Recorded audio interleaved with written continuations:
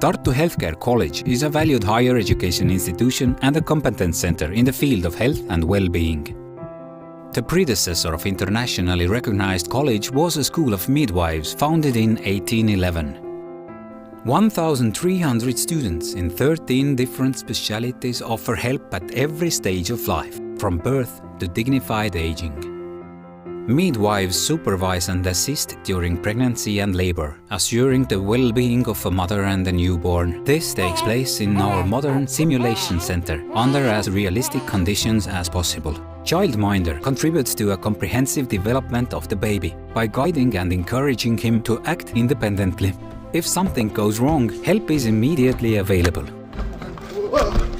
Emergency medical technicians quickly assess the condition of an injured person and provide medical assistance. Radiographers use state-of-the-art technology to determine the extent of injuries in order to make an accurate diagnosis. Recovering is a long process that requires care and attention.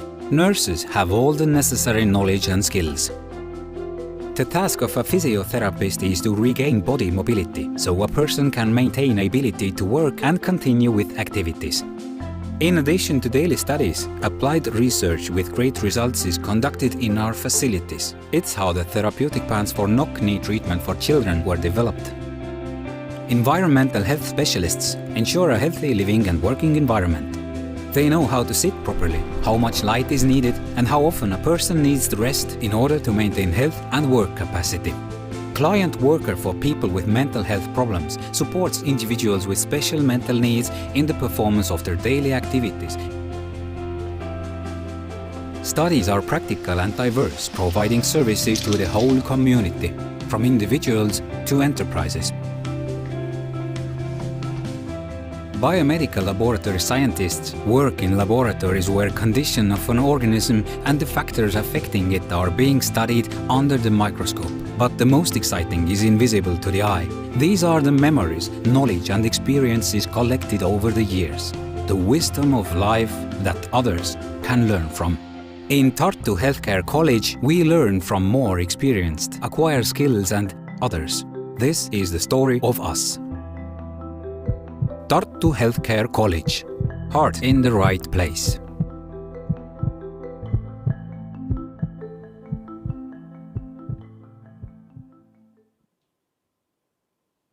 Good morning and welcome to the third International Student Conference, Health in Our Hands. My name is Kristi Vahur and I'm a senior lecturer in Tartu Healthcare College. Good morning. My name is Ivi Vaher and I'm a senior lecturer in Tartu Healthcare College in Physiotherapy curricula. It is a great honor to be here with you and share a day full of interesting presentations, despite of the fact that the conference is virtual. Today we have 17 presentations from 6 countries. So, now we give the word to the Mrs. Ulla Breden from Tartu Healthcare College. She's a rector. Thank you and welcome everybody. It's really a great pleasure to greet you, and I have to say it too. It's really a pity that we cannot meet you and see face to face. But this is a real life situation nowadays, and I think we can do still a very good, a very interesting day and a conference. Tartu Healthcare College celebrates just now, this week, 210th anniversary of our college, and this student conference is very important and valuable part of our celebrations. So it's really, really great that you all are now with us there, hopefully somewhere in this virtual room, and all the presenters. I wish you the best of luck with your presentations. Enjoy it, relax wherever you are, and also all the organizers, thank you very much for all this effort, and I really hope that someday when the world will be different, we will meet again, we will organize this conference, and you will be all welcome to visit us in Tartu Healthcare College. Thank you. Only oral presentations, the abstracts of which have been previously evaluated, will be presented today. All abstracts can be found in the research collection of the Tartu Healthcare College. Yes.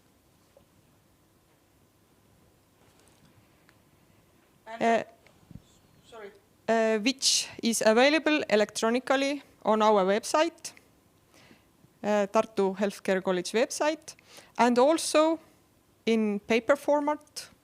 And if somebody is interested in real book, you can ask it from us, and we will send it for you. So, it's time to hear first presentation. And first presentation is Ulla Breden is the presenter. Let's hear it. Hello, once more. I have really an honor to do this first presentation and participate in conferences. It has been quite a time has gone now to do these kind of presentations, but I hope that with this presentation there is a possibility to encourage you more, to share my experience in a view that would give more meaning why doing research is important. Why should you, why should I, why should we all do research? This is the topic I'm covering, and but first I wanted to start a bit with my background. So let's start now with the presentation. So shortly about myself. So there is a background where I feel I have been tied really to research and the years at Tartu University in Estonia. There has been more than 10 years for myself to study there and to do research as well. Tartu University in Estonia is the oldest university. It's an academic university, and I think it's also some place where usually, at least Estonian, but that these days also internationally, a lot of young people would like to go. And when I was studying there, this was the place where the field, what I studied, was only possibility to study. And my background actually comes from natural sciences, so I'm not from the field of healthcare myself, and I studied geology. But why this research? Why I really wanted to have like this possibility to share this experience is because in my mind the research can be for like different parties. First, it's important for a person, for myself. The other part is of course for the society, but I would say that very important is also doing research gives you really valuable experience to do also something else. Why I have this photo? This photo is from the year 2009, 1st of December.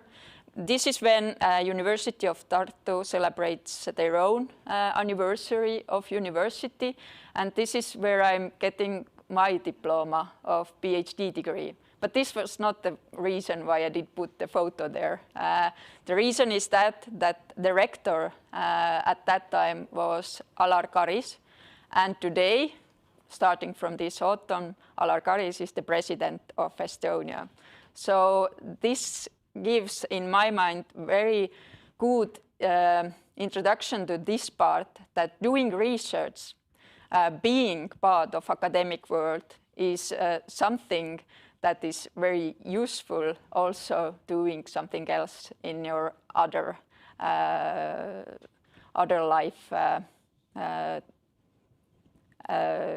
and being a president in the end.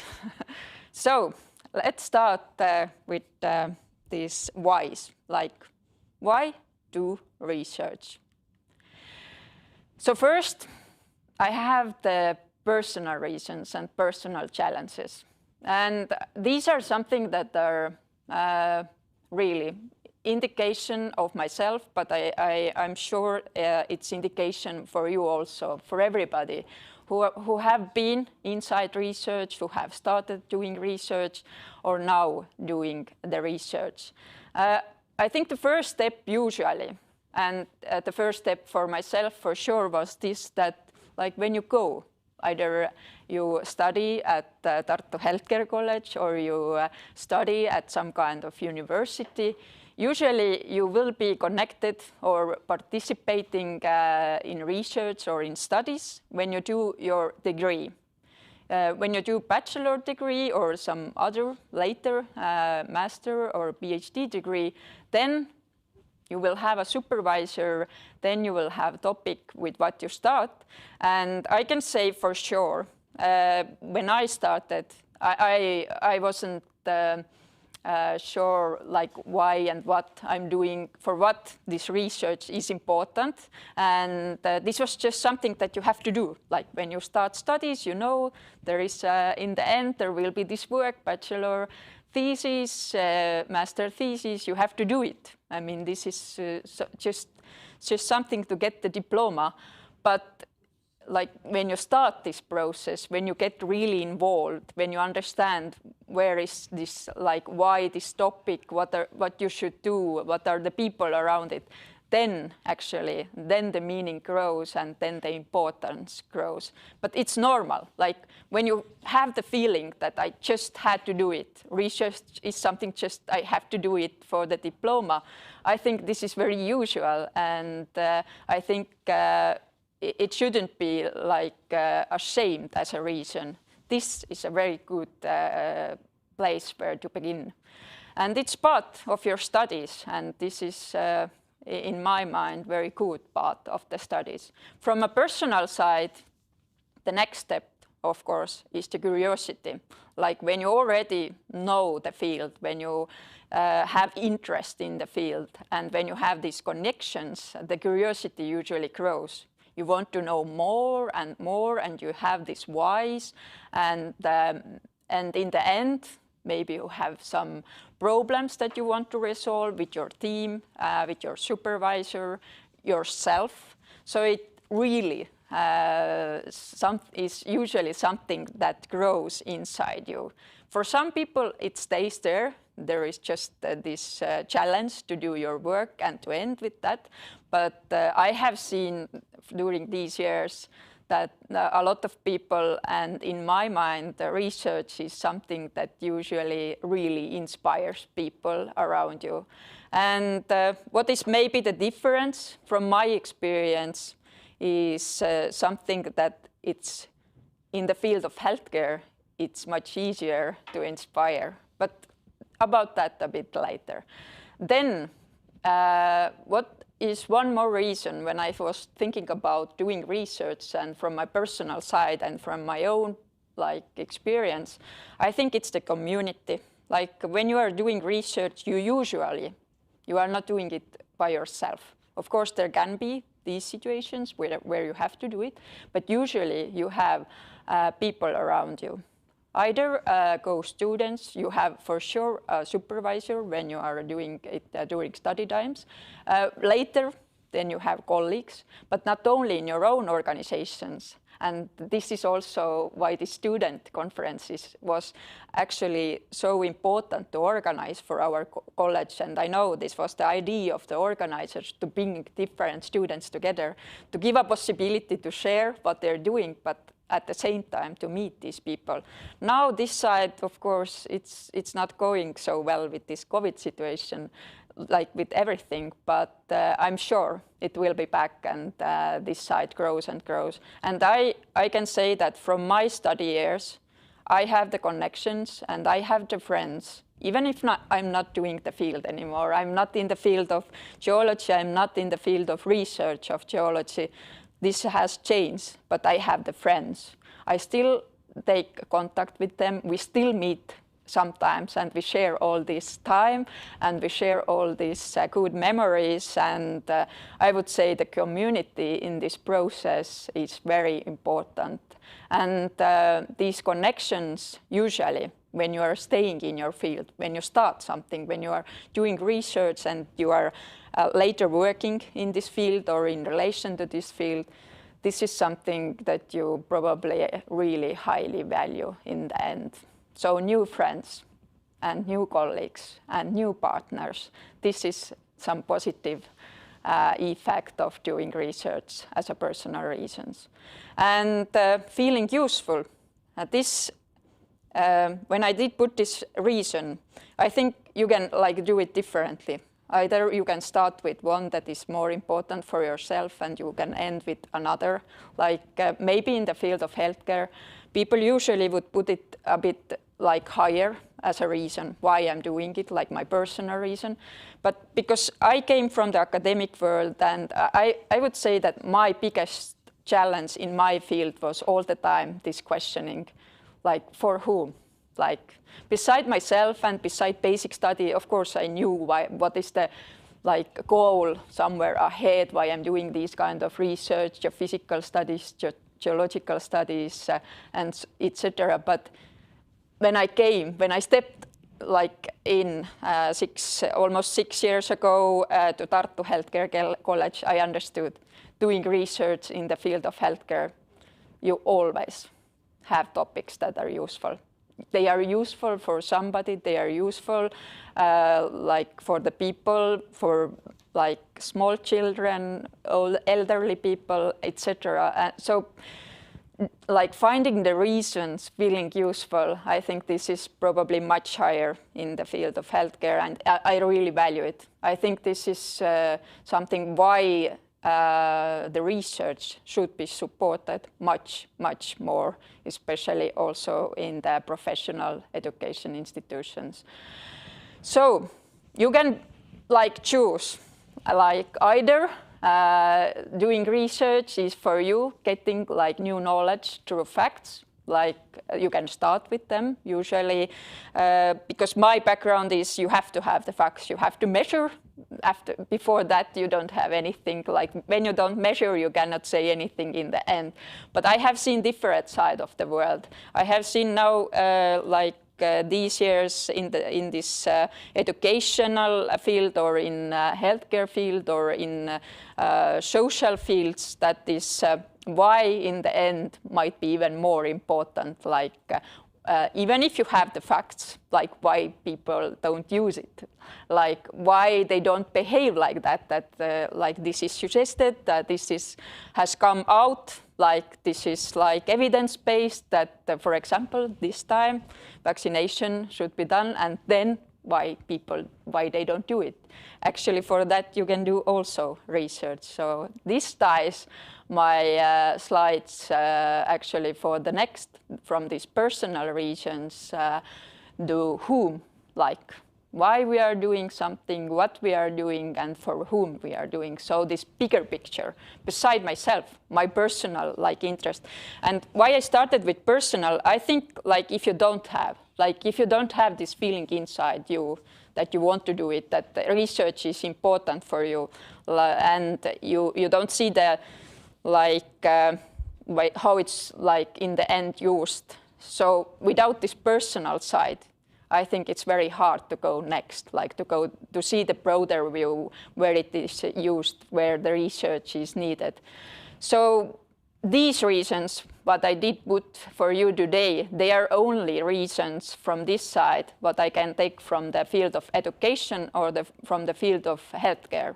There could be so much more different reasons, either if you are working inside different institutions, and the reasons could be different, but these are from this side, and they are related also to Tartu Healthcare College's reasons, why we are doing research at all, why our people are doing, why we are involving students.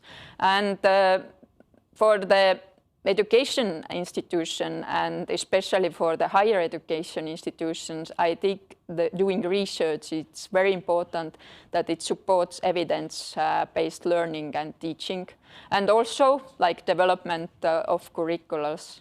Like, it depends how much in in what sense they are done, but it's always, it has to be there. It cannot be ignored. It's not, we cannot say that it's not important. It's really important how we are doing, and that we should research, like what is the influence, how we are doing. Especially nowadays, when this whole field around us has changed. Also, actually, the challenges in teaching and learning, they have changed. There is so much, it's not like when we talked before a few years ago a lot about digitalizations and the needs and how it influences us. Now we have to measure, because we know that it has the influence, it has changed how we are doing it. So the research for that is really important for us in our college, but also around us. And I did put there also service development. It's a very wide word, but it's more important in my mind in the field of healthcare. And especially when I have been discussing like why there should be research in professional higher education institution. We have this big discussion at the moment in Estonia to support more professional higher educations and the possibility to do more research. So there is always that we usually want to measure it like with something we get. Like if we do research, we get either a better product or we get more enterprises like doing something better and the field of work. But in the field of healthcare, usually it's meaning better service, either in relation to patient safety or whatever. And it's also, I don't have to say it, it's really important, but I feel at the moment that it's undervalued, at least in Estonia, understanding it, that this is important. And for sure, for also Tartu Healthcare College and for our people, evidence-based health information, but all around us in the world. This is something, this is something I see why our people do the research. I really see it like this is something that makes this question like for whom really easy. It's for people. It's for the community if you take wider, or for the society. And the topics usually are related with people and these studies. And there is a lot of information. And it's not the problem in the world is not that we don't have the information. It's this that how this information really reaches these people, how this evidence-based research influences in the end these institutions. And I know there will be a lot of really interesting topics today, and maybe something just to think by yourself, like when you are a presenter, when you are listening, you have done it. You have done this research, and you have done like great work. I mean, you have done a lot of things. And I think one very important thing, what to think beside that is like how the people will know that I have done this research. Like how? It's not only these publications like in journals that are valued in the end in this academic world, that they are like really professional journals. Basically, person from the street, they don't read it. But how? Like when we study, when we do research, when we have this very important information, how we change, how we influence the values. And this is actually also, in my mind, very important part of doing research. It doesn't have to be that the same people do it. It doesn't have to be that I'm a very good researcher, researcher, but maybe I'm not a very good presenter. So maybe there are some other people who can do it better. But in my mind, when you are doing it, you should think about it. Like you should think like what we are doing. And I had this possibility this week. We had a meeting with in Estonian professional these higher education institution rectors. We have these meetings every month, and we met with our ministry, education and research minister. And we said that we have this great connection. Like when we are doing research, and why we want to do more research is because we always involve students. Like very seldom it's not like that, but usually it's. And the other part is that these partners are involved. So we have to, like, we have this two-side information that is in the end shared. We try to publish, we have different blogs. We try to do afterwards also a lot of things with this information, because I have seen that there is this mission, like the people working or studying, they see that they have to do it. And I think this is really something that is valuable. And I hope that at least with the Estonian case, but maybe also wider, that this professional higher education with the research is valued more. So the last for the community, for the people, for society, I covered it a bit, and I think in the field of research is something that is really, really understandable, and this is why actually you should do research. But I did put one figure. This is just to think. It shows what is going on around us. It shows the world, like what is happening there. And everybody have the feeling that they are doing the research. Like they are just searching in internet a lot, and after that, because everybody can be today researchers in social media, write a lot, they are really active and so on. But it's quite challenging for these people who really do research, like how they are a partner afterwards. But you have to do it. We have to do it. If we don't do it, the other world, in my mind, will win. So I really encourage everybody, like when you're doing your research, this is important. In the field of healthcare, it's really important to do it. Just share it. And because you are there, you will be there, you will be presenting this, for this courage, I really thank you. It's a very important step. Go do it afterwards also. Thank you. Thank you, Hulla, for a very interesting presentation. And I have one question. Do you miss doing research? Yeah, in a way I do. But I have like decided that I cannot go back really to the research what I was doing at the university and to my field. But nowadays I have more connection to the field of education, and in there probably, if I'm not in this position anymore, like doing these kind of official things, yeah, I think I will do it more. Yeah, for sure. Thank you. Thank you very much for your presentation. And I also have one integrating question for you. So when we came back to this first slide of your presentation, there was one picture. What do you think are the positions will change one day of your position and our president positions? Okay. Why not? Are you ready for that? No, I don't know.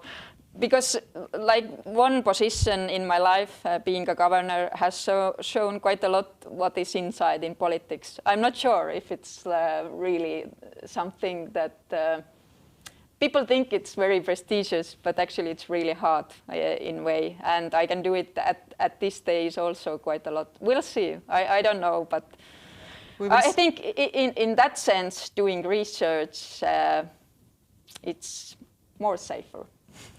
Okay, thank you, and you'll never know. No. Thank you very much. Thank you. So, let's move on. And let's start with the most exciting part of the day, listening to the presentation.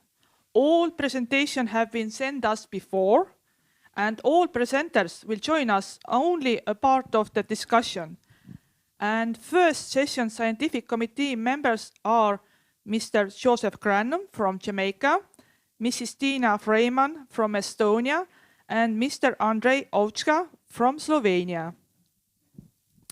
So, all abstracts of the presentations are already evaluated by the abstract review committee. The oral presentations will be evaluated in 5-point scale by the jury committee of oral presentations, and it is in the 5 subcategories: content, self-presentation, visual aids, use of time, response to questions. The winner is the one who collects more points in all total. And attention, presenters, do not forget to be online after your presentation for answering the questions. And all presenters have 10 minutes to speak, and scientific committee members and audience have 5 minutes to questions. So. And a little bit about the award ceremony. After presentation, there will be an award ceremony.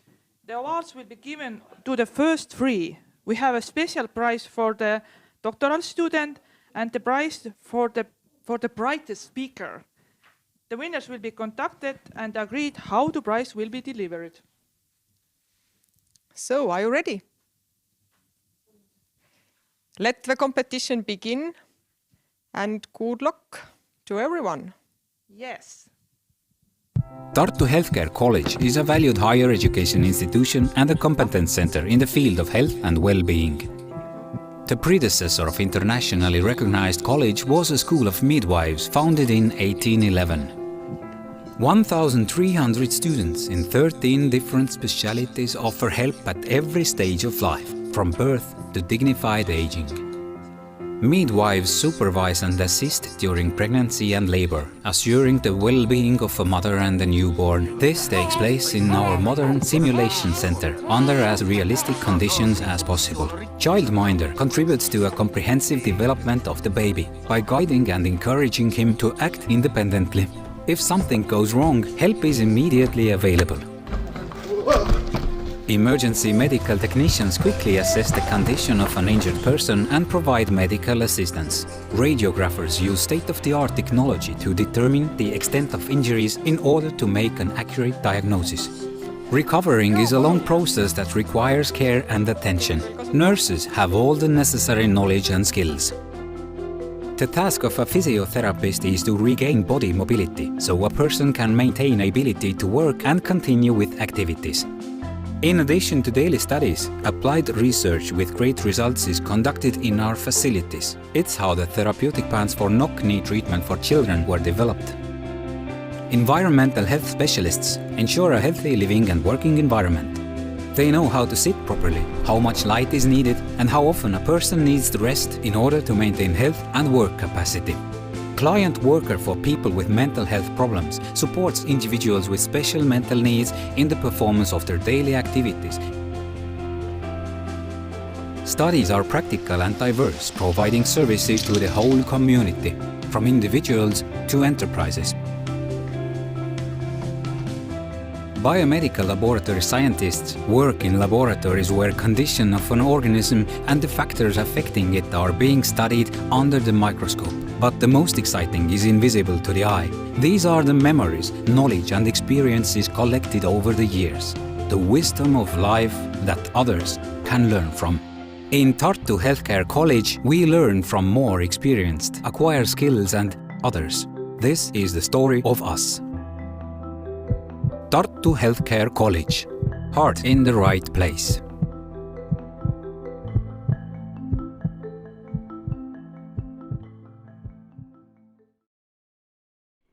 I warmly welcome you all to the presentation of the results of my master thesis on the topic of development of a patient safety ontology based on the International Classification for Patient Safety.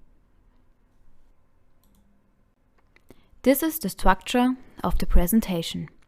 First, I briefly discuss the background of the problem described in the thesis. Next, I outline the aims that are purposed before I present the methodology used for the creation of the PSO. After that, the obtained results of the work are presented and a final conclusion is drawn. Over the last few years, improving patient safety has become an increasing focus for healthcare researchers around the world. To facilitate international reporting, data sharing, and research collaboration, the WHO published the International Classification for Patient Safety, ICPS in short. The ICPS is described as a conceptual framework that establishes uniformly defined terms and concepts in the area of patient safety. However, the ICPS is still not used as widely as would be desirable. This problem has stimulated the development of a patient safety ontology based on the International Classification for Patient Safety as the goal of this work. The PSO shall enable an exchange of information about medical processes, errors occurring there, and preventive measures against these errors. The method of Ashford and King was used to develop the ontology. This methodology breaks down the tasks involved in the development into first, identifying the purpose, second, building the ontology, third, evaluation, and fourth, documentation. The special feature of the methodology of Ashford and King is the ontology development, which is done informally at first. The finished ontology is then translated into a formal language in the final step. Because the glossary of ICPS is often compared with an informal ontology, this method seemed to be the most suitable. The Fluent editor was used to create the formal machine-readable ontology. Thereby, the PSO was defined in the Ontarian-controlled natural language. The consistency of the ontology was tested machine-based by the ontology reasoner Hermit. The result of the work is the PSO with a total of 328 classes organized into 20 upper classes. The right side of the slide shows the 20 superclasses and the relationships and attributes that exist in the ontology. In addition to the relationship is a used to describe superclass and subclass relationships, 3 other relations exist. The relation have is used to describe affiliations. The relation influence is used for influence relationships, and the relation be related to for dependencies. In addition, the attributes CUI, THB, definition, and German term are assigned to all classes. Through the attribute CUI, THB, a class can receive an identifier. The attribute definition can be used to transfer term definitions into the PSO.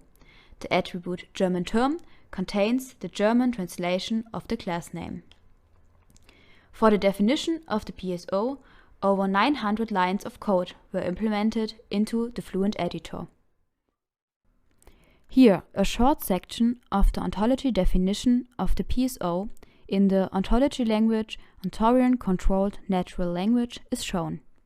The definition of a superclass and subclass relationship, the definition of the relationship has, and the creation and filling of the attribute German term is shown. In the following, some essential superconcepts in the PSO are presented with the help of graphical illustrations.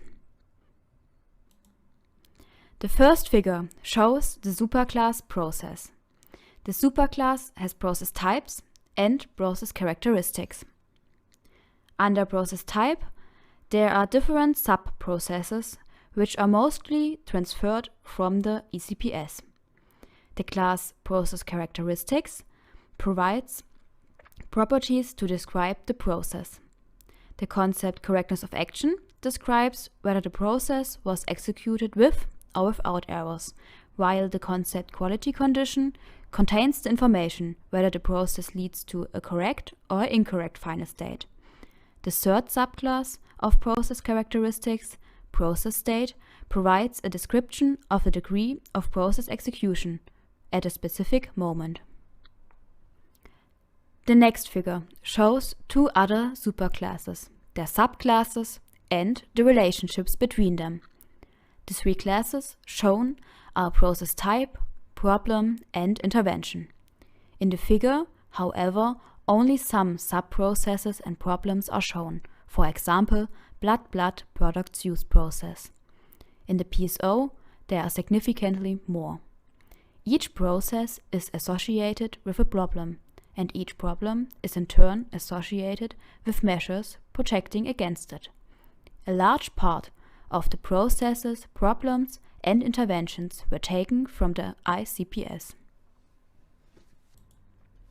This figure shows the class incident with its superclass and relationships.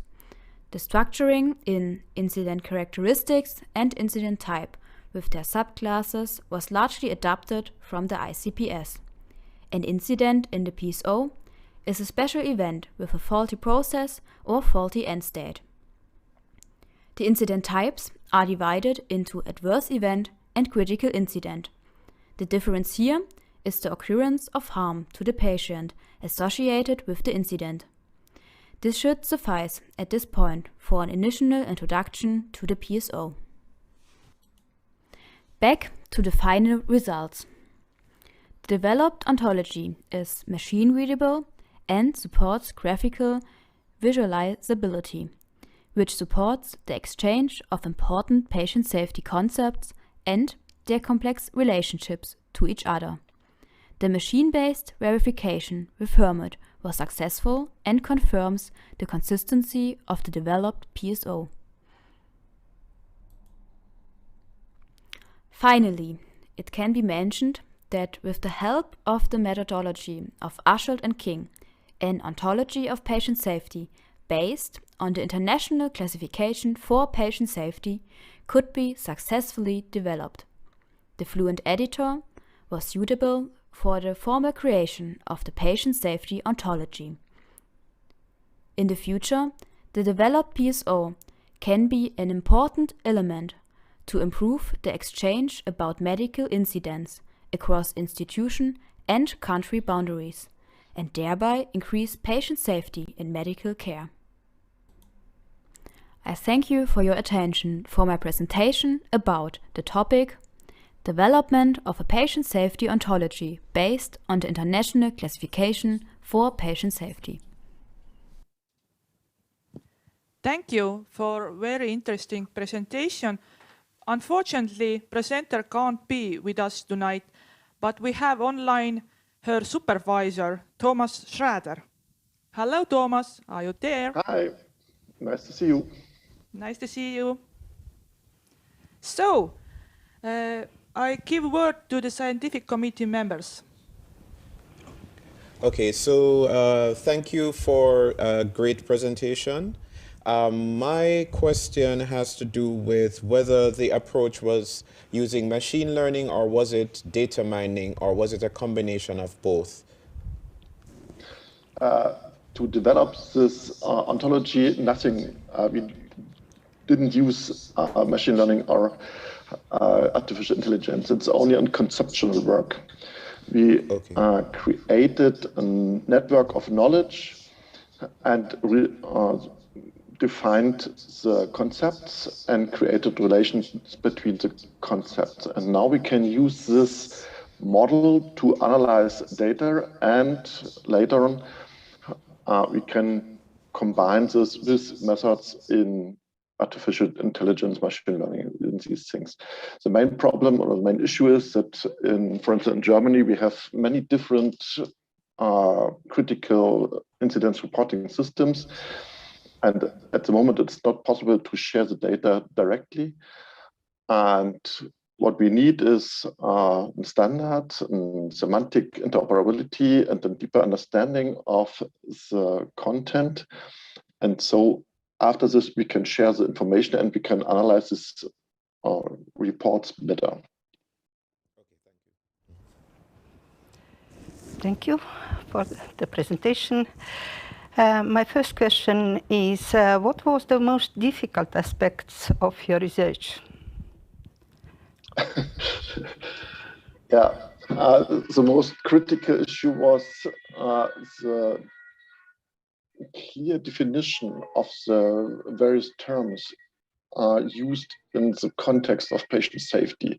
For instance, we discussed a lot about the definition of what is an error, what is an incident, what is an adverse event, and what is a critical incident.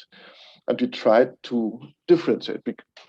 In the literature, these terms, the meaning is not clear defined. And to implement this in an ontology, we need a clear definition, a clear differentiation between the terms. And so we defined different things to say, okay, this is a harm, this is an avoidable harm, this is a critical incident, and this is a successful event. For instance, we didn't found any terms for successful events, for doing the right work in the right way. And we tried to implement this too in our ontology. And the second question, what is the impact of your work in your professional area? What does it change? Yeah, at the moment, we use the critical reporting systems reports to analyze the structure of errors and putting the items into the ontology, what we have found there and the knowledge there. And so we hope that we get a better and deeper understanding in the patient safety and the relation between the different type of errors. And sometimes a very confusion discussion about in this area, because we have many viewpoints and many look at the problem on different points. But there's no wide areas, there's no clear definition or differentiation between the concepts. And to be clear and to compare the different sources of knowledge, we need this ontology. And so we hope that we will get an impact, or we can create an impact for the further development. Thank you. Thank you. Good morning, Andre. Do you have a question to the supervisor? Yes, I have. Thank you for the presentation. It was quite informative, and although it is not my real field of expertise, I was questioning myself during the presentation, was this model developed on a theoretical data, or it was using the real data as a source of information? And the second question is was it verified on a real case data if this model is functioning properly? First, the basic input for this model was international classification for patient safety from the WHO. Mm-hmm. And in our former research, we analyzed reports from the critical incident reporting systems, and this knowledge we added to this model too. In the next lecture, you will see we added and extended this model in the second step. My colleague Celine Elzorts will talk about this. And at the end, we try, and during the master thesis, we tried to analyze in a real case using this ontology and to show the connection between what is the type of error, the definition, the process, and the type of errors, and going through the ontology to the measures. What can you do against or to prevent further errors in these processes? Okay, thank you very much. That's it. Thank you very much. And it's time to go on now. And the next presenter is Celine Elsholz from Germany. Hello and welcome to my presentation at the Health on Our Hands event. My name is Celine Elsholz and I recently graduated with a master's degree from the University of Applied Science in Brandenburg in Germany. And today I'm talking about the further development of the patient safety ontology presented earlier. She's working on creating an interface to SNOMED-CT and integrating the open process task model. Here you can see my outline for the next few minutes, which is based on the outline of the previously submitted abstract. Let's start with background and motivation. Worldwide, there are high annual costs associated with errors and harm in healthcare. The World Health Organization estimates that these costs are approximately $17 billion. To minimize these errors and associated costs, one of the things we need is patient safety. To ensure this, there are many different strategies such as critical incident reporting systems. However, these are rarely interoperable.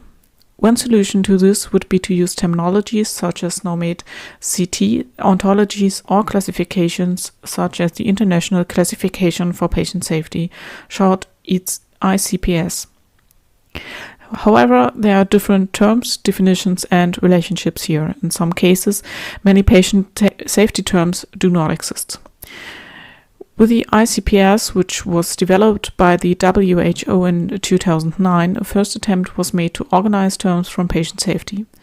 Also, this framework should be used to group patient safety incidents and make them describable.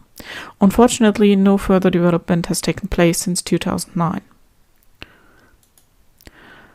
The patient safety ontology is now intended to help organize patient safety terms hierarchically and bring them into structure. An ontology itself is a knowledge presentation of concepts and their relationships to each other within a specific domain. Among other things, it is intended to be used for interoperable knowledge exchange. By integrating SNOMED-CT, a first step towards interoperability is created. SNOMED-CT itself is a multilingual terminology with the goal of implementing and improving semantic interoperability in medicine. The integration of the open process task model, short OPT model, enables a prospective analysis of medical incidents and processes in addition to the retrospective analysis that is already possible. The OPT model was developed at the University of Applied Science in Brandenburg by the PRIME working group. The PSO will also be used to analyze and learn from SIRS or harm events. The integration of the OPT model was done iteratively and step by step. For this purpose, we decomposed the model, which is used to analyze tasks as well as their complexity, into its component. Ontorian, Fluent Editor 2015, and Protégé were used to create and manipulate the ontology. It was first started with simple tasks, such as creating an attribute to assign to classes within the ontology, the property that they come from the OPT model. Finally, we then integrate the quality states of the components of the model. This was followed by the creation of an interface to the SNOTERM terminology server from SNOMED-CT. Python 3.8 and the OWL-Ready2 library were used for this. The available REST API interface was used to make requests to SNOTERM. So let's take a look at the results. Let's start with the results of the integration of this OPT model. As stated earlier, the creation of an attribute was started. This should be used to identify concepts that come from the OPT model. In the future, this attribute can also be used with other models such as SIPES or FRAM, should they be integrated into the PSO. In the second step, we categorized the process list into two categories that come from the OPT model, the patient process and the resource process.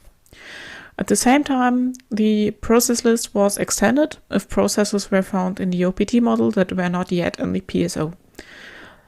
Subsequently, under the class process characteristics, the components input and output, as well as their respective components information, patient, and sample material or drugs were mapped. Subsequently, the attribute property value was created in order to realize characteristic values which originate from the OPT model. In the final step, the quality condition class was prepared for the integration of the quality states. For this purpose, it was divided into the class general states and specific states. Finally, the integration of the quality states of input, output, and processes took place, and after the integration was completed, the PSO had 412 classes, 8 attributes, and 4 relationships. Now let's take a look at the results of the interface creation to SNOMED CT. 3 scripts were made, so I made 3 points at the presentation. And they were created in Python 3.8. In the first script, the concepts were extracted from the PSO and written to a text file. Terms that were necessary to create the ontology in the Ontarian Fluent editor were removed. The text file was then the input for the second script. Here the actual interface to SNOMED CT was implemented. Queries against Snowstorm were implemented via the REST API. The requests were based on the use of URLs, which were combined with the term read from a text file, and after making the request, a response was included. If the term was available in SNOMED CT, the corresponding SNOMED ID could be read. If the term was not present, no ID could be returned, of course. Thus, two CSV files were created, one containing the terms with ID from SNOMED, and the other containing the terms not present in the SNOMED CT. In the third script, the manipulation of the PSO took place. In particular, the library OWL-ready2 was used for this purpose. The previously generated CSV files served as input here. The attribute SNOMED ID was created, via which the previously determined SNOMED IDs could be assigned to the respective concept in the PSO. For the concept that did not have a SNOMED ID, a COETHB, THB, the short for the German definition of University of Applied Science in Brandenburg. So a COETHB ID was generated. For this purpose, a hash value was created from the term itself using the library hashlib and assigned to the concept via the attribute COETHB. As can already be seen from the results, the OPT model was successfully integrated. The patient safety models attribute has already paved the way for integrating other models in the field of patient safety in the future. The PSO now has the ability to prospectively analyze processes in medicine, for example, to revise or improve them. The interface to SNOMED CT was also successfully programmed so that IDs could also be retrieved for terms available in SNOMED CT. However, a random backward search also revealed that for some links via ID, the terms were not semantically the same. In further development steps, this issue will be addressed and fixed, for example, by categorizing the terms beforehand. Also, the creation of the COETHB will be improved, which could not be realized optimally due to memory management of the library OWL-ready2. Nevertheless, the current state of the PSO is ready for use and can be used. The set goal of further development has been fulfilled, and the first step towards interoperable knowledge exchange in the field of patient safety has been taken. So, thank you very much for the interest in my presentation and for your attention. I hope you still enjoy the event and look forward to the other presentations. Thank you very much. Thank you for your interesting presentations. And now the scientific committee have time to ask questions. So my first question, thank you for presentation. What are your recommendations based on your findings?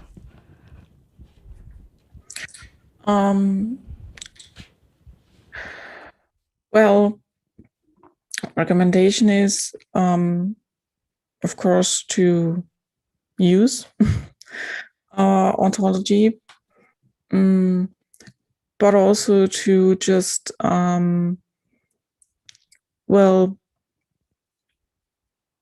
to fix the issues which occurred during this process of development, because, of course, as I mentioned in the discussion part, there are some issues with SNOMED CT, and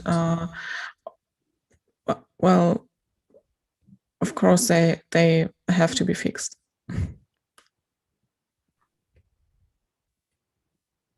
Thank you. And who might be interested in your work? I guess my colleague Thomas Schrader, well, answered it a bit. So interested in our work, of course, are people and, of course, organizations in Germany mostly, I guess, which deal with the interpretation and analysis of critical incident reporting systems. So they can use this ontology for knowledge transfer, but also to get as much information as they need to understand what was happening and where was the error in this event. But also I look forward to get an application done on basis of the PSO, so that you can use this application for analyzing processes prospectively, as I said, to maintain processes in hospitals, for example, but also to analyze retrospectively in form of critical incident reporting systems. Thank you. Okay, thank you for your presentation. I realize that with your supervisor, there seems to be a research group that's more driven towards the ICT aspect of health science. And I'm looking at your methodology. You mentioned going into learning languages, using Python, for example. What were your challenges, seeing that it's very rare that those of us who are in the health science field take up the challenge to solve problems that are real-world problems for ourselves? We generally just buy software solutions, and if they fail, we buy another one. However, you and your team, including the supervisor, have decided to attack the problem head-on that Germany is facing, and you decided that, okay, you're going to use Python as one of the open access software. How challenging was it for you, one, and by using the software, when you start to stitching the theoretical model together, were there any unexpected results that you found that led you to review the model, let's say, that you were working on? To come to your first question, it wasn't really hard for me to work with Python, because I studied medical computer science, which is a mixture of informatics and medical knowledge. So it wasn't really hard for me to work with Python and to manipulate the PSO with Python. But of course, it was hard to find a way to manipulate it via a library like OVL Ready 2.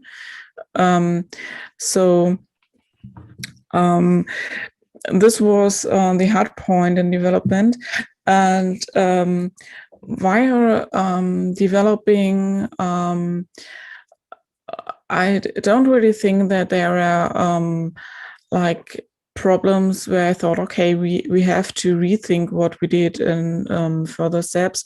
Well, while analyzing a critical incident report with the help of the patient safety ontology, with which I did in my master's thesis, I came to the point where I said, okay, we have to add a problem here. For example, we have a clinical administration process, but we don't have the right problem for this. So this was the only thing I recognized as, we need to fix this, and we need to rethink like our further development so far, but I don't think that there are any main issues where I thought, okay, we need to overwork this whole ontology. Thank you. Thank you very much. Andre, do you have some Yes. short question? Yes, the question will be short. I hope the answer as well. So you partly already answered the question which I had in mind during the presentation. Usually when we develop things, we have somebody already in mind. So which specific professional group of people do you have in mind as end users of this model, of this application? Who could benefit most out of it? Of course, I guess all health practitioners, so everyone who is working in the field of health, doctors, nurses, therapists, everyone, I guess, can profit from the PSO. Thank you very much. Thank you all. And it's time to go on.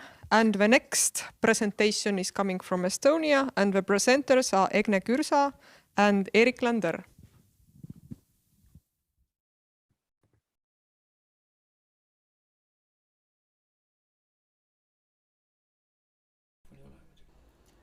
Dear conference guests, dear jury, we are going to present on the topic of the relationship between the focal spot size, imaging geometry and image resolution in pediatric chest images.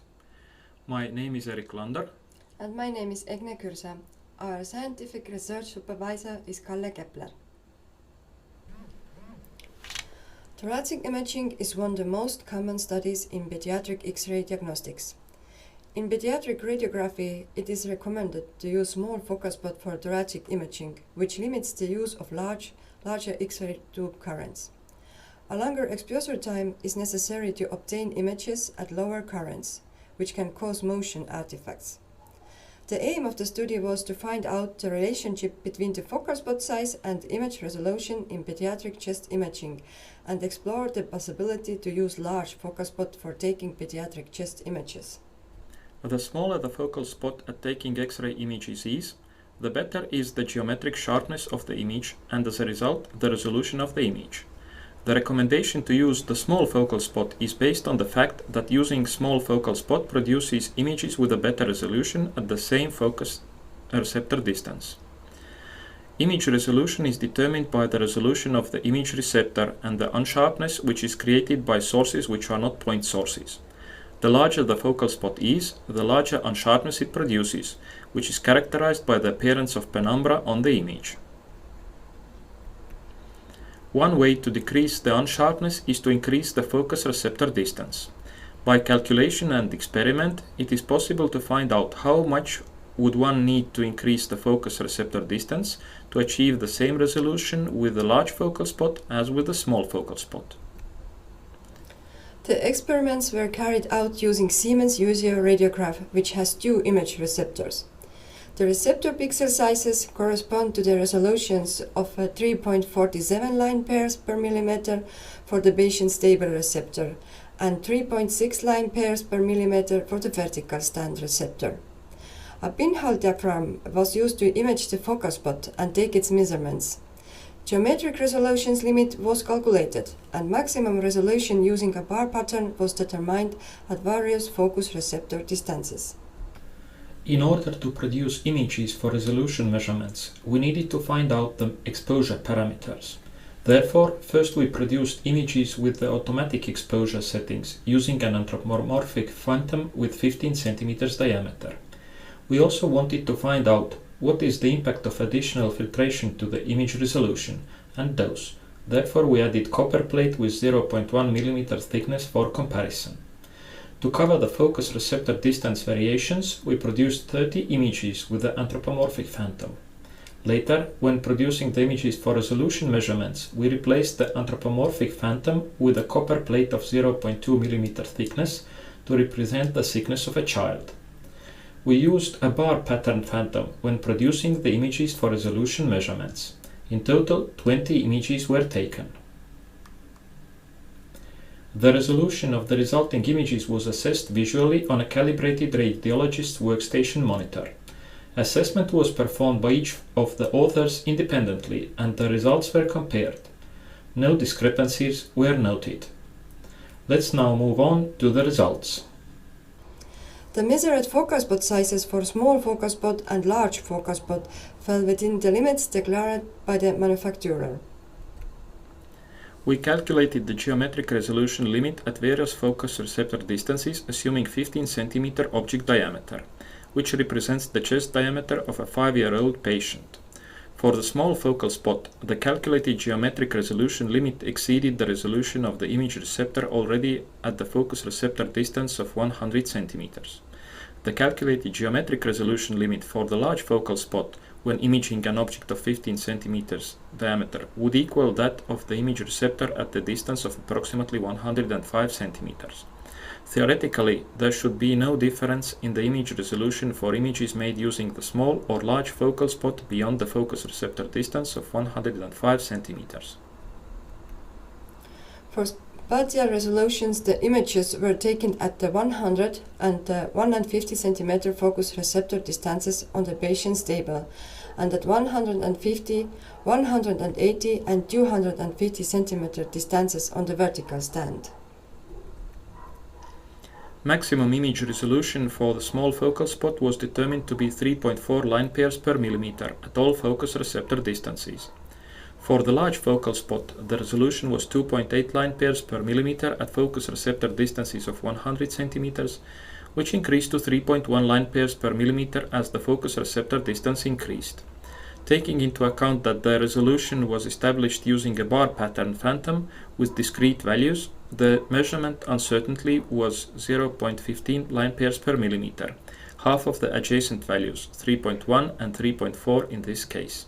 Therefore, it can be concluded that indeed, by increasing the focus receptor distance, the resolution of images taken with small and large focal spots becomes equal. We conclude that the recommendations to use the small focal spot for pediatric chest imaging at distances exceeding 105 cm for patients with 15 cm chest diameter is outdated for digital image receptors, and large focal spot may be used instead, as the image receptor resolution of a digital radiograph is the main limiting factor for image resolution. Please see the references we have used. Thank you for your attention. We are ready for your questions. Thank you very much. And now the scientific committee have a possibility to ask the questions. Please. So, thank you for your presentation. My question is, what limitations did you encounter in your research? Thank you for your question.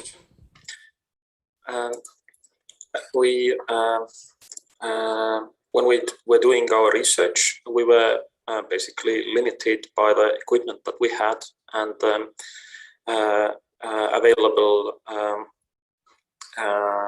equipment for measurement. So what we actually were thinking about as a development of this research is that we were limited by the bar pattern phantom, which did not allow us to go more precise in the determining the resolution, because there were discrete values for measurements. So we were not able to achieve ultimate precision, but the precision was enough to attain the current results.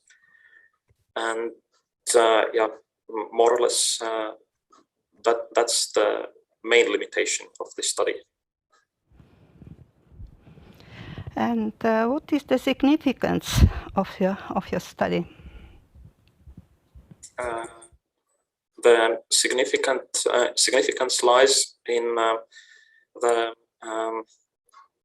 understanding the paradigm of digital radiography. That, as we pointed out, the recommendations they are outdated because still there is transition from analog to digital radiography, because in some countries the equipment is still analog, and there the recommendations would still be valid. But as we are developing and adopting more digital radiography, then this is where our conclusions become more and more valid. Thank you very much. Thank you. Okay, thank you for your presentation. I'd just like to take you back to the methodology used. So for your calculations, you focused on using a phantom. And from the general perception in the health science field, digital images using the modern digital radiographical instruments are considered to emit a higher dosage of radiation. So looking in the practical sense, would you say that there is a trade-off between getting, let's say, a precise image from focal point in comparison to a higher dosage of radiation, seeing that you are focusing on the pediatric population? And if not, how do you justify it from a theoretical standpoint based on your research? Okay, thank you for your question. In general, the relation is that the smaller the focal spot, the less is the radiation dose. But also we can we also know that the larger the focus receptor distance, the smaller is the skin entry dose.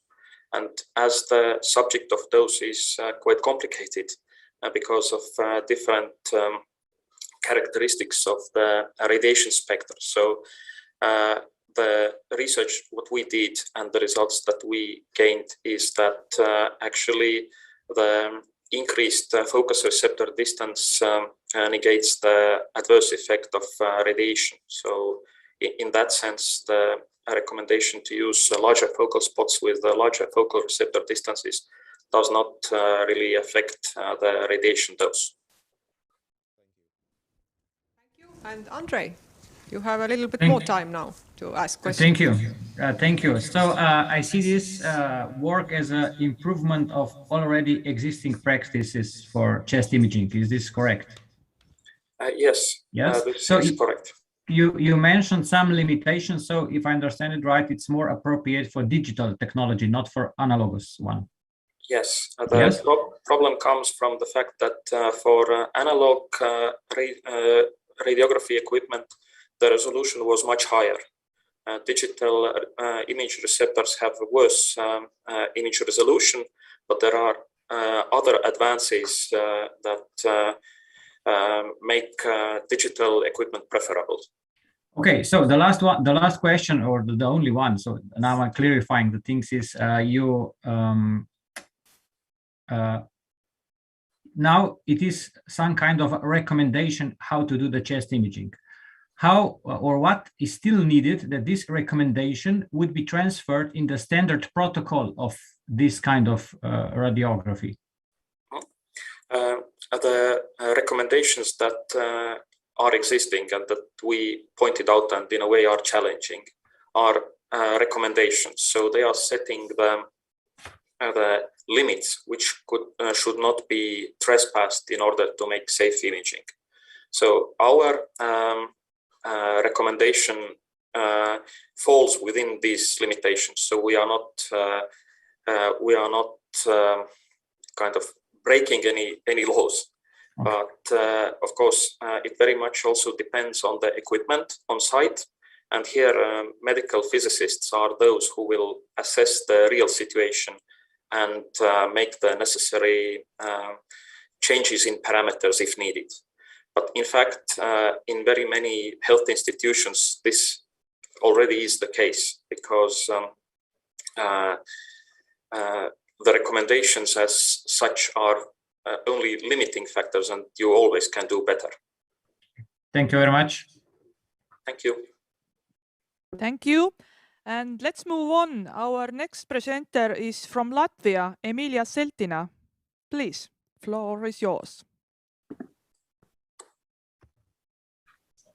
Good evening, ladies and gentlemen. My name is Emilia Zeltini. I'm a sixth-year medical student at Riga Student University. And today I would like to present you my scientific research called Analgesia before ileocholic interception in pediatric population. My scientific research supervisors were Assistant Professor Astra Zviedre, Dr. Zanda Puchuk, and Dr. Jānis Kobleks. In introduction, I would like to say that ileocholic interception, also called ICI, is one of the most common surgical emergencies in children. Over 90% of all cases involve abdominal pain, and early and adequate analgesia is recognized as an important treatment in children presenting to the emergency department with suspected ileocholic interception, and no studies in Latvia have comprehensively evaluated the emergency department pain management and especially analgesia before ileocholic interception reduction. If we speak about the aims, then my study aim was to determine a provision of analgesia before the reduction of ICI. If we speak about materials and methods, it was a retrospective study held from January 2017 until December 2019 with 93 patients that were divided into two groups based on their flag pain scale score. First group were patients with flag pain score 0 to 5, and in second group were patients with flag pain score from 6 to 10, and clinical presentation, diagnostic, analgesia before the treatment were obtained and compared in those two groups. There you can see the flag pain scale that Latvian doctors use for the pain evaluation. And there you can see Children Clinical University Hospital in Latvia acute pain treatment guidelines, short version. You can see that if patients have mild discomfort, then there could be used non-opioids such as paracetamol, ibuprofen, diclofenac, ketorolac, metronidazole, and also adjuvants. If patients have moderate pain, there could be used codeine, tramadol, also maybe adjuvants or non-opioids. And if they're like severe moderate pain, then there could be used opioids such as fentanyl, morphine, promethazine, also regional anesthesia, and also maybe opioids and non-opioids, and maybe opioids and adjuvants. If we speak about my research results, then in the first figure, you can see gender distribution. 71% of all patients were boys, and only 29% of all patients were girls. If we speak about used treatment options, then 83% of all patients had pneumatic reduction, and only 70% of all patients had surgical treatment.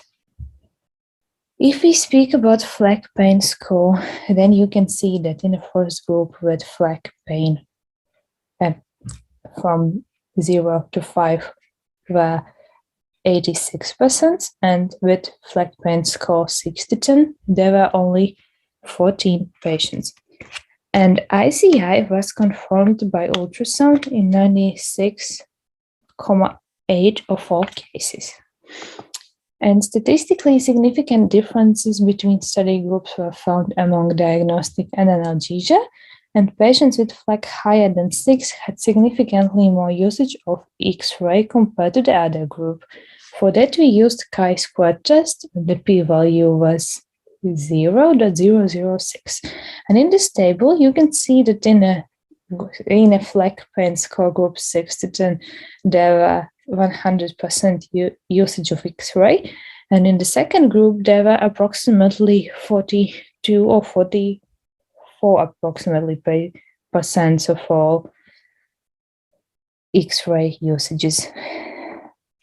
And coprostasis were found more often in patients with FLAC higher than 6. We also used chi-square test, and the p-value was 0.015. And as you can see in this table, patients with FLAC higher than 6 have so much coprostasis, and in the second group, only 20% of them had coprostasis. And necessity of ketorolac and fentanyl was significantly increased for patients with FLAC higher than 6. Also used chi-square test. P-value for the ketorolac was 0.000, and for fentanyl it was 0.001. And in this table you can also see that fentanyl was more often used in FLAC higher than 6 than FLAC 0 to 5. And statistically significant difference in study groups were not found between clinical symptoms, method of treatment, and usage of acetaminophen, morphine, metamizole, and ibuprofen.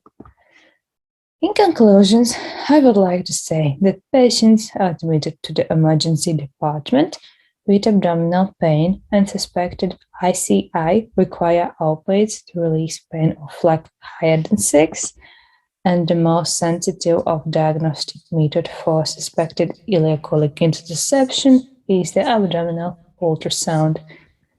Thank you so much for your attention, and I would be really glad to answer all of your questions. Thank you for a very interesting presentation. And now it's time to ask questions. Please. Thank you very much for your presentation.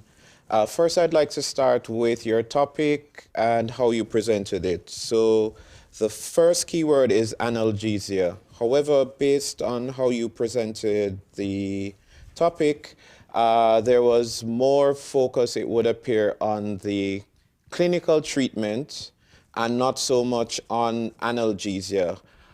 So from your actual research, maybe because you condensed the body of research, how would you classify the analgesia that's used in the pediatric community? And then how would you classify it, seeing that most cases of intussusception are found in the pediatric cases which are under the age of 1. So these are children who cannot speak, cannot talk, primarily they're just crying. So from what you have experienced in Latvia, how would you see the cases? And then how would you classify your analgesics into the various groups? For example, those that are central acting versus those that are topical, as a start. So that's question 1. And then 2, based on that, could you extrapolate that and tie it into the data as you presented as to the side effects as to those who, for example, had stasis after analgesia, let's say post-operative or post-intervention, to give us a better picture as to what is happening with analgesia and the pediatric population. Thanks. Thank you for your questions. And if we start with the first question, as I understood the question right, then I have to explain you how the analgesics are used for the different kind of children populations. If we start with the small children, they are gonna cry, and it's like the most important symptom, then we understand that something is not right. And in Latvia, the most commonly used analgesic for the small children, not only with abdominal pain, but with some other pain as well, is going to be paracetamol that is going to be used in rectal way. And there also could be used paracetamol, indisneurofen, or Panadol syrup. And if this analgesia ray is not going to help, then they are going to use some medication intravenous way. Also, they're going to start with paracetamol. If it's not going to help, then they're going to use ketorolac or analgin. And if we speak about the second question, could you please repeat it? I already forgot it. So you mentioned in your presentation the side effects, let's say post-operative or post-intervention. So I wanted you to tie it in based on the specific pediatric population. For example, your age 1 and below, what was observed or what was documented, since it's a retro study, and 2, for the older pediatric population, also what was observed as a side effect from the various analgesics that's used within the Latvian health community. Actually, there were no side effects from the analgetics. The side effect, like I told, corpostasis was from the ileocolic intussusception, and the ileocolic intussusception was a little bit more time than it should be. Like the parents were not going to the emergency department so fast as they should, and that's why there were corpostasis. But in this research, we didn't find any side effects from analgetics. Okay, thank you. Thank you for your questions. Thank you for your presentation. What limitation did you encounter during the study? Thank you for your question. My limitation for the study, I would like to say, would be the patient count. Like in the first group I showed you, there were like kind of a lot of patients, but in the second group with a FLAC pain score more than 6, there were not enough patients. Like the emergency department doctors evaluated the pain only from 1 to 5. So the limitation would be that there were not enough patients with severe pain, and the data could be better if there would be more patients with FLAC higher than 6. Thank you. Have you obtained local literature for your study? Have I obtained the local literature for my study? That was the question. Yeah, we obtained the Latvian guidelines from Children's Clinical University Hospital for my study. So, and why might be most interested in your work? Who? Who? Definitely, that could be anesthesiologists to realize what kind of medications could be used for the pain relief. Not only anesthesiologists, but also children's surgeons and pediatricians to realize what kind of analgesics is the most effective for the abdominal pain. Thank you. Thank you for your questions. Andrei, do you have questions? Yes, can I? Yes, of course. Yes, thank you. One methodological question. So you mentioned 93 patients in the specific time frame.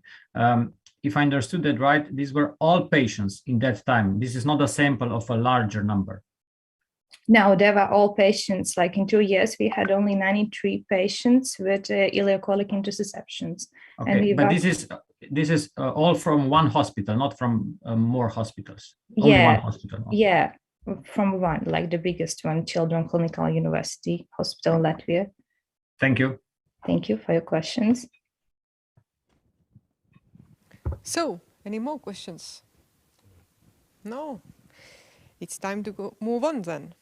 The next presentation is coming from Poland, and the presenter is Kamil Tokarczyk. So. Good morning, dear committee, dear listeners. We are students of Podhale State College of Applied Sciences in Nowy Targ. Today we would like to present the results of our study, whose topic is physiotherapy as a factor in improving the quality of life in people with pain in the lumbar spine. The modern world and constant technological progress mean that the human environment and lifestyle are not conducive to maintaining good health behavior. Modern life presents human beings with many challenges, during which they forget to take care of their own health, which translates into the emergence of health problems related to the musculoskeletal system. Nowadays, a common problem in the population is pain in the lumbar spine. This problem affects both men and women. In Poland, the patient with pain in the lumbar region of the spine is very common sight. As many as 72% of Poles experience pain before the age of 40. The pain that accompanies an existing ailment occurs with varying intensity and duration. This means that the pain can affect the locomotor system and its function. This has a negative impact on the somatic and physiological quality of life. In other words, the overall quality of life is reduced. The modern therapeutic approach should be focused on appropriate diagnosis of the problems, treatment directed at the cause within a disciplinary team. Physiotherapy is one element of this. Nowadays, a potential patient may use various physiotherapeutic methods such as physiotherapy, balneotherapy, or kinesiotherapy, as well as special methods such as manual therapy used in the Polish health system.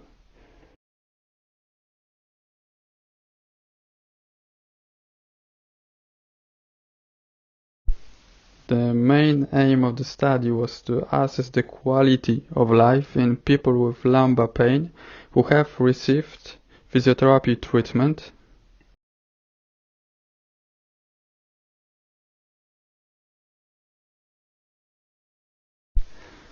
The study material consisted of 56 patients undergoing outpatient rehabilitation who required complex rehabilitation due to diagnosed lumbar spine pain. The study group included 30 women aged 25 to 59 years and 26 men aged 25 to 64 years with a median age of 43 years. Physiotherapy methods included kinesiotherapy, physical therapy, and manual therapy. The questionnaire survey was conducted in a private physiotherapy office twice before and after the therapy. The author's questionnaire and standardized questionnaires were used to collect research material. The World Health Organization Quality of Life and Lightning Pain Index questionnaire.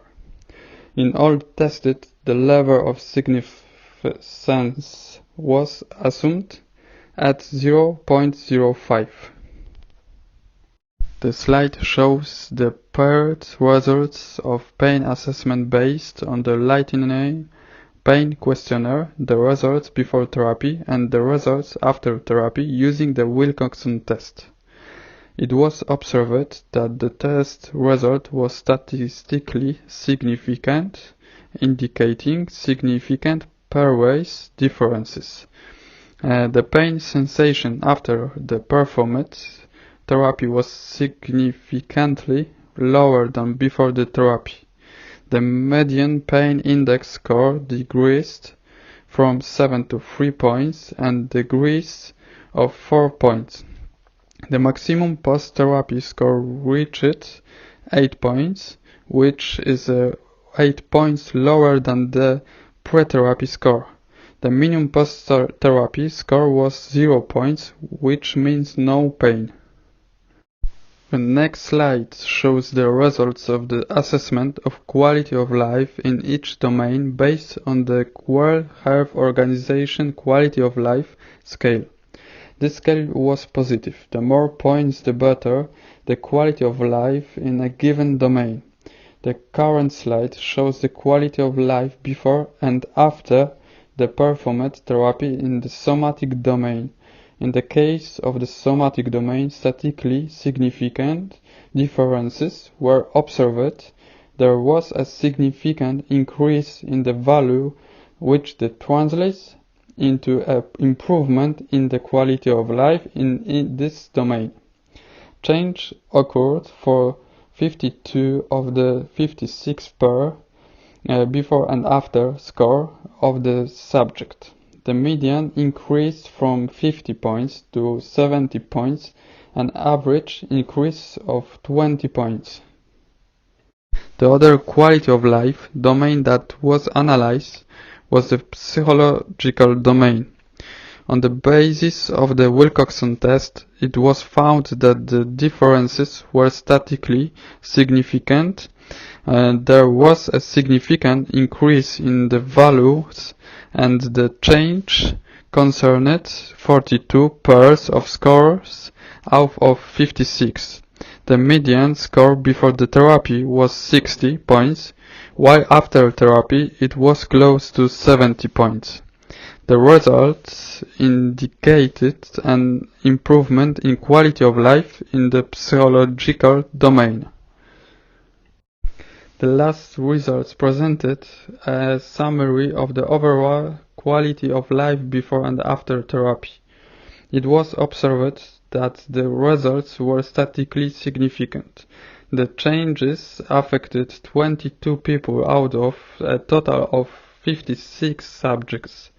The overall quality of life improved for those subjects. In conclusion, after statistical analysis of the obtained research material and results, the following conclusions were drawn. Pain complaints improved significantly after the applied therapy. The applied therapy resulted in significant reduction of the pain complaints. The general quality of life improved after the applied therapy. In patients with lumbar pain, rehabilitation activities improve the quality of life, especially in the physical sphere, but also in the psychological sphere. Thank you very much, Camille, for your interesting presentations. And now we have a time for questions. Please. Okay, thank you very much for your presentation. I'd like to start with your conclusion. There might have been an error in your last slide where you stated that pain significantly improved after therapy. Or do you mean the complaint of pain did not improve? Because based on how you presented your research work, in your conclusion, we're expecting that if quality of life is improving, therefore pain is going to decrease. So that's the first question. And the second one has to do with your sampling. Why did you select a private clinic to collect your data and not, let's say, a public facility where you have a wider array or cross-section of the society attending for therapy? Thanks.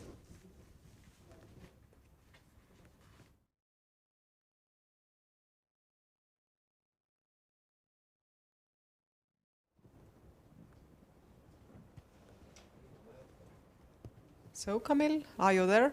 He could type. Yeah, because we're in Zoom. Oh, if you're having problem with your microphone, you can type and we'll read your response. Thanks.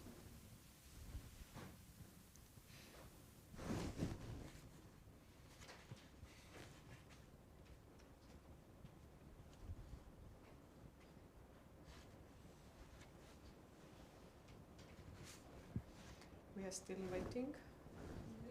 Camille to answer. Please give us a sign. Can type or how we going on?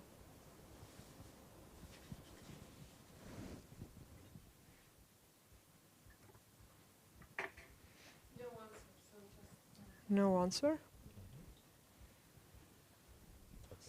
So we have to move on, but we have some time to the next presentation or not. Yes, some time. Let's talk about spine problems and pain. I know that in healthcare there are about half of workers who have some kind of spine pain, and I know that Tina Freeman has done his PhD in this field. Is it correct? Yeah, not exactly, but some of them is correct. Yes, it's part of my PhD work. And you investigated these nurses in Yes, intensive unit. I investigated the nurses in Tartu University Hospital. And it was years ago. But was it a problem, the spine disorders? I investigated psychological problems and psychological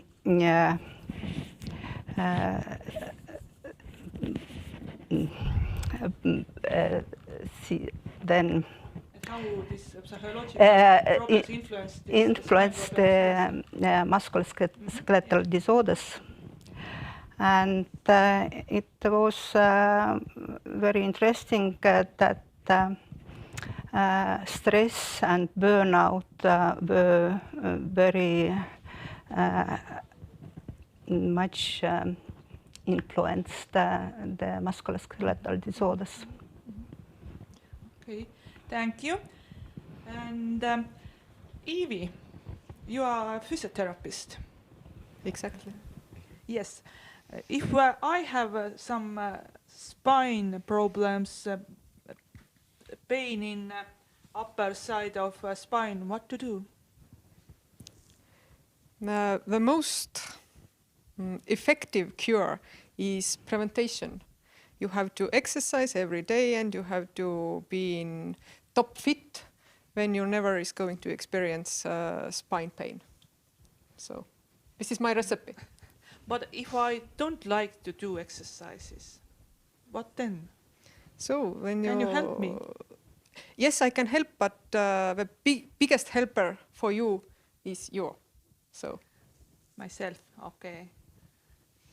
And you have to do something to yes. be healthy and good. I can't rely on the others, but my health is my problem. Yes, this is yours. It depends on you, what you are doing, what you are eating, and so on. And of my stress level, as I understand from a nurse study, if I have too much stress and I'm burning out, then I have different musculoskeletal disorders anyway. Yes, of course, but it depends on you then. Okay. Just be pink and calm. Let's see a short video, and after that we are continue our presentations. Tartu Healthcare College is a valued higher education institution and a competence center in the field of health and well-being.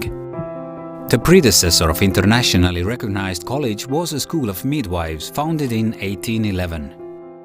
1,300 students in 13 different specialties offer help at every stage of life, from birth to dignified aging. Midwives supervise and assist during pregnancy and labor, assuring the well-being of a mother and a newborn. This takes place in our modern simulation center, under as realistic conditions as possible. Childminder contributes to a comprehensive development of the baby by guiding and encouraging him to act independently. If something goes wrong, help is immediately available. Emergency medical technicians quickly assess the condition of an injured person and provide medical assistance. Radiographers use state-of-the-art technology to determine the extent of injuries in order to make an accurate diagnosis. Recovering is a long process that requires care and attention. Nurses have all the necessary knowledge and skills. The task of a physiotherapist is to regain body mobility, so a person can maintain ability to work and continue with activities. In addition to daily studies, applied research with great results is conducted in our facilities. It's how the therapeutic plans for knock-knee treatment for children were developed. Environmental health specialists ensure a healthy living and working environment. They know how to sit properly, how much light is needed, and how often a person needs to rest in order to maintain health and work capacity.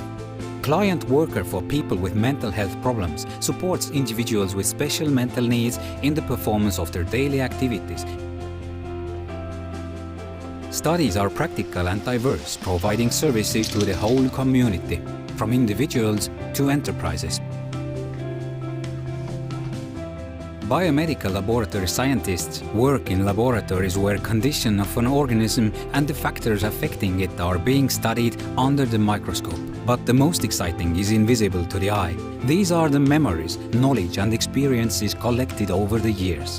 The wisdom of life that others can learn from.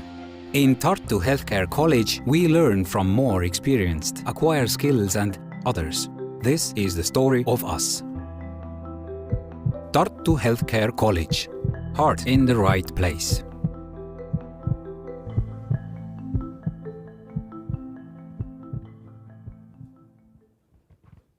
So, next presenter is Diana Truuse from Latvia.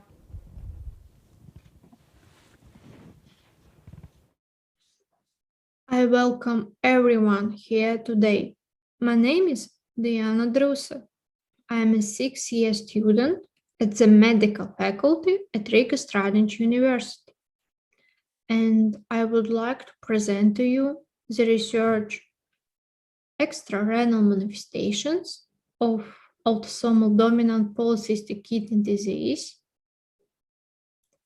My scientific research supervisor was Associate Professor Ieva Ziediņa. Let's start with introduction. What is autosomal dominant polycystic kidney disease? Autosomal dominant polycystic kidney disease is considered as a rare genetic disorder and most common inherited kidney disease.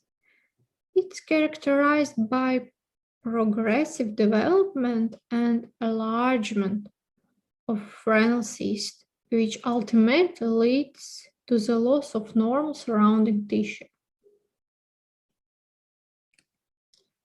There were two aims of the research. The first one was to analyze the most common extrarenal manifestations of autosomal dominant polycystic kidney disease, and the second one was to compare the most common extrarenal manifestations of the disease between the two age groups, younger than 65 years old and subject aged 65 and older. The retrospective study was made including 90 patients with autosomal dominant polycystic kidney disease from Paul Stradiņš Clinical University Hospital outpatient clinic. And I would like to note that 90 patients is an incredible number. Take it into consideration that this disease is considered as rare disease. Data were collected from outpatient files and analyzed by statistics program. 90 patients were divided in two groups to compare extrarenal manifestations between elderly patients and younger patients, patients younger than 65 years. Results. There you can see gender distribution among our study population and patient distribution among our study groups. Among two age groups, overall, 39 of patients were aged 65 and older, compared with 51 patients younger than 65 years. The patient's mean age at the autosomal dominant polycystic kidney disease diagnosis was 34 years. And let's start with extrarenal manifestations. Autosomal dominant polycystic kidney disease is associated with cysts in other organs, not only in kidneys. And the most common extrarenal manifestations were liver cysts among study population. But what about study groups, elderly group and group where patients were younger than 65 years? So you can see that the frequency of liver cysts, pancreas cysts, and urogenital cysts was tended to be higher in elderly group than in younger group. Gastrointestinal manifestations. Hernia was the most commonly presented feature of gastrointestinal manifestations. And frequency of all gastrointestinal manifestations, such as diverticulosis, hernia, and common bile duct dilatation, were higher in elderly group than in group younger than 65 years. Cardiovascular manifestations. The most common cardiovascular manifestation was left ventricle hypertrophy, and the next one was intracranial aneurysm.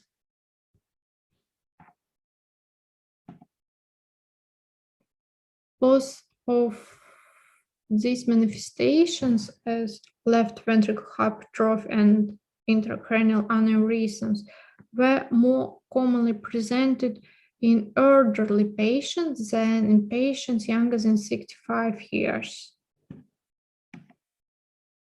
Statistical significance. Some of extrarenal manifestations, such as diverticulosis, hernia, and common bile duct dilatations, occurred more frequently in elderly group, in older patients, and that was statistically significant. Conclusions. The most common extrarenal manifestations of autosomal dominant polycystic kidney disease were liver cysts, hernias, and diverticulosis. Liver cysts were the most common extrarenal manifestation in both age groups, but not statistically significant difference was found between study groups. That brings me to the end of my presentation. Thank you for your attention, and I will be happy to answer your question. Thank you for interesting presentation, and now it's time for questions. And first, Andrei, do you have some questions? Yes, I have. I'm the presentations on another computer with better connection. So thank you for your presentation. I have one question. You make the borderline between two study groups at 65 years. Yes, can you explain what is the reason behind? So why did you choose this borderline? Thank you for your question. I choose this borderline because of that the study population was only 90 patients, and the statistical laboratory says that it will be more balanced if we choose 65 years as borderline as elderly patients, and younger than 65, we should balance these populations to compare these groups if we want to compare extrarenal manifestations as age-related manifestation in this disease. It was the main idea of that. It was a statistical laboratory. Okay, so one reason is the statistical. So is there also a medical reason behind, so that the older people should have more this kind of manifestations than the younger one? Please repeat the And yes, so if I understand correctly, the reason is statistical. So because of the statistics, you have these two kind of groups. Is there also so that older people probability would be higher that they have this kind of manifestations you investigated than the younger one?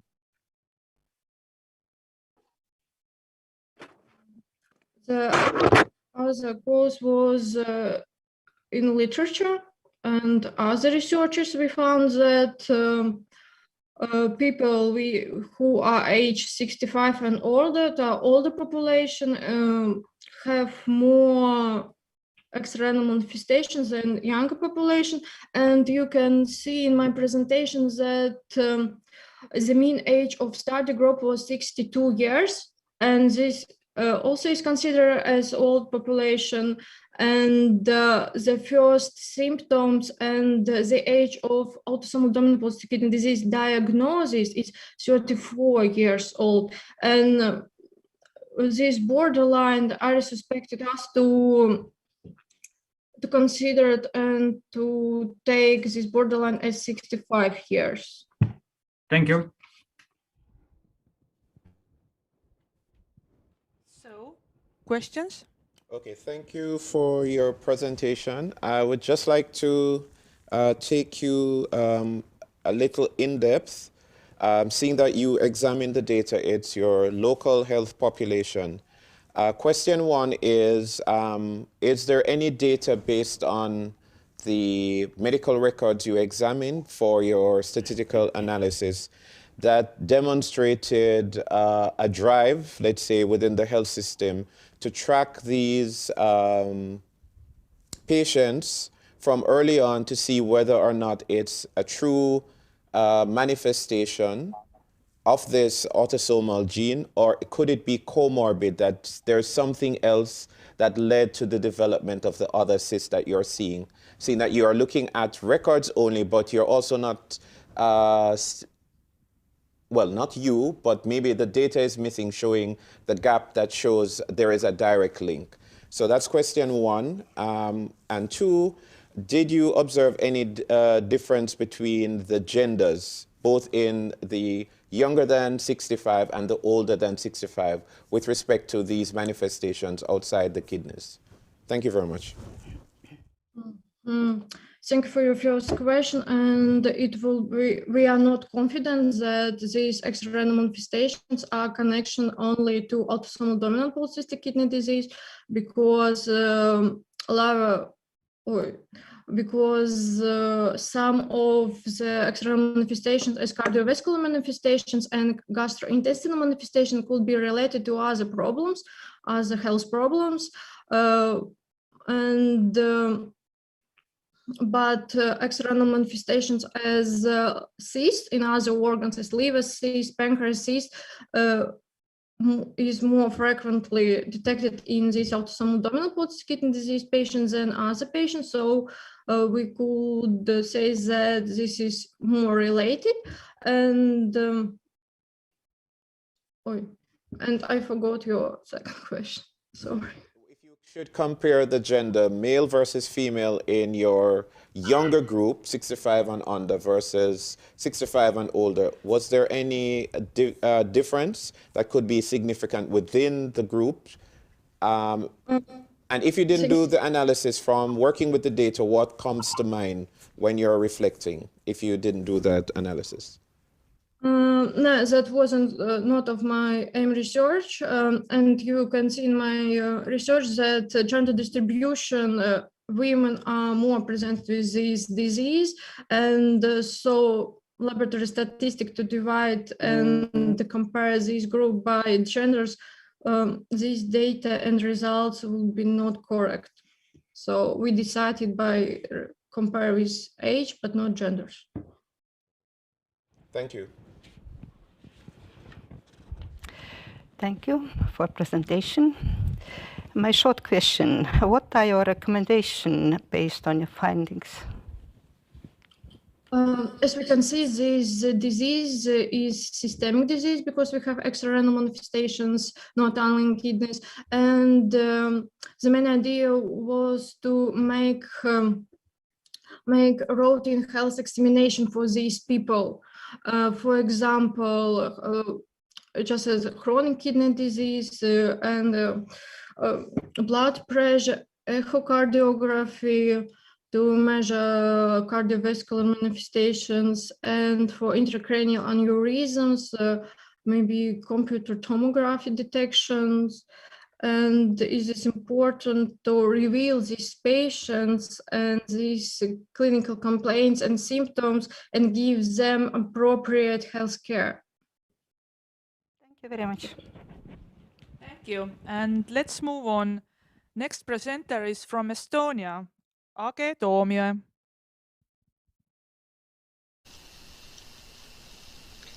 Good morning, everyone. My name is Age Toomjõe, and today I'm going to talk about cancer immunotherapy and its adverse events. But first of all, did you know that in the last years there has been a revolution in the targeted treatment of malignancies with the addition of immunotherapy agents, and in rare cases, patients with advanced cancers have even had the tumors disappear completely following treatment with immunotherapy.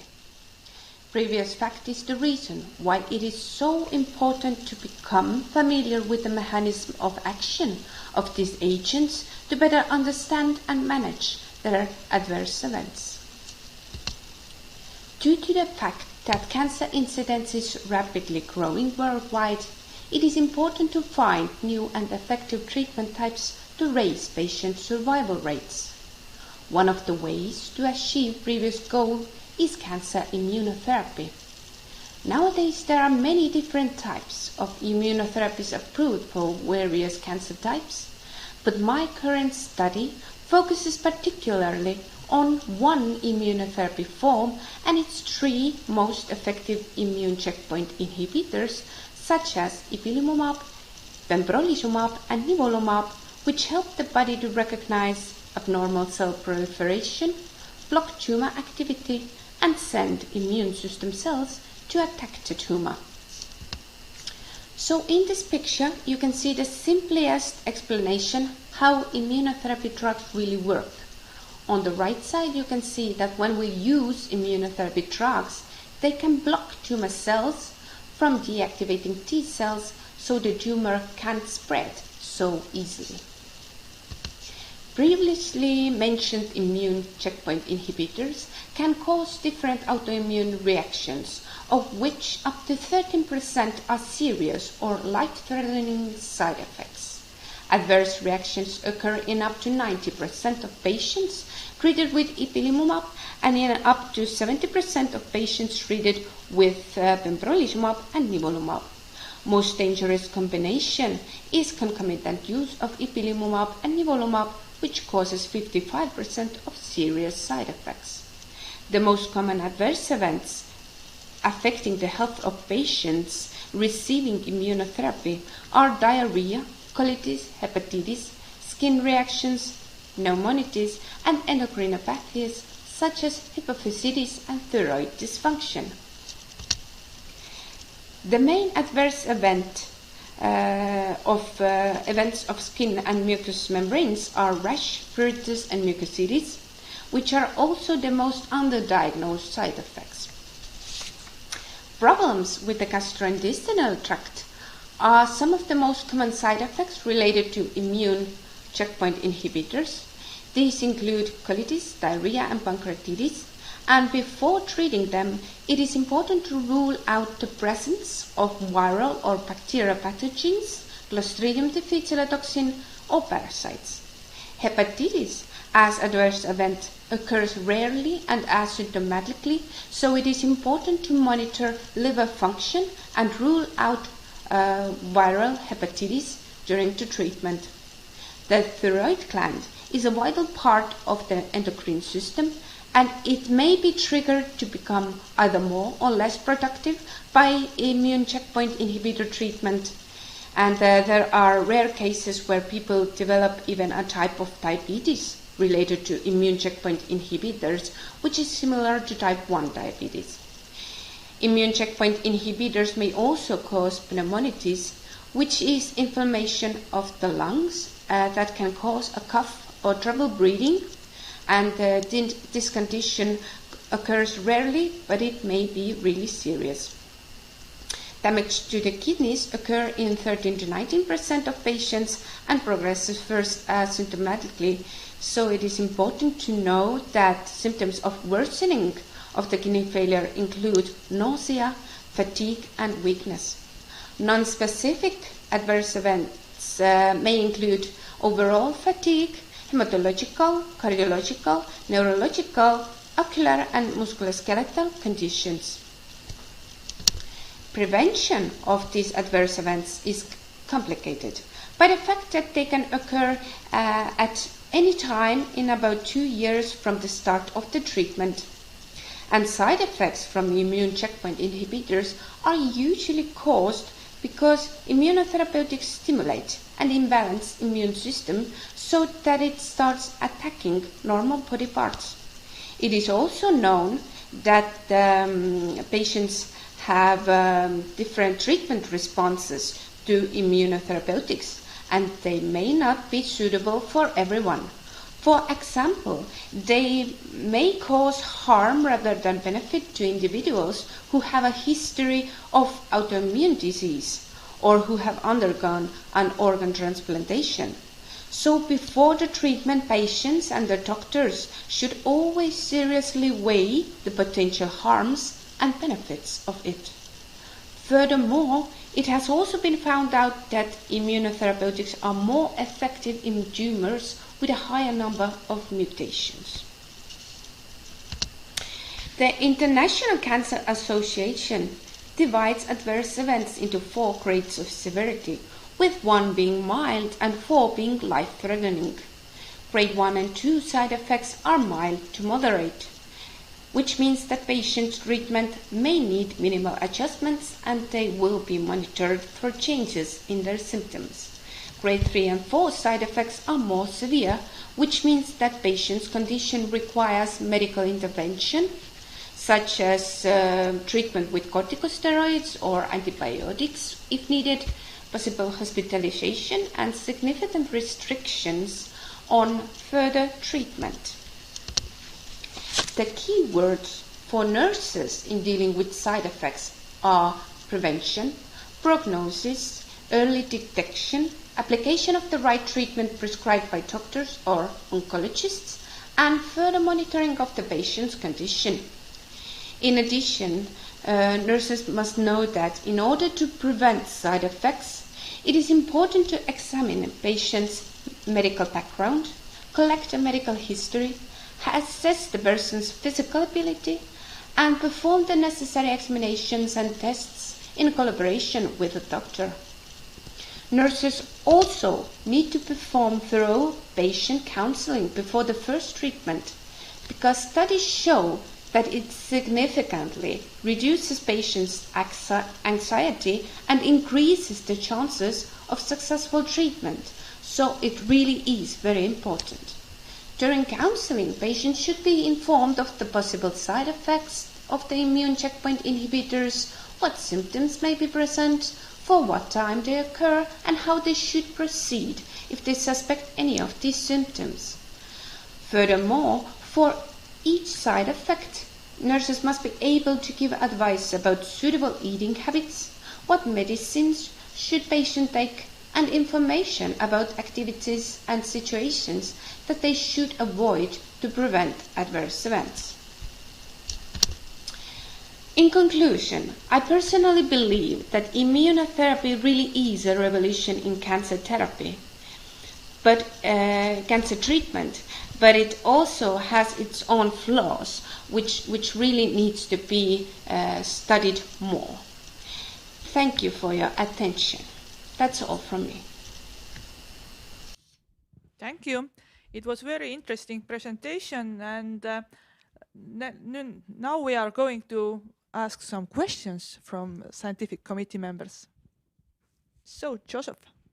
Okay, thank you for your presentation and your perspective as to the adverse events associated with this new mode of treating cancer.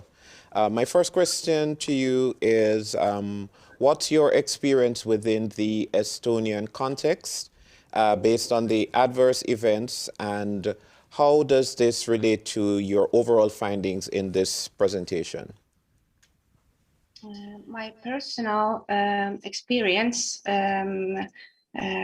is minimal. I worked in oncology department in Tartu University Clinic, but the main part of the patients who receive immunotherapeutics, they usually have their treatment received in not in stationary department, but in acute department. So I met only few patients who really received nivolumab, for example, as a treatment. But I have read about many stories about people getting immunotherapy through this cancer treatment support fund, because many of them need to get some finance from there.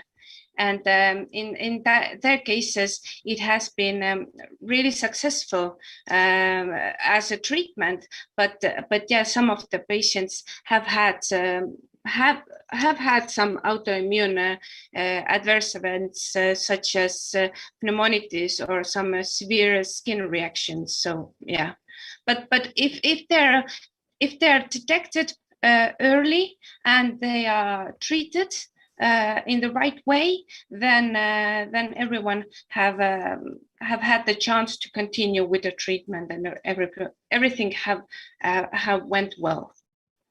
Okay, based on the model you presented to us, you shared the mechanism used traditionally by chemotherapy, which blocks cell reproduction, in comparison to immunotherapy that more activates the immune system to defend the body.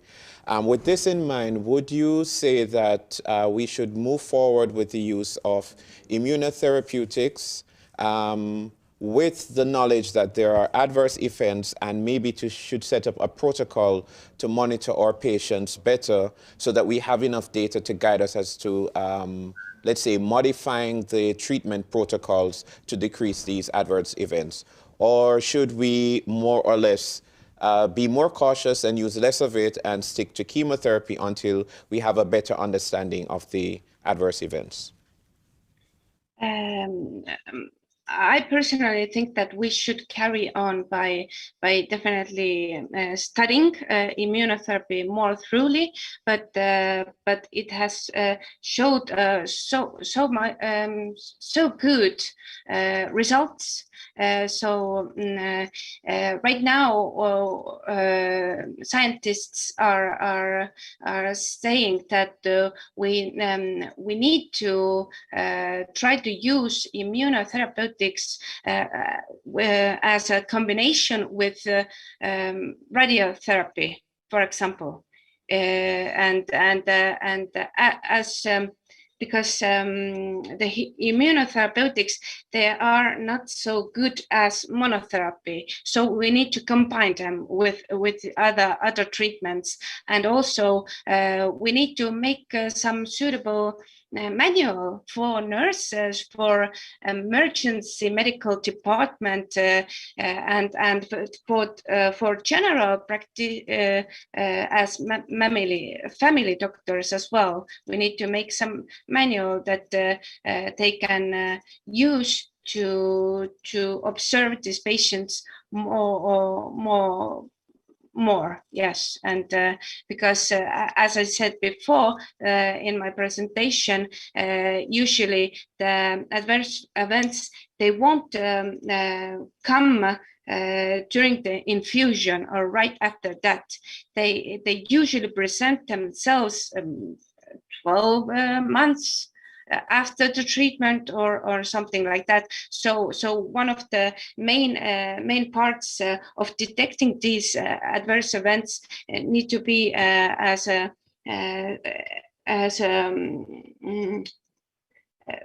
part of family doctors and their job. Okay, thank you very much. Thank you for presentation. My question is, what limitation did you have in your study?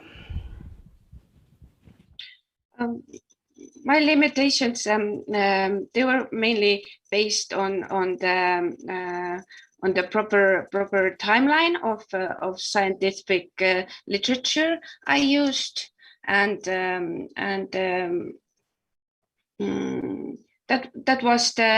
was the main thing, and I needed to look up if there are pre-evaluated scientific literature as well. So that was the main thing. Yeah, and the limitations came across from my title of the study as well. Thank you. So, Andrei, do you have a question? I have. So you mentioned the adverse effects, which are some kind of a scale, grade 1, grade 2, 3, and 4. Yeah. So you also explained that it's important that they are early detected and treated. But my question is, are these adverse effects classified and systematically monitored? So is somebody doing this, writing down that patient number 4 had adverse effect, grade 3, 2, 1, I don't know. I'm curious behind the system. So if is this data collected systematically or is just evaluated on site? In Estonia, I think that it is evaluated on site mostly. In foreign countries, I think that they have some more proper system, definitely, because in Estonia we have so much to go on with this cancer treatment department. We are like doing the baby steps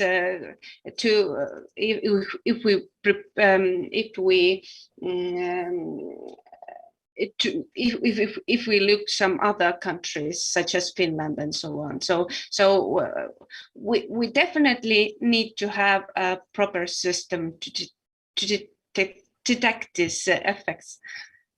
Thank you. Yeah. So there is no questions anymore. Now we are going to go a little break, but before of that, we'd like to thank you, Andrei, for being member of scientific committee. Thank you, and see you. Thank you for having me in. It was a pleasure. Okay, break 10 minutes. Tartu Healthcare College is a valued higher education institution and a competence center in the field of health and well-being. The predecessor of internationally recognized college was a school of midwives founded in 1811. 1,300 students in 13 different specialties offer help at every stage of life, from birth to dignified aging. Midwives supervise and assist during pregnancy and labor, assuring the well-being of a mother and a newborn. This takes place in our modern simulation center, under as realistic conditions as possible. Childminder contributes to a comprehensive development of the baby by guiding and encouraging him to act independently. If something goes wrong, help is immediately available. Emergency medical technicians quickly assess the condition of an injured person and provide medical assistance. Radiographers use state-of-the-art technology to determine the extent of injuries in order to make an accurate diagnosis. Recovering is a long process that requires care and attention. Nurses have all the necessary knowledge and skills. The task of a physiotherapist is to regain body mobility, so a person can maintain ability to work and continue with activities. In addition to daily studies, applied research with great results is conducted in our facilities. It's how the therapeutic plans for knock-knee treatment for children were developed. Environmental health specialists ensure a healthy living and working environment. They know how to sit properly, how much light is needed, and how often a person needs to rest in order to maintain health and work capacity. Client Worker for people with mental health problems supports individuals with special mental needs in the performance of their daily activities. Studies are practical and diverse, providing services to the whole community, from individuals to enterprises. Biomedical laboratory scientists work in laboratories where condition of an organism and the factors affecting it are being studied under the microscope. But the most exciting is invisible to the eye. These are the memories, knowledge and experiences collected over the years. The wisdom of life that others can learn from. In Tartu Healthcare College, we learn from more experienced, acquire skills and others. This is the story of us. Tartu Healthcare College. Heart in the right place.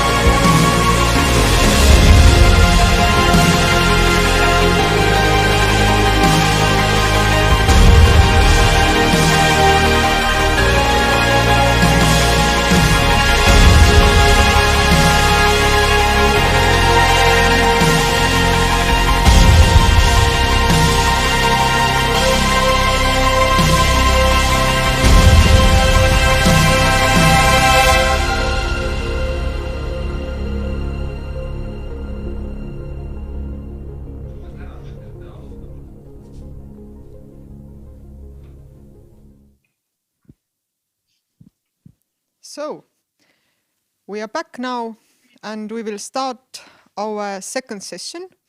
But before we start the second session, I would like to introduce you new member of scientific committee, Mr. Andrew Mattenson from Australia.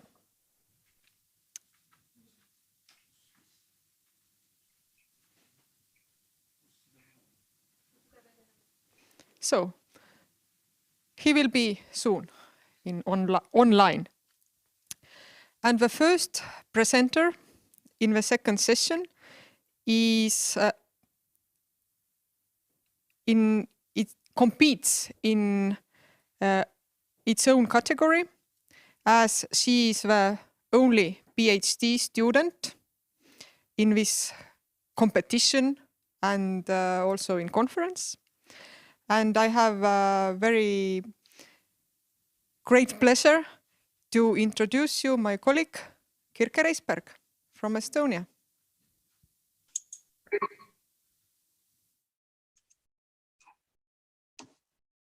Dear Commission and all participants, I would like to talk about the associations between physical activity, sedentary behavior, and cognitive abilities in the transition from kindergarten to school. The wide range of physical and mental health benefits related to engagement in physical activity in childhood and youth are well known, including higher bone mineral density and greater psychological well-being, prevention of overweight, obesity, metabolic syndrome, and psychological ill-being. On the other hand, high sedentary behavior has been related to a number of health problems. Yet, little is known about the longitudinal associations regarding physical activity, sedentary behavior, and cognitive skills in childhood, no matter that early years are regarded as the most formative period of cognitive development, and the importance of cognitive health for academic success is well recognized. So, studies to advance the understanding of factors that contribute to cognitive development in early life are relevant for designing strategies for application in childcare settings and children's home environment. Accordingly, we consider that it is of great importance to explore the effect of physical activity on cognitive performance, as childhood, sedentariness, and obesity are of increasing prevalence with potential serious consequences considered as global health concerns. And therefore, the current study aimed to explore the longitudinal relationships of objectively measured physical activity, sedentary behavior, and cognitive performance in the transition from kindergarten to school. The participants were children from Tartu and nearby counties from Estonia in the final year of kindergarten, and again 1 year later, when they had entered at first grade in the school.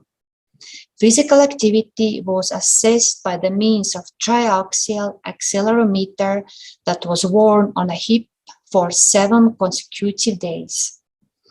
Modified Böhm 3 test was used to assess the cognitive abilities, and more precisely, conceptual abilities, verbal abilities, and the perception.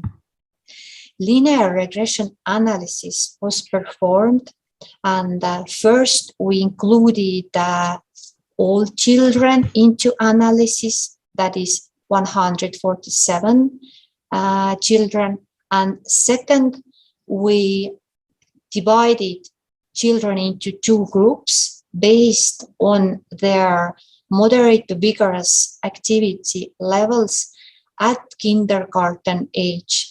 So we received 2 groups, those who were least active, which is the lower quartile, and those kids who were the most active, that is the highest, the upper quartile. And results. Now, the analysis of whole sample indicated that all physical activity intensities at 6.6 years were positively, and on the opposite, sedentary behavior negatively associated with the conceptual abilities 1 year later, after taking into consideration the confounding factors such as children's age, gender, accelerometer awake wearing time, maternal educational level, and the participation in organized sports. Now, second, the subgroup analysis showed that a vigorous physical activity at 6.6 years predicted better perceptual skills in upper quartile and better verbal skills in lower quartile at 7.6 years after controlling for before mentioned confounding factors. Yet the opposite was found regarding the associations between other physical activity levels, but vigorous physical activity and verbal skills in the higher quartile as well. Sedentary time at 6.6 years was positively associated with the verbal skills 1 year later among the same subgroup. In addition, a greater moderate physical activity at 6.6 years predicted lower perceptual skills at 7.6 years among children in upper quartile. And conclusions. First, generally, in a regression model that was adjusted for before mentioned confounders, we found out that physical activity of different intensity levels, from light physical activity up to vigorous physical activity at kindergarten age, was associated positively and sedentary time negatively with conceptual skills 1 year later. Now, the subgroup analysis showed that in upper quartile, greater light, moderate, or moderate vigorous physical activity at kindergarten age predicted lower verbal and or lower perceptual skills 1 year later, after taking into account confounding factors. And greater sedentary time at preschool age predicted better verbal skills at first class. Thus, we consider that the novelty of our study was to illustrate the complexity of longitudinal associations between objectively measured physical activity, sedentary behavior, with cognitive performance among children of two extremes based on their moderate to vigorous activity levels at preschool age. And this in turn underpins the importance of finding a proper balance of activities in the everyday life of a preschooler and their family. At the same time, vigorous physical activity at 6.6 years predicted better perceptual or verbal skills 1 year later, when children had entered that first grade in the school, after controlling for before mentioned confounders, thus substantiating the role of vigorous physical activity in the cognitive development during the period of the kindergarten to school transition. And I would like to express my great gratitude to my dear supervisors, Mrs. Eva Maria Riso and Mr. Jaak Jürimäe from Tartu University, from Institute of Sports Sciences and Physiotherapy. Thank you. Thank you very much for interesting and very popular presentation.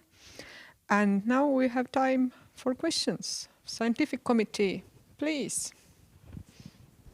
Okay, thank you very much for your presentation. I'm going to be a little harsh with you. Because you're at the PhD level, the animations tend to remove the power of your research when you're presenting your findings. And you need to keep this in mind going forward, that you can maybe have the animation at the beginning, but to have it interspersed with the video, it removes those of us who are not familiar with your field from focusing on the data and the analysis you are presenting, and we get distracted by, from time to time, being sidetracked to look at the animation. So for future presentation, you might, it's recommended to scale that back. The fact that you use in your methodology logistic regression in order to synthesize the data eliminated some of the other factors, because you're looking at cognitive ability, one, and you're comparing it with physical activity, which is your domain, your research domain. However, in your research itself, did you find any other factors that might have gotten eliminated, such maybe as the level of intelligence of the parents and other stuff that would influence at that age the cognitive ability of that child? So I might be sedentary, but my parents are health practitioners who every evening they drill me with homework. So my physical activity would be almost zero, but academic-wise, I'm excelling. But that would not be a part of your research itself. However, it could actually be there as one of those variables that's on the outskirt. Did you find any of those in your studies, or was the study just focused on physical activity and cognitive ability? That's the first. And the second is, how do you see this being applied? Is it going to be applied to health and well-being for the children population, or would it, let's say, affect the policy of how we structure our curriculum for them at the kindergarten transitioning to the basic school level? Thank you. Thank you. About this presentation, actually, yes, I understand that it might be a bit childish, but this is my personal, how to say, maybe way how to make it more interesting. But thank you for your note. And about these other factors that might influence actually the results, we did take into consideration many covariates. And actually one of them was maternal educational level. In addition to child's gender, child's sports participation, age, as well, of course, this accelerometer daily wearing time. But yes, about socioeconomical aspects, we did consider mother's education. And actually, we found out that very interestingly that the higher education of mothers actually did kind of lead to this these results what we got, which means that the higher education didn't help to get, let's say, associations which we would maybe expect, such as higher light activity, moderate activity, all activities excluding intensive activity would, let's say, in upper or lower quartile associate with better verbal or perceptual abilities. And so we thought that maybe if the mother is highly educated or has higher education, maybe she has involved in the work activities as well. And again, less time to spend with the kids, maybe doing PhD studies plus full-time job. And because many studies show that higher education, maternal higher education is kind of associated with a better cognitive or academic skills, which we didn't find, at least we didn't find among these higher and higher quartile kids. At the whole sample, actually, everything was kind of nice associations, but yes, a bit difficult to explain this, what happened in this, especially with the very active kids.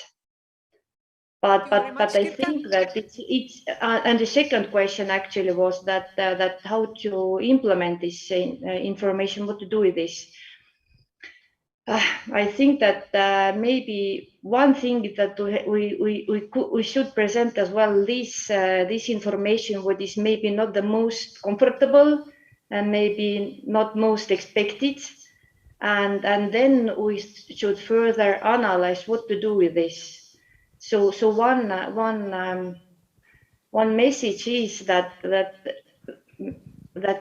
maybe we should get many good things from this physical activity, but not everything. If the kid is, let's say, very active outside for hours, it might have some not so good impact, further impact on some parts of the cognitive aspects. Thank you very much, Kirke. The topic is very popular, but we have time limits. Sorry. Yes. Thank you for good remarks and good questions. I keep in mind for the further presentations. Have a nice day. Thank you very much. Sorry, but we don't have time for more questions, and we will continue with Birgitta Eve-Tamm from Estonia. Hello, everyone. My name is Birgitta Eve-Tamm. I'm from Tartu, and I graduated Tartu Health College in 2020 as a nurse. My bachelor thesis topic was about diabetes-related distress, causes and reduction. My academic research supervisors were Eve-Merike Sooväli from Estonia and Maarja Vislapuu from Norway. What's diabetes-related distress? Diabetes-related distress refers to emotional frustration, worry and stress, what are strongly connected with diabetes everyday management. Those negative emotions lead to different worries and fears. And when someone wants to ask how it's different from depression, then the answer is very simple. Diabetes distress is very content-related, and it can exist only if there is diabetes and diabetes self-management.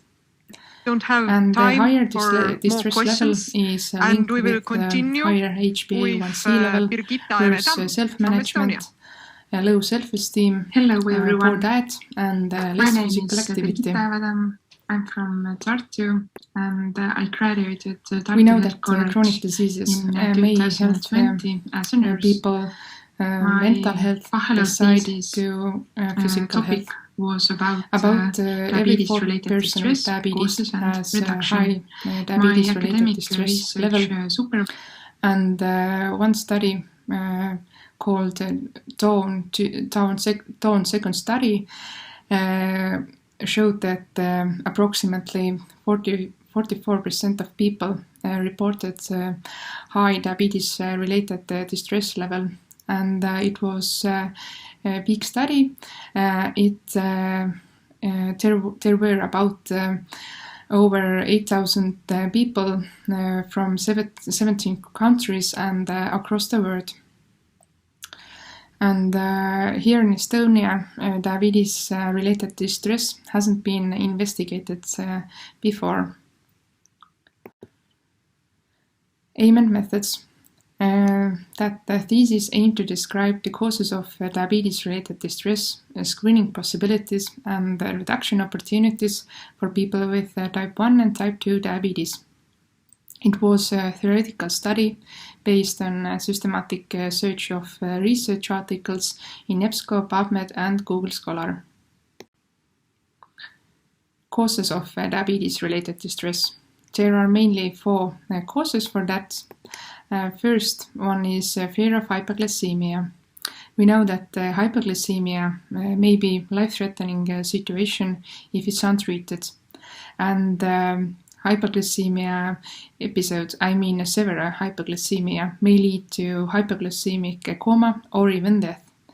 And in Stuckey and others' qualitative study, one woman described that diabetes makes her very afraid, even though she's used to live with that disease. Another source of distress is fear of complications, and in Balfe and others' qualitative study 2013, over half of participants said that they are very concerned about what would happen to them in the future. But very frightening thing for diabetics is limb amputation, and it's the main thing what they are afraid of. Beside to that, there are other things like cardiovascular diseases, stroke, neuropathy, nephropathy, retinopathy, and loss of function and worry of future. Another source of distress might be regimen, and it's called regimen-related distress. Usually it occurs in context of insulin-dependent treatment, and it's very strongly connected with insulin treatment. And lastly, also healthcare system struggles might be a source of distress, and these are examples for that, such as long doctor waiting times, also difficulties to get diabetes technologies such as insulin pumps, and lack of time in a doctor's or diabetes nurse appointment. And here are main 2 screening tools for assessing diabetes distress. First one is the problem areas in diabetes scale, called the SPADE scale. It was developed in 1995 in Boston and by Bolonsky and his team. This scale has 20 statements, and they describe negative emotions what are connected with diabetes. And when the score is 40 or more, that needs further investigation. And another scale is a bit newer. It was developed in 2005, but also by Bolonsky and his team. And it has only 17 statements, and it also has 4 subdimensions, and every subdimension describes problem areas, different problem areas living with diabetes. And when we are talking about how to reduce diabetes-related distress, then Fisher and others study, which was in 2013, showed that diabetes-related distress is highly responsive to different in different reduction opportunities. And one way how to reduce distress level is accurate patient education and giving appropriate information. And another way how to reduce distress level is problem-solving therapy, and also going to psychologist appointment is a one way how to reduce distress level. And very important key role here is social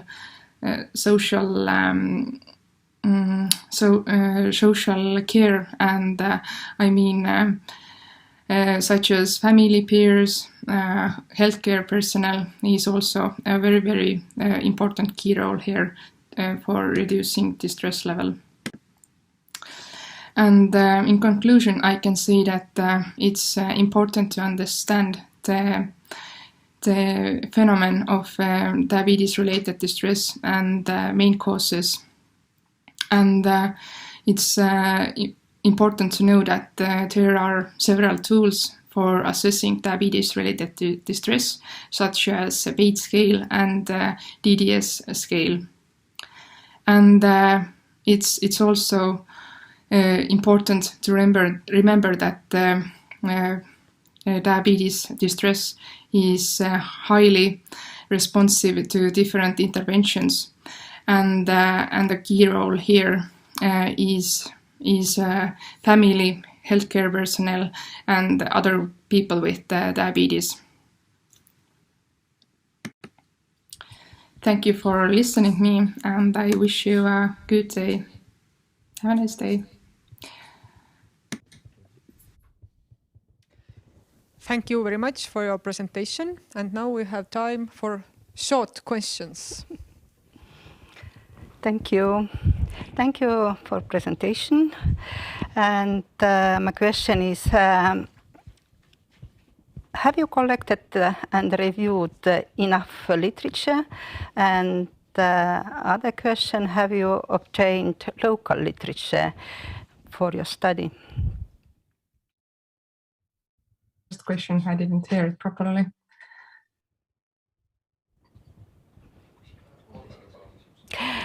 Have you collected and reviewed enough literature? And have you obtained local literature for your study? Mm-hmm.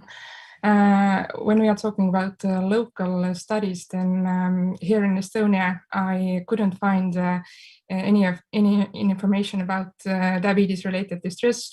So the work is mainly done based on in other countries.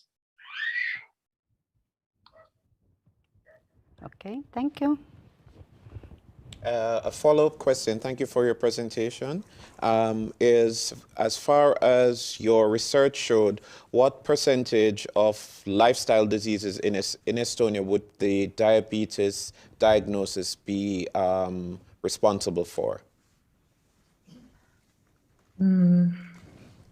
No, there are other lifestyle diseases like cardiovascular diseases, but I know the context only about diabetes and that prevalence, and because that's the thing what I searched, and I don't know much about other lifestyle diseases and statistics about that. Okay. Thank you very much. And we will continue. Yes, we have the next presenters from Greece. Sotris Tsavos and Anna Fokinau. So let's hear it.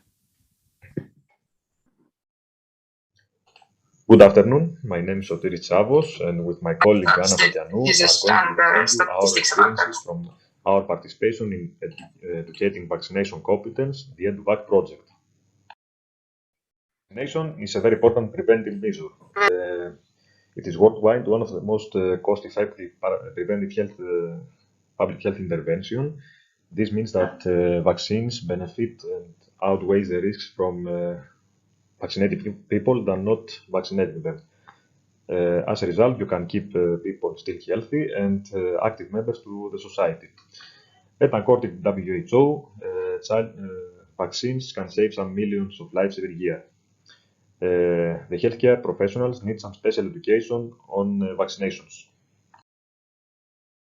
What it takes to EduVac project, this is a 3-year Erasmus Plus project that is implemented by 5 academic institutions from Europe: the University of West Attica in Greece, the Metropolitan University of Applied Science in Finland, the University of Trnava in Slovakia, the University of Vic in Catalonia, Spain, and the Unimore from Reggio Emilia in Italy. The EduVac project aims at enhancing the knowledge, attitudes, and skills of students on vaccination procedures and different pedagogical methods. So the aim of this presentation, as we said before, is to share our experiences from our participation in different pedagogical methods of EduVac. As you can see below on these pictures, this is the kick-off meeting of the EduVac project. As we can say, it all started on this day in University of West Attica. So the EduVac project is consisted of 2 basic pedagogical methods: the intensive course and the web-based course. Due to COVID-19 pandemic that was occurred in March 2020, the intensive course was designed to be implemented as an online intensive course, and also it was decided to be implemented and another pedagogical method, the simulations, that is about activity performance of different vaccination procedures. So the first pedagogical method was the intensive course that was held in Helsinki in 2019. This intensive course included the national vaccination program presentations. So all the partners had to represent their national vaccination programs so as to get to know about vaccination programs and available vaccines in different country partners. We took part in different cultural events, so we listened to some traditional music, we saw some different traditional dresses, we tasted some traditional food, as you can see on these pictures below, and also some lectures and workshops were available for all the students about vaccination procedures, administrative procedures, some different aspects that are about vaccines, and half of the students had to visit to make some field visits in a school, and some others had to go to a health center, as you can see in the picture below. And finally, the intensive course included visiting some in tourist attractions around Helsinki, as you can see in the picture below. So my colleague Anna is going to represent you about the rest of the pedagogical methods of EduVac project. So Anna, you have the speech. Yes, thank you, Sotiri. And now we're going to see about some information about the web-based course. It was included by 5 sections. The first one was about vaccination basics and the procedure. The second one about counseling people. The third one about vaccinating refugees, immigrants, and asylum seekers. The fourth about the people who hesitate to take the vaccines, and the final about vaccinating travelers and people on the move. That's a very important chapter. Now we are going to speak about simulations. Simulations was included again by 5 sections. The first one was a motivational interview as a method of counseling. The second was about counseling people with immigrant background that have a problem probably with the language. The third one about healthcare professionals who don't take the vaccines, even though they're working with immunocompromised people. That's a serious problem, and we need to find out how we can persuade them. Also about parents who are hesitant to vaccinate their children. And last but not least, about children who are afraid of having the vaccines. And now we're going to speak about the final EduVac project. It was an online intensive course that it was included again 6 sections. The first one was about vaccination basics and the procedure, also about counseling people, again about vaccinating refugees, immigrants, and asylum seekers, about people who hesitate to take the vaccines, and at last about vaccinating travelers and people on the move. It was very nice. As you can see from the photos, it was held via internet due to the coronavirus disease. And we were very glad that we had the chance to participate. And now about the results. The results were outstanding. We learned a lot of things about vaccination and how to promote vaccination. We gained even better collaboration skills. We gain capacity in the speaking of the English language. Also, we develop competence, and we learn how to collaborate with people that have a different culture from us. And also, we gain some digital skills. And also, this knowledge that we gained, it was evidence-based knowledge, and we learned a lot of things about how to practice it. In conclusion, we learn a lot of things about vaccination. Also, we gain experience that we cannot forget, and also elevate our academic education. And it was an opportunity for us to participate in this program. And we are so glad that we did it. And in the end, as Platon said, the beginning is the most important part of the work. We have done the beginning by participating in the EduVac project, and now we're feeling more ready as healthcare providers, and we feel that we need to gain even more knowledge in the future. Thank you so much for your attention, and now me and my colleague Sotiris, we are willing to accept your questions. Thank you for the interesting presentation, and now it's time to have some questions. Okay, so I'll just ask a short question. Based on the title of your presentation, the first 2 words, students' experiences. However, the presentation overemphasized the curriculum and the voice of the student isn't captured. And then in the conclusion, some summaries were made. What instrument or instruments were used to capture the voice of the students so that the experiences in the conclusion are actually empirical, whether it's a quantitative approach, qualitative approach, that's not clear. And if not, how did you then come up with these experiences? Is it based just on the authors, or is it really based on the whole group? That did not come across as a methodology as to what the student experiences were. The curriculum was clear, but I'm not clear as to how you got the data for the students. Thanks. Thank you so much for your attention, and now me and my...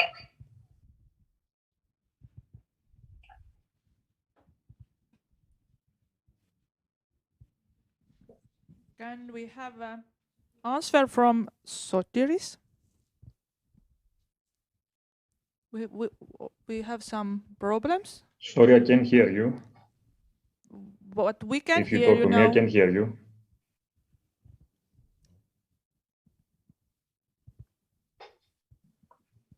We hear you, but... No, I can hear. Oh, okay. So, we are waiting answer.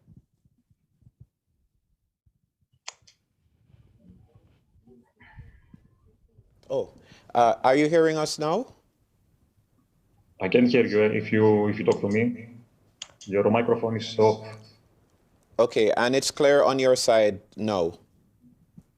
No, I can hear you. No. Okay, now I can hear if you talk to me. Are you hearing us? Yeah, now we can hear. Yeah. Okay, what instrument did the team use to gather the experience of the students?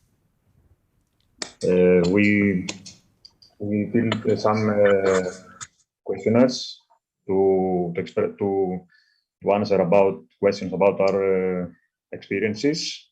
We made some focus groups. We discussed all together and expressed our opinions about the program and the different the methods that were applied into the program, the EduVac project.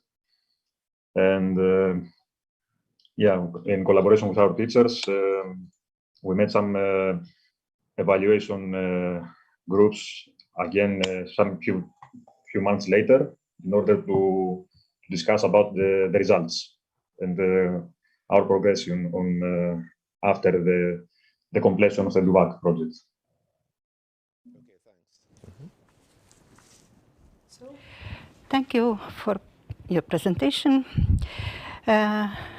What is the significance of your study, and who might be interested in your work?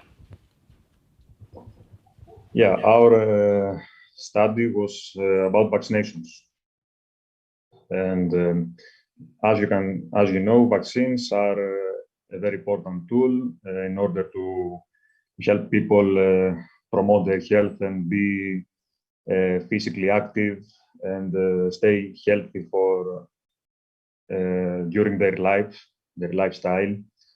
And as we can see now that we have a pandemic around the world, vaccination can save some millions of lives. So vaccinations have proven that are very important tools in the hands of healthcare professionals to keep people alive and healthy, and also some other aspects of life, the economy and the social cohesion, all to be maintained well. Do you some recommendations based on your findings?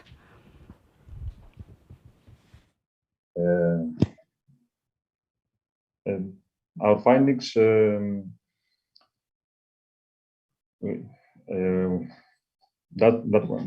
what can I say is that according to different rates that the healthcare professionals collect, can see that people who are vaccinated are still healthy after a long period of life, and this is a result for no introduction in hospitals for any acute diseases or vaccine preventable diseases, as it happened some previous years ago, before we had the majority of these vaccines that we have now in our hands. Thank you very much. Thank you for presenters. Thank you very much. And as we still don't have our third scientific committee member online, we are going on with our conference. And the next presenter is Ineta Matonyte from Lithuania. Hello, my name is Ineta Matonyte. I am a student from Klaipėda State University of Applied Sciences. Today I will be presenting my topic, effects of physiotherapy under respiratory functional indicators in COVID-19 viruses, systematic literature review. My supervisor is Lina Revickienė.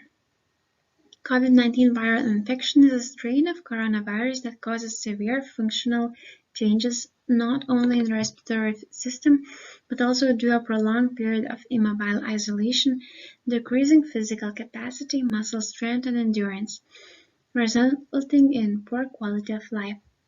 These functional changes can be improved by various methods of physiotherapy. Therefore, was raised a problematic question how physiotherapy affects respiratory function and aerobic capacity and endurance in COVID-19 patients. So our aim for this Research was to study effect of physiotherapy on respiratory system functional indicators in patients with COVID-19 virus. A systematic review of the literature was chosen to investigate the effect of physiotherapy on respiratory function in individuals with COVID-19. The articles were selected according to inclusion criteria, which was search language English, databases that we used EBSCO, PubMed, and Elsevier. Year of publication was from 2020. Types of scientific articles. So we only analyzed full scientific articles. Study sample was subacute period patients after COVID-19. Age of subjects over 45 years old. And there were applied methods, breathing exercise to improve secretion, expectoration, diaphragm strengthening, muscle strengthening, balance training, and physical capacity building exercises. The selected studies used spirometer to assess respiratory function, which assess forced vital capacity, the maximum amount of air a patient can exhale quickly and completely before inhaling maximally, and forced expiratory volume in the first second. And also a 6-minute walk test was used in all studies to assess changes in exercise capacity in patients with COVID-19 virus. A search of EBSCO, PubMed, and Elsevier search databases for scientific articles yielded a total of 1,752 articles.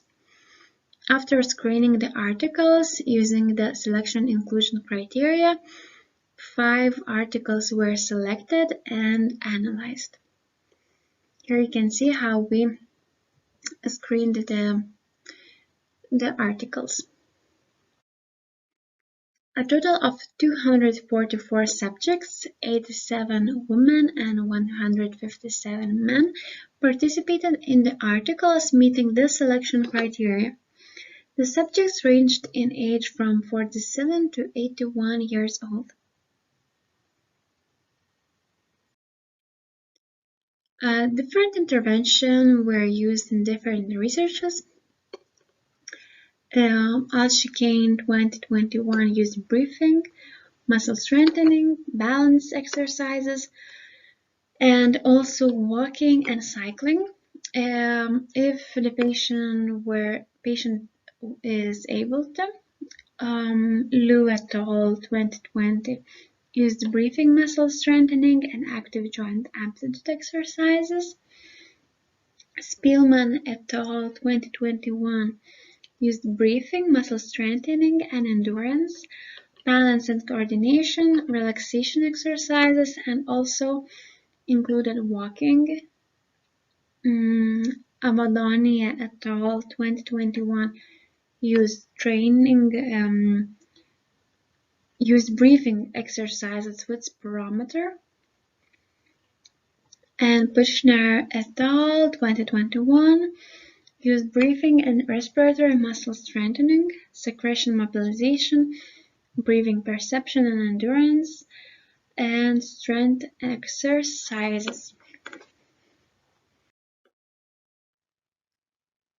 Forced vital capacity, FVC, and forced expiratory volume in the first second, FEV1, were investigated in all analyzed articles, but in the study by Spielman et al. 2021, spirometry was only used after intervention.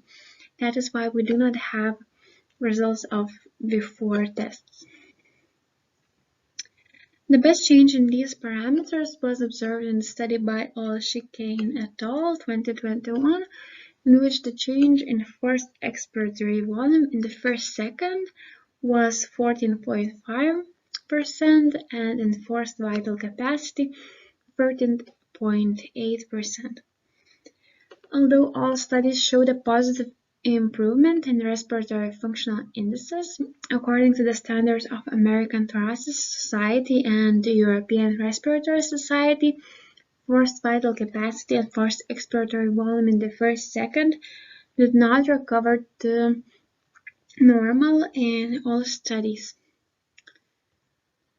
The greatest change in physical capacity was observed in the studies that included walking as intervention method. These were the study by Al-Shikane et al. 2021, in which the distance walked in 6 minutes increased by 204.6 meters post-test, and the study by Spielman et al. 2021, in which the change was 181 meters. The smallest change of 43.9 meters was observed in the study by Abdoni et al. 2021, which did not use any intervention to train physical performance. To remind you, they only used breathing exercise with spirometer. A review of the scientific literature suggests that physiotherapy has a positive effect on respiratory functional parameters. The analysis of the effect of physiotherapy in patients with COVID-19 virus showed us improvement in forced vital capacity and forced expiratory volume in the first second, but not all studies reached the normative level. A review of the analyzed scientific articles showed that physiotherapy has a positive effect on reduced exercise capacity in patients with COVID-19 virus. The analysis of the effect of physiotherapy on physical capacity showed an improvement in performance from low to moderate or from moderate to good physical capacity. It was observed that the use of techniques that increase physical capacity leads to a greater improvement in physical capacity. Thank you for listening to my presentations and have a good day. Thank you very much for your interesting presentation. And now we have enough time for questions, please. Okay, thank you very much for your presentation. The fact that you did a systematic literature review points to us as the audience that you were looking for a gap in the literature, a gap in research. You shared with us your findings based on how you coded for the various lung functions and physical activity. So in the end, what gap did you identify that's worth doing further research on as a physiotherapist, for example? And how will that impact the field going forward? So we see what's happening now. We have identified where there are little gaps. And for you as the researcher, what do those gaps signify for you? And how will that impact us as a society? Thanks. Hello, thank you for your question. I would say that the problem that we chose systematic review would be that due to COVID situation in our hospitals, we weren't able to do a research case study. So we choose this type of study. And I think it's to know that we need to put exercise to improve patients' physical capacity, not only breathing exercises, not only do inhalations and treatment for the lungs. It shows that we really need to look into COVID patients more widely, because it's not only a lung lung disease, but it affects all body, and we need to do it widely, to see the person and his physical capacity in all. I hope it gives you an answer. Thank you. My first question is, what theory or theoretical framework is your study based on? Have you some theoretical framework in this study? We wanted to see if physiotherapy is even used for COVID-19 patients and if it's effective to use it to recover. And second question, have you collected and reviewed enough literature? How you evaluate now? Yeah, so I think right now there would be even more scientific literature, but at that point we were doing the research, like some of the literature were like the same in different databases, and also like it's kind of new subject and it's still on the process of getting scientifically reviewed. So in upcoming years we will be doing more research, but at the moment like 5 articles like were selected since like we thought it is the best way at the moment. So thank you. And what is the implication of your work in your professional area, and what does it change? Well, I am a physical therapy student, and this really shows me that physiotherapy can improve patients' recovery from COVID-19, and like that we should see a broader picture in that. It shows how important it is to not only include like breathing and exercises to improve recovery, and we like all physical therapists could benefit from knowing that. Okay, could I ask one final question? Sure. One final question. This just has to do with the inter-rater reliability. So when you coded and your co-author or supervisor reviewed your coding, how often was it that you all agreed with the findings? And how did you work out the reliability between the coders? So when you set up a table to say Article 1 examined this lung function, that lung function, and let's say your co-author or supervisor did it, did you often have the same conclusion from the articles, or were there differences? And how did you solve the differences or like conflicts in findings? We usually got like similar conclusions in reviewing this, but yeah, if the opinions would be different, then we would be asking like a third person, like a professor, like to give us more ideas how to look into it. Okay, Thank you very much. And it's time to go on. And the next presentation is coming from Germany. And this is really teamwork.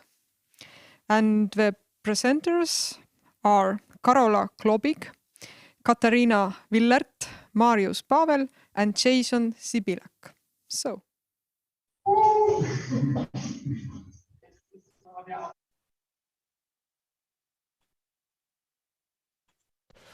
We, Karola Globik, Katarina Willert, Marius Pavel, and Jason Sibilak are 4 students involved in the project, The Relevance of Internal and External Focus in Leg Access Training. We would like to take this opportunity to talk to you about the organization and the results of the project.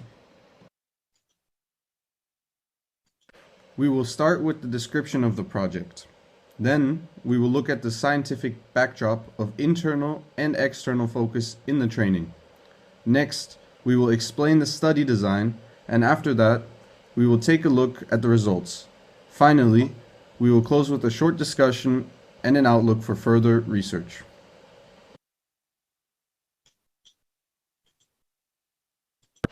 The interdisciplinary project was conducted during the last year at the Spectrum Academy of Physical and Occupational Therapy as part of the scientific education.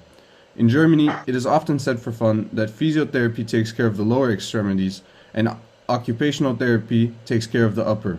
We wanted to consciously interrupt this thinking by taking care of the lower extremity. The oldest class developed the study design and summarized the scientific background. The middle class participated in the study as subjects, and the youngest class have summarized and are now presenting the results.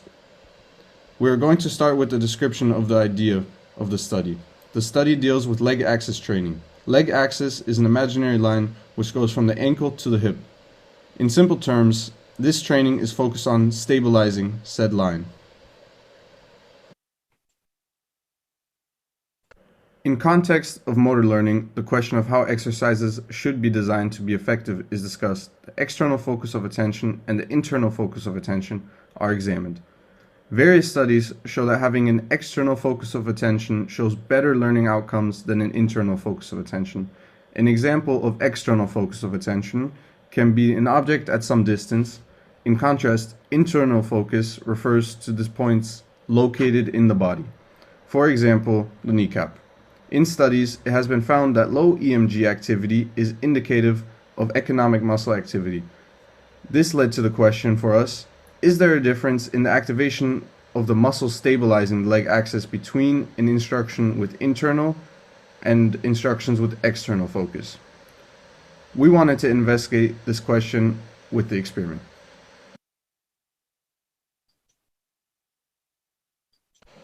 Now let us start with the description of the experiment.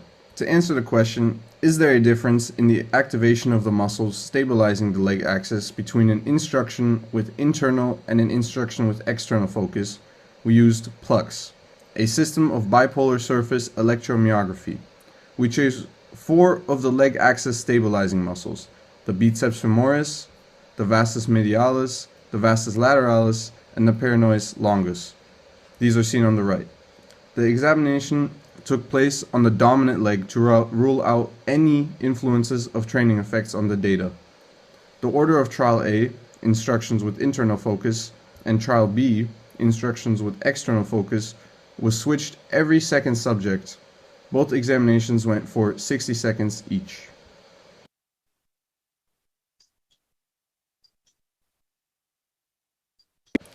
Now to the study design. To achieve an external focus of attention, a laser pointer was attached to the knee. At the beginning, it was explained to each person how to adjust the leg axis and how to maintain the main load points, being ball of the big toe, ball of the small toe, and outer edge of the heel bone. In test A, the person stands on the dominant leg and is instructed to maintain the leg axis. The instruction is assume and hold the corrected leg axis for 60 seconds in single leg stance and gaze horizontally. In test B, the subject also stands on the dominant leg and is instructed to aim the laser pointer centrally at a fixed target 3 meters away. The instruction is take and hold the corrected leg axis for 60 seconds in a single leg stance and aim the laser pointer at the center of the target.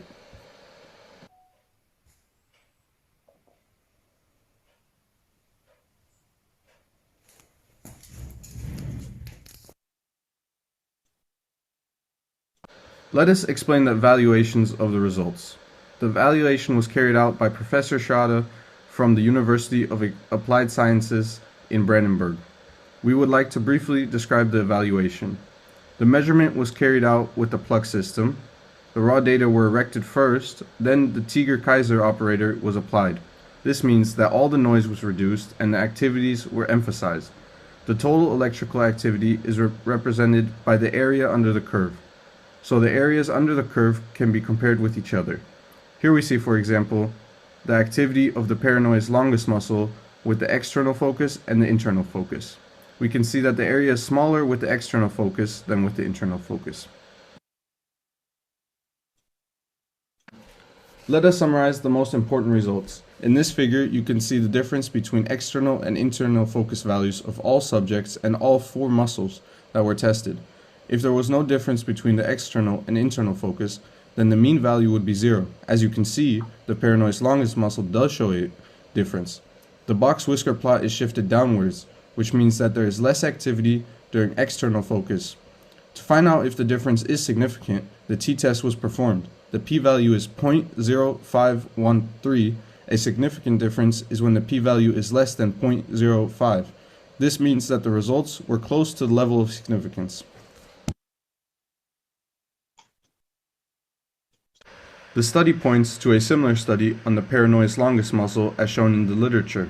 The results that an external focus leads to less economic activity cannot be confirmed in this study.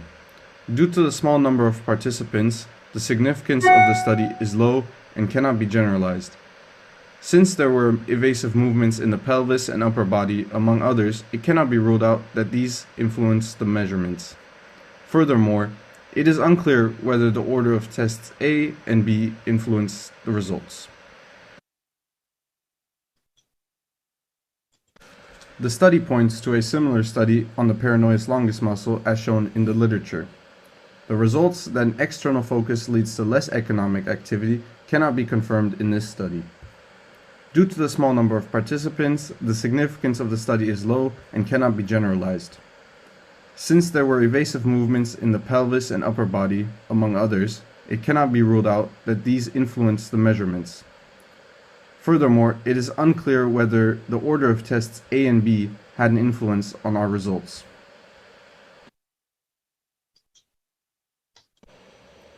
Here you see our literature.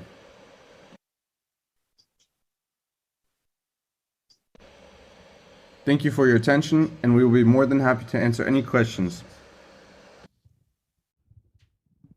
So, thank you very much for your interesting presentation.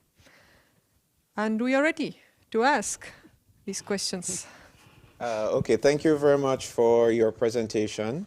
I wanted to start, my first question was, have you identified, you shared with us in your presentation, the limitations of your experiment as well as the delimitations, seeing that it's a teamwork. That's question one. And two, the absence of evidence doesn't mean there's none. So you kept linking your results to say it's similar to the literature, but this is more or less negative, negative, negative. If you should repeat your experiment, what would you improve to change the outcome of the results as presented? Thank you.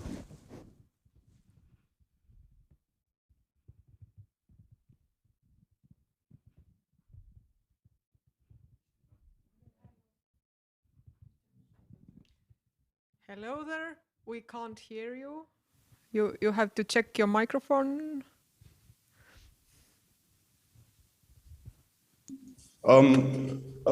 First, our students here will say it in German, and then I will translate it to them.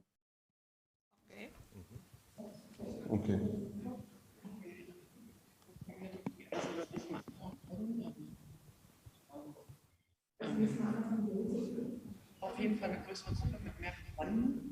For next time, they would like to definitely have a larger group with more subjects.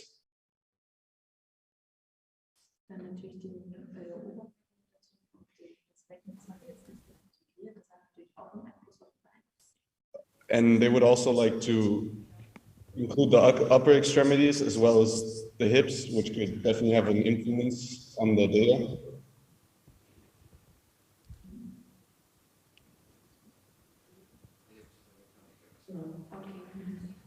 And they would also like to research other muscles in, in relation to the leg axis.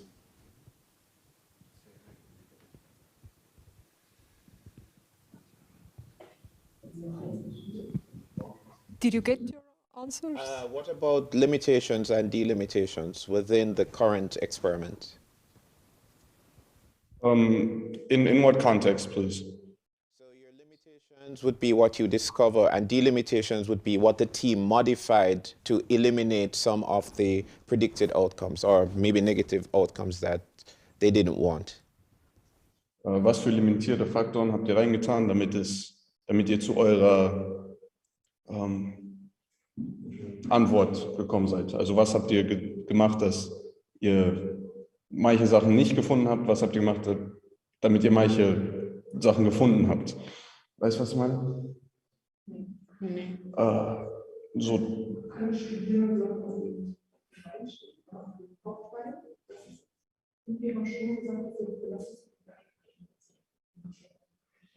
As some of the limiting factors, it was said that all the subjects must stand on their dominant leg, and that the three points on the foot must always be like that. That's where the weight should always be stabilized on.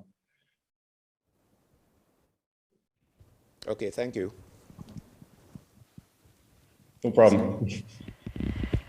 Thank you for your presentation. Firstly, I would ask you, how named the research method you use for your research? Can you repeat this?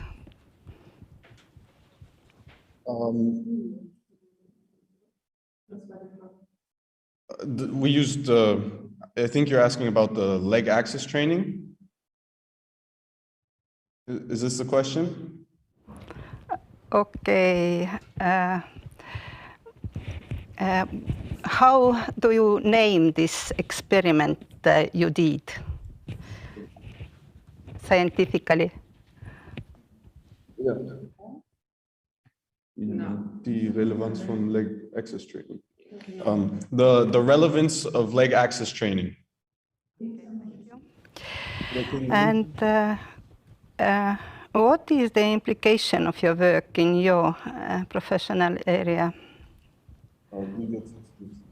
What does it change?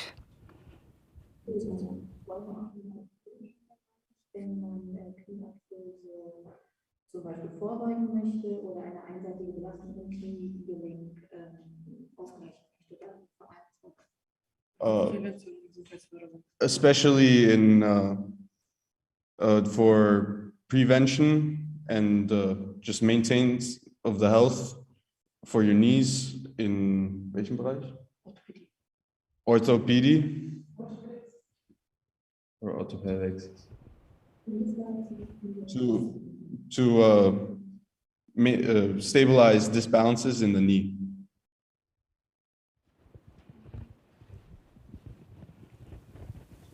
Okay, thank you. So, thank you very much for your answers. As we still don't have our third committee member in online, we will continue with our conference. And the next presenter? And the next presenter is from Estonia, Liina Press.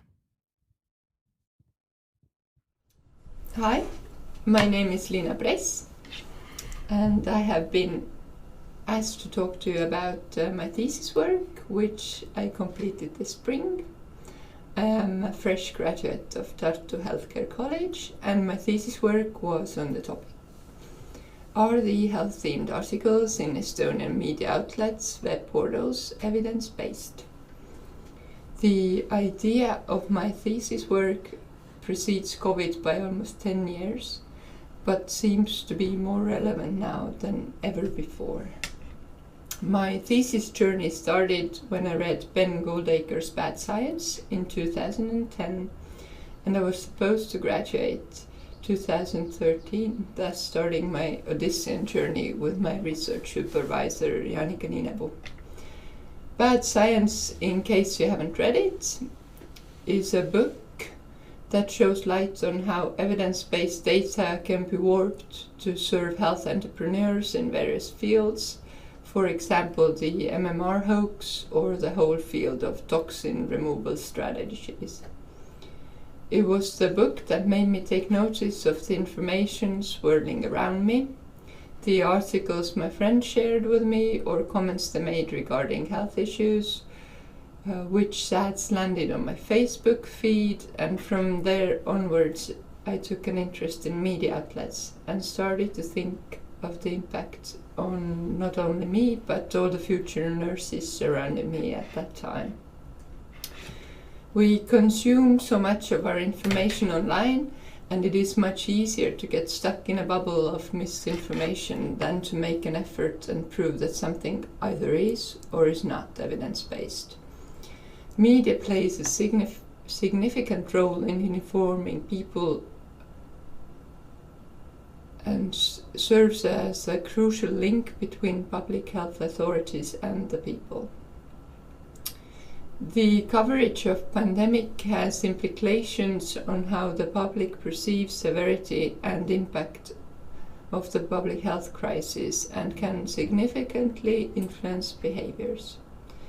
Compiling my thesis work proved how hard it is to get to the source of information provided in an article, and the cases where a fact was laid out and no source followed were quite a commonplace in web portals' healthcare articles. It made me worrisome of not only myself but also my peers working in hospitals and sifting through health articles during coffee break. Although I doubt they get coffee breaks in current climate, as Anneli Kannus, the president of Estonian Nurses Union, revealed to the public, nurses are working 300 hours a month. The aims of my thesis was to show if health-themed articles were evidence-based, provide nurses with a toolkit to help seek out evidence-based information, provide an overview of current situation in Estonian web portals' health-themed articles, and my central questions were: how have the sources been noted? Which articles have the sources noted? What is the level of evidence of a source? The work process of the thesis was as follows. I searched the word health in web portals, news outlets, and determined if the article is health-themed.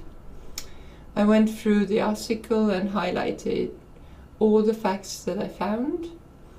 I looked if the fact was attached to a source. I then checked the source.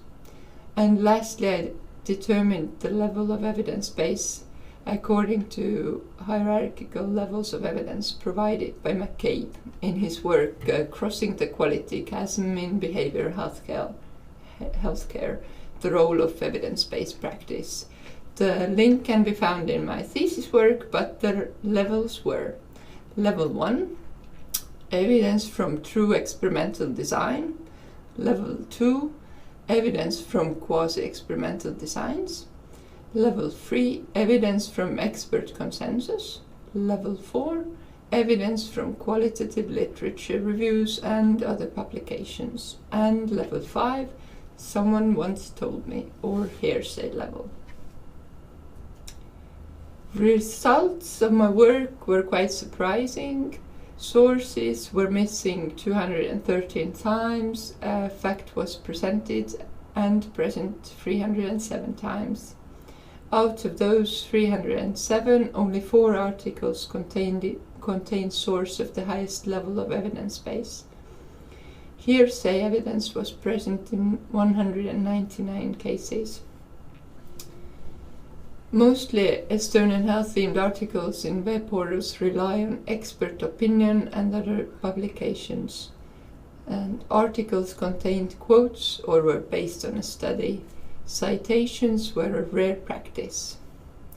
Results indicated that quality of media-based health information is positively associated with health decision-making and medical advice-seeking behavior. Since I trained as a nurse, I was sad to see no articles written by nurses. The picture has somewhat improved during the pandemic. Nurses are more visible and rooted for in the media, as they should be. The study stresses the importance of nurses both as informed media consumers and contributors to health awareness of their society, and the importance of evidence-based health-themed articles, not only during current COVID-19 pandemic era, but also beyond.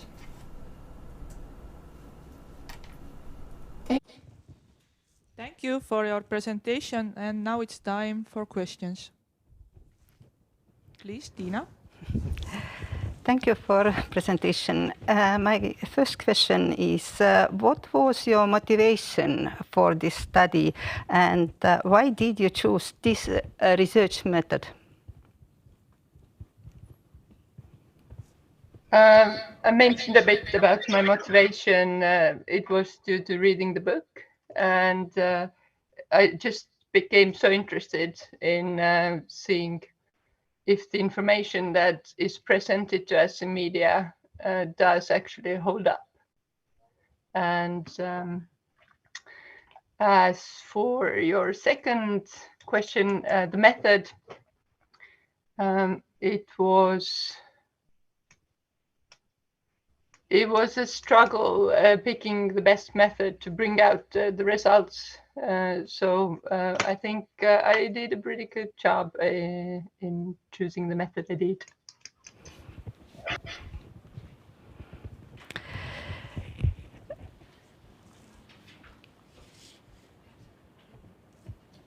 So, and can you explain more one more time what was the research problem?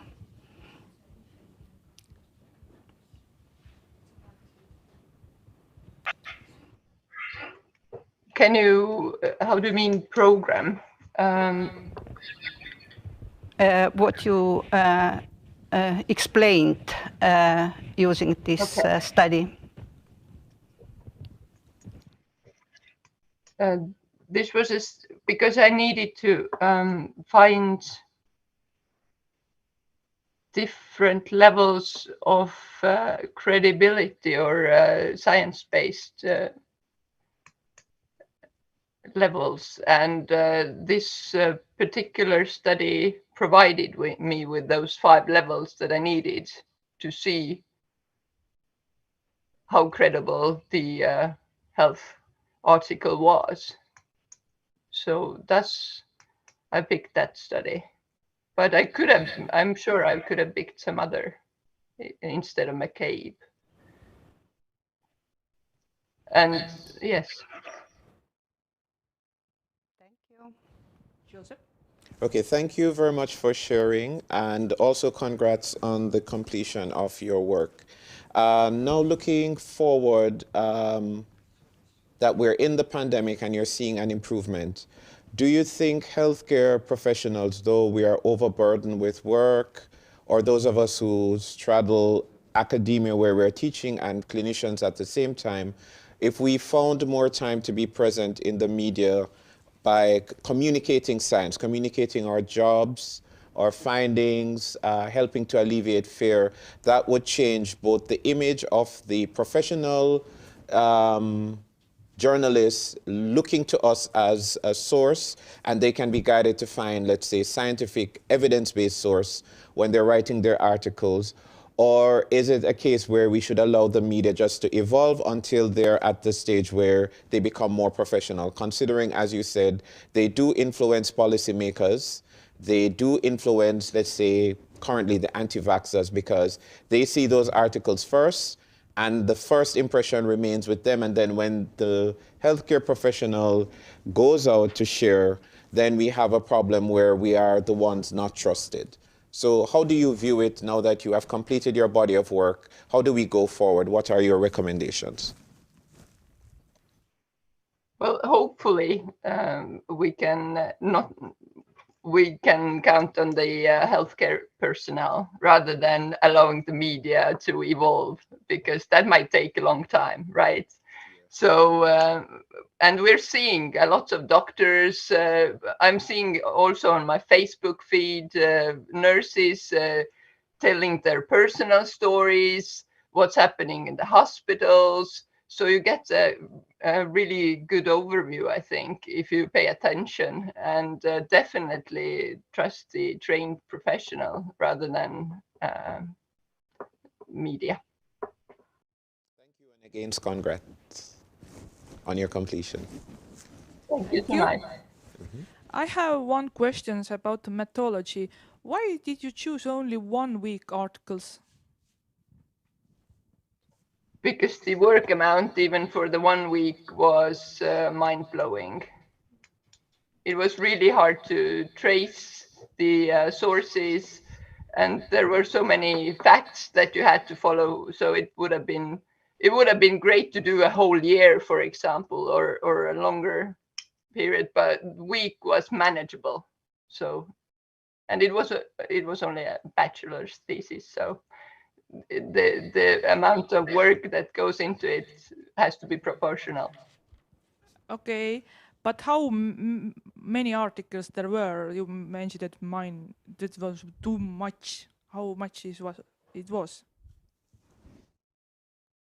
The amount of articles wasn't the problem, it was the sources. So there were like over 500 sources that had to be individually followed up.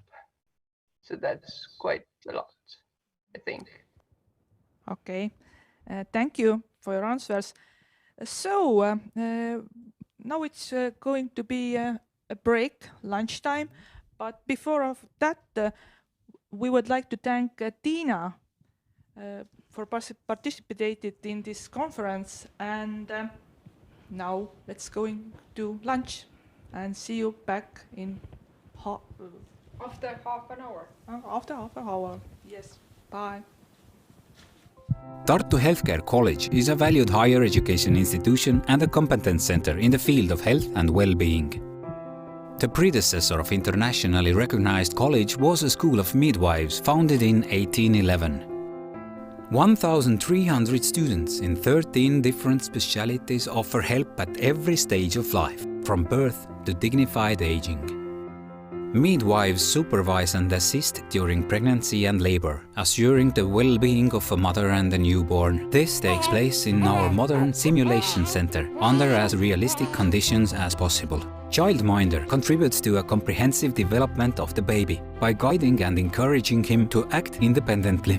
If something goes wrong, help is immediately available. Emergency medical technicians quickly assess the condition of an injured person and provide medical assistance. Radiographers use state-of-the-art technology to determine the extent of injuries in order to make an accurate diagnosis. Recovering is a long process that requires care and attention. Nurses have all the necessary knowledge and skills. The task of a physiotherapist is to regain body mobility, so a person can maintain ability to work and continue with activities. In addition to daily studies, applied research with great results is conducted in our facilities. It's how the therapeutic plans for knock-knee treatment for children were developed. Environmental health specialists ensure a healthy living and working environment. They know how to sit properly, how much light is needed, and how often a person needs to rest in order to maintain health and work capacity. Client worker for people with mental health problems supports individuals with special mental needs in the performance of their daily activities. Studies are practical and diverse, providing services to the whole community, from individuals to enterprises. Biomedical laboratory scientists work in laboratories where condition of an organism and the factors affecting it are being studied under the microscope. But the most exciting is invisible to the eye. These are the memories, knowledge and experiences collected over the years. The wisdom of life that others can learn from. In Tartu Healthcare College, we learn from more experienced, acquire skills and others. This is the story of us. Tartu Healthcare College. Heart in the right place.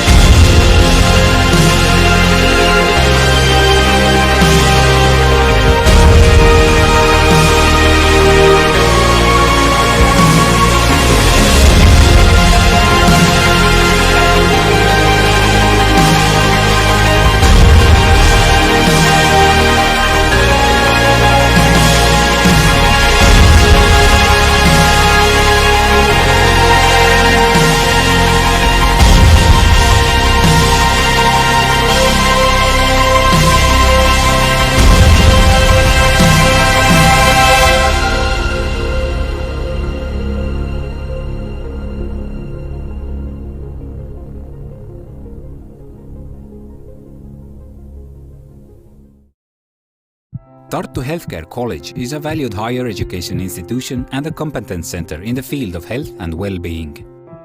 The predecessor of internationally recognized college was a school of midwives founded in 1811.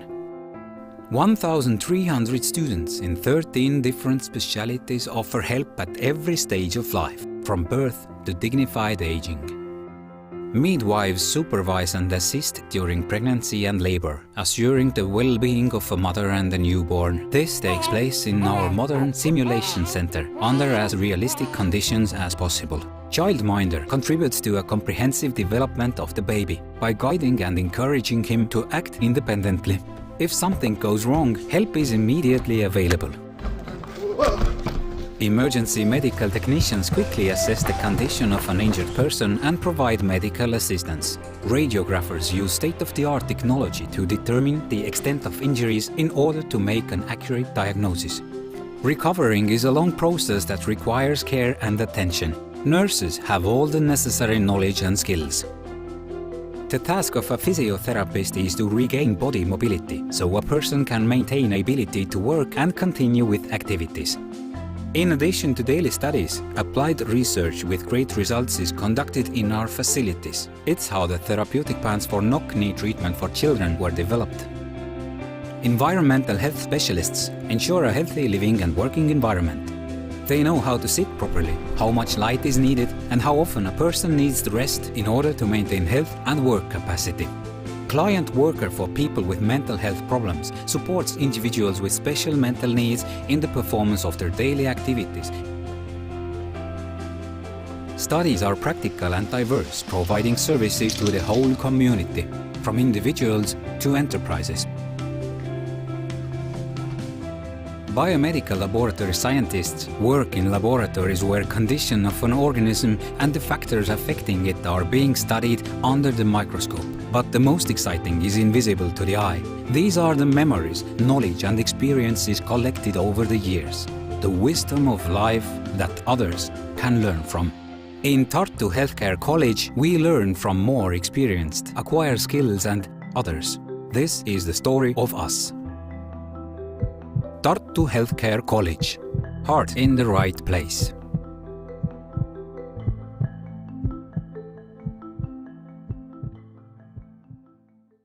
Tartu Healthcare College is a valued higher education institution and a competence center in the field of health and well-being.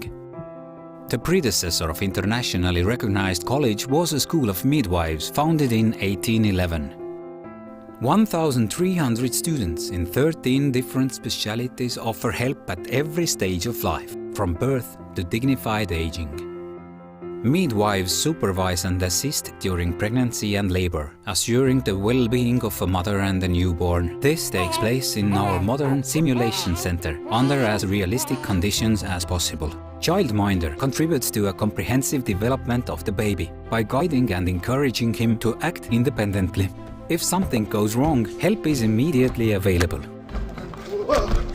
Emergency medical technicians quickly assess the condition of an injured person and provide medical assistance. Radiographers use state-of-the-art technology to determine the extent of injuries in order to make an accurate diagnosis. Recovering is a long process that requires care and attention. Nurses have all the necessary knowledge and skills. The task of a physiotherapist is to regain body mobility, so a person can maintain ability to work and continue with activities. In addition to daily studies, applied research with great results is conducted in our facilities. It's how the therapeutic plans for knock-knee treatment for children were developed. Environmental health specialists ensure a healthy living and working environment.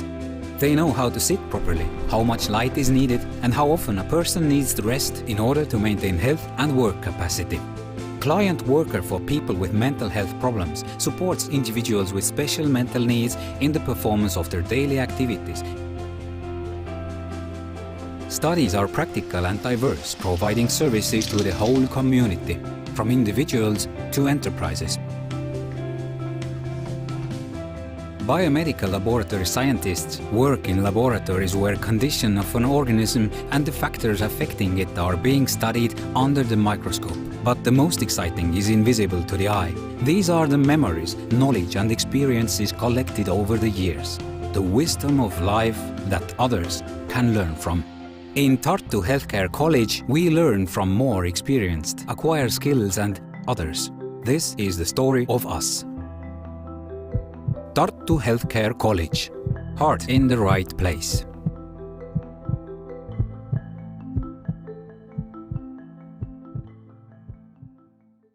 Tartu Healthcare College is a valued higher education institution and a competence center in the field of health and well-being. The predecessor of internationally recognized college was a school of midwives founded in 1811. 1,300 students in 13 different specialties offer help at every stage of life, from birth to dignified aging. Midwives supervise and assist during pregnancy and labor, assuring the well-being of a mother and a newborn. This takes place in our modern simulation center, under as realistic conditions as possible. Childminder contributes to a comprehensive development of the baby by guiding and encouraging him to act independently. If something goes wrong, help is immediately available. Emergency medical technicians quickly assess the condition of an injured person and provide medical assistance. Radiographers use state-of-the-art technology to determine the extent of injuries in order to make an accurate diagnosis. Recovering is a long process that requires care and attention. Nurses have all the necessary knowledge and skills. The task of a physiotherapist is to regain body mobility, so a person can maintain ability to work and continue with activities. In addition to daily studies, applied research with great results is conducted in our facilities. It's how the therapeutic plans for knock-knee treatment for children were developed. Environmental health specialists ensure a healthy living and working environment. They know how to sit properly, how much light is needed, and how often a person needs to rest in order to maintain health and work capacity. Client worker for people with mental health problems supports individuals with special mental needs in the performance of their daily activities. Studies are practical and diverse, providing services to the whole community, from individuals to enterprises. Biomedical laboratory scientists work in laboratories where condition of an organism and the factors affecting it are being studied under the microscope. But the most exciting is invisible to the eye. These are the memories, knowledge and experiences collected over the years. The wisdom of life that others can learn from. In Tartu Healthcare College, we learn from more experienced, acquire skills and others. This is the story of us. Tartu Healthcare College. Heart in the right place.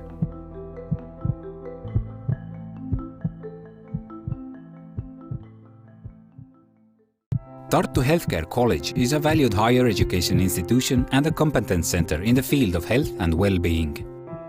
The predecessor of internationally recognized college was a school of midwives founded in 1811.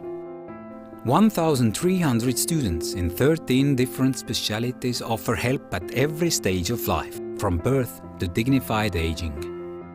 Midwives supervise and assist during pregnancy and labor, assuring the well-being of a mother and a newborn. This takes place in our modern simulation center, under as realistic conditions as possible. Childminder contributes to a comprehensive development of the baby by guiding and encouraging him to act independently.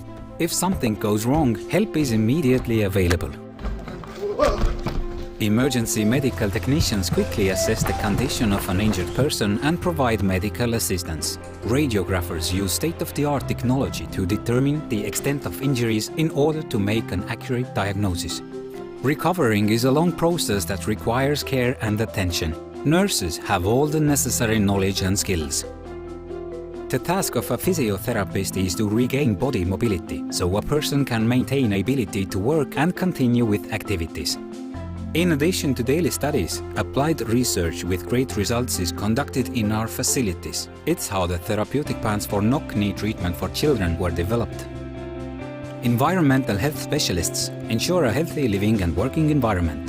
They know how to sit properly, how much light is needed, and how often a person needs to rest in order to maintain health and work capacity. Client worker for people with mental health problems supports individuals with special mental needs in the performance of their daily activities. Studies are practical and diverse, providing services to the whole community, from individuals to enterprises. Biomedical laboratory scientists work in laboratories where condition of an organism and the factors affecting it are being studied under the microscope. But the most exciting is invisible to the eye. These are the memories, knowledge and experiences collected over the years. The wisdom of life that others can learn from. In Tartu Healthcare College, we learn from more experienced, acquire skills and others. This is the story of us. Tartu Healthcare College. Heart in the right place.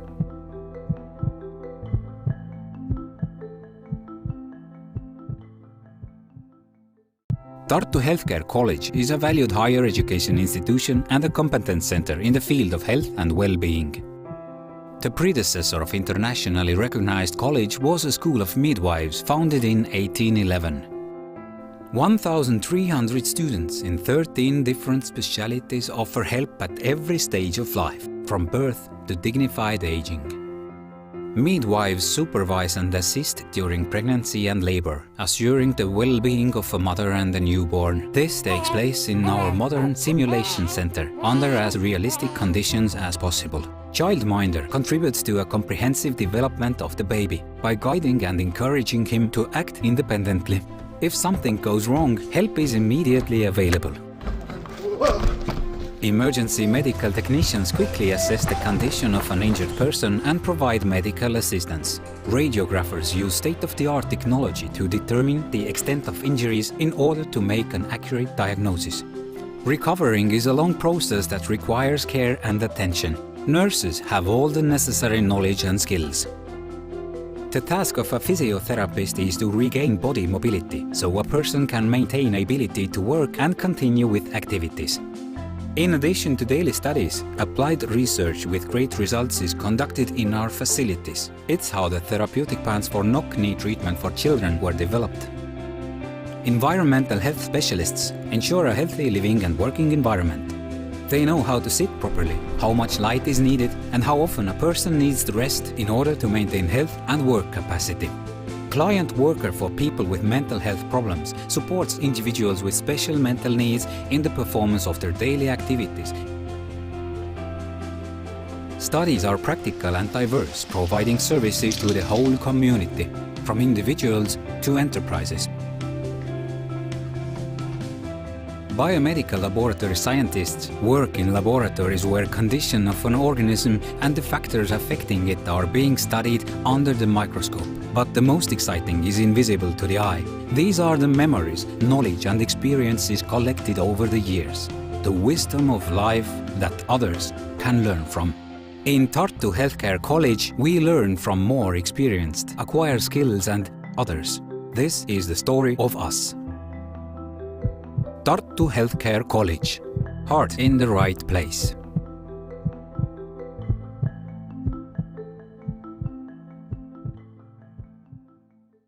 Tartu Healthcare College is a valued higher education institution and a competence center in the field of health and well-being.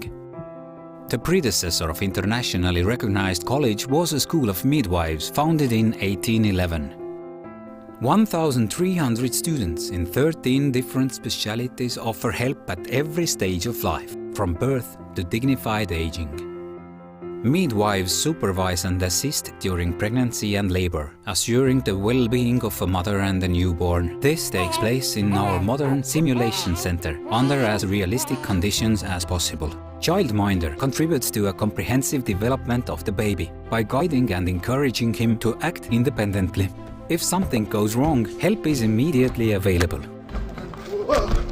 Emergency medical technicians quickly assess the condition of an injured person and provide medical assistance. Radiographers use state-of-the-art technology to determine the extent of injuries in order to make an accurate diagnosis. Recovering is a long process that requires care and attention. Nurses have all the necessary knowledge and skills. The task of a physiotherapist is to regain body mobility, so a person can maintain ability to work and continue with activities. In addition to daily studies, applied research with great results is conducted in our facilities. It's how the therapeutic plans for knock-knee treatment for children were developed. Environmental health specialists ensure a healthy living and working environment. They know how to sit properly, how much light is needed, and how often a person needs to rest in order to maintain health and work capacity. Client worker for people with mental health problems supports individuals with special mental needs in the performance of their daily activities. Studies are practical and diverse, providing services to the whole community, from individuals to enterprises. Biomedical laboratory scientists work in laboratories where condition of an organism and the factors affecting it are being studied under the microscope. But the most exciting is invisible to the eye. These are the memories, knowledge and experiences collected over the years. The wisdom of life that others can learn from. In Tartu Healthcare College, we learn from more experienced, acquire skills and others. This is the story of us. Tartu Healthcare College. Heart in the right place.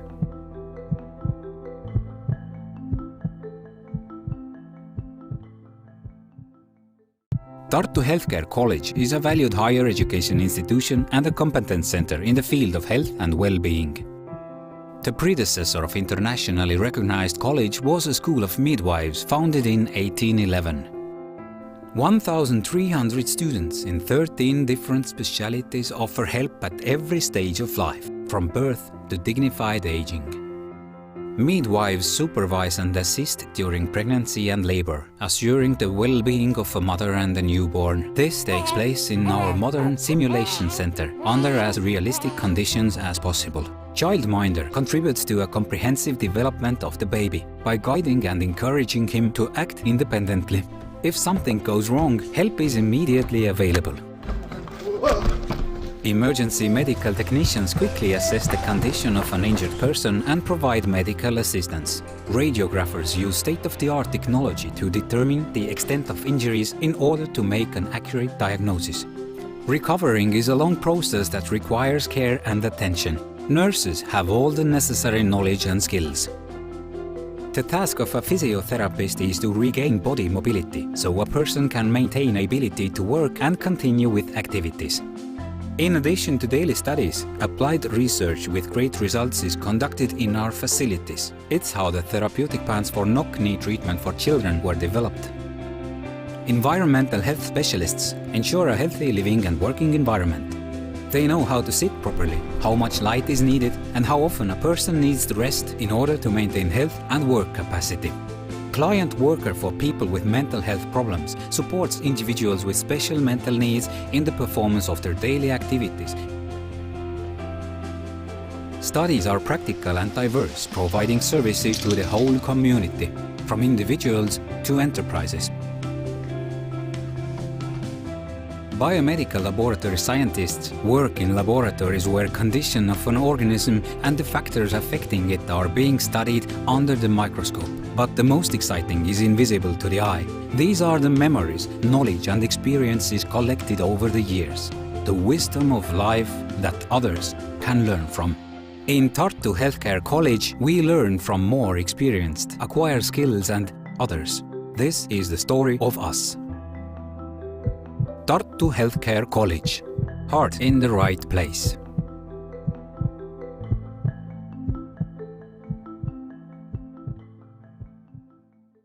Tartu Healthcare College is a valued higher education institution and a competence center in the field of health and well-being.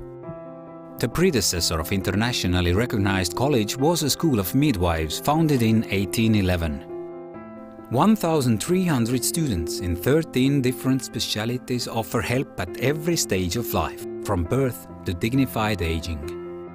Midwives supervise and assist during pregnancy and labor, assuring the well-being of a mother and a newborn. This takes place in our modern simulation center, under as realistic conditions as possible. Childminder contributes to a comprehensive development of the baby by guiding and encouraging him to act independently. If something goes wrong, help is immediately available. Emergency medical technicians quickly assess the condition of an injured person and provide medical assistance. Radiographers use state-of-the-art technology to determine the extent of injuries in order to make an accurate diagnosis. Recovering is a long process that requires care and attention. Nurses have all the necessary knowledge and skills. The task of a physiotherapist is to regain body mobility, so a person can maintain ability to work and continue with activities. In addition to daily studies, applied research with great results is conducted in our facilities. It's how the therapeutic plans for knock-knee treatment for children were developed. Environmental health specialists ensure a healthy living and working environment. They know how to sit properly, how much light is needed, and how often a person needs to rest in order to maintain health and work capacity. Client worker for people with mental health problems supports individuals with special mental needs in the performance of their daily activities. Studies are practical and diverse, providing services to the whole community, from individuals to enterprises. Biomedical laboratory scientists work in laboratories where condition of an organism and the factors affecting it are being studied under the microscope. But the most exciting is invisible to the eye. These are the memories, knowledge and experiences collected over the years. The wisdom of life that others can learn from. In Tartu Healthcare College, we learn from more experienced, acquire skills and others. This is the story of us. Tartu Healthcare College. Heart in the right place.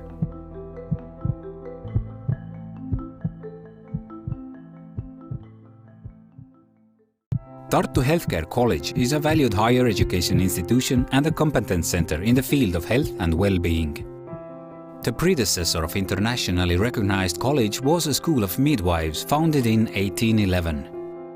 1,300 students in 13 different specialties offer help at every stage of life, from birth to dignified aging. Midwives supervise and assist during pregnancy and labor, assuring the well-being of a mother and a newborn. This takes place in our modern simulation center, under as realistic conditions as possible.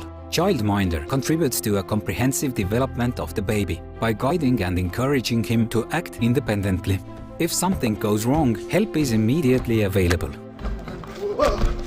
Emergency medical technicians quickly assess the condition of an injured person and provide medical assistance. Radiographers use state-of-the-art technology to determine the extent of injuries in order to make an accurate diagnosis. Recovering is a long process that requires care and attention. Nurses have all the necessary knowledge and skills. The task of a physiotherapist is to regain body mobility, so a person can maintain ability to work and continue with activities. In addition to daily studies, applied research with great results is conducted in our facilities. It's how the therapeutic plans for knock-knee treatment for children were developed. Environmental health specialists ensure a healthy living and working environment. They know how to sit properly, how much light is needed, and how often a person needs to rest in order to maintain health and work capacity. Client worker for people with mental health problems supports individuals with special mental needs in the performance of their daily activities. Studies are practical and diverse, providing services to the whole community, from individuals to enterprises.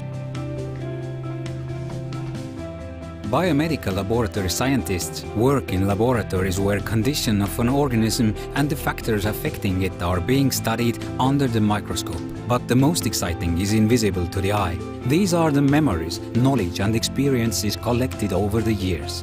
The wisdom of life that others can learn from. In Tartu Healthcare College, we learn from more experienced, acquire skills and others. This is the story of us. Tartu Healthcare College. Heart in the right place.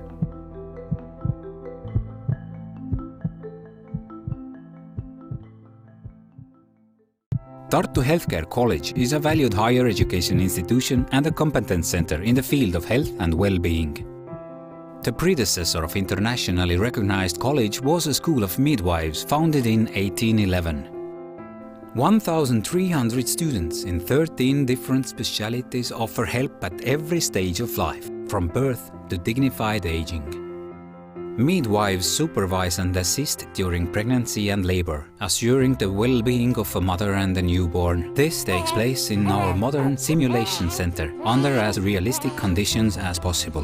Childminder contributes to a comprehensive development of the baby by guiding and encouraging him to act independently. If something goes wrong, help is immediately available. Emergency medical technicians quickly assess the condition of an injured person and provide medical assistance. Radiographers use state-of-the-art technology to determine the extent of injuries in order to make an accurate diagnosis. Recovering is a long process that requires care. Evantia on kohal või? On jah? Hello, it's good to be back again after good lunch. Before we start the third session of our conference, I would like to introduce the new member of Scientific Committee, Evantia Sakelari from Greece. Hello, Evantia.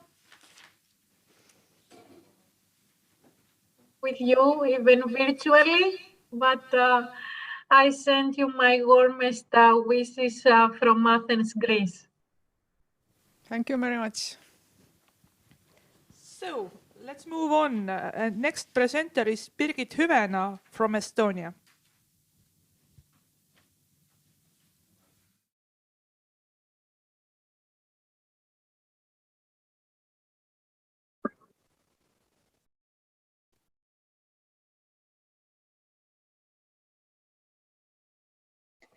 Good afternoon, everyone.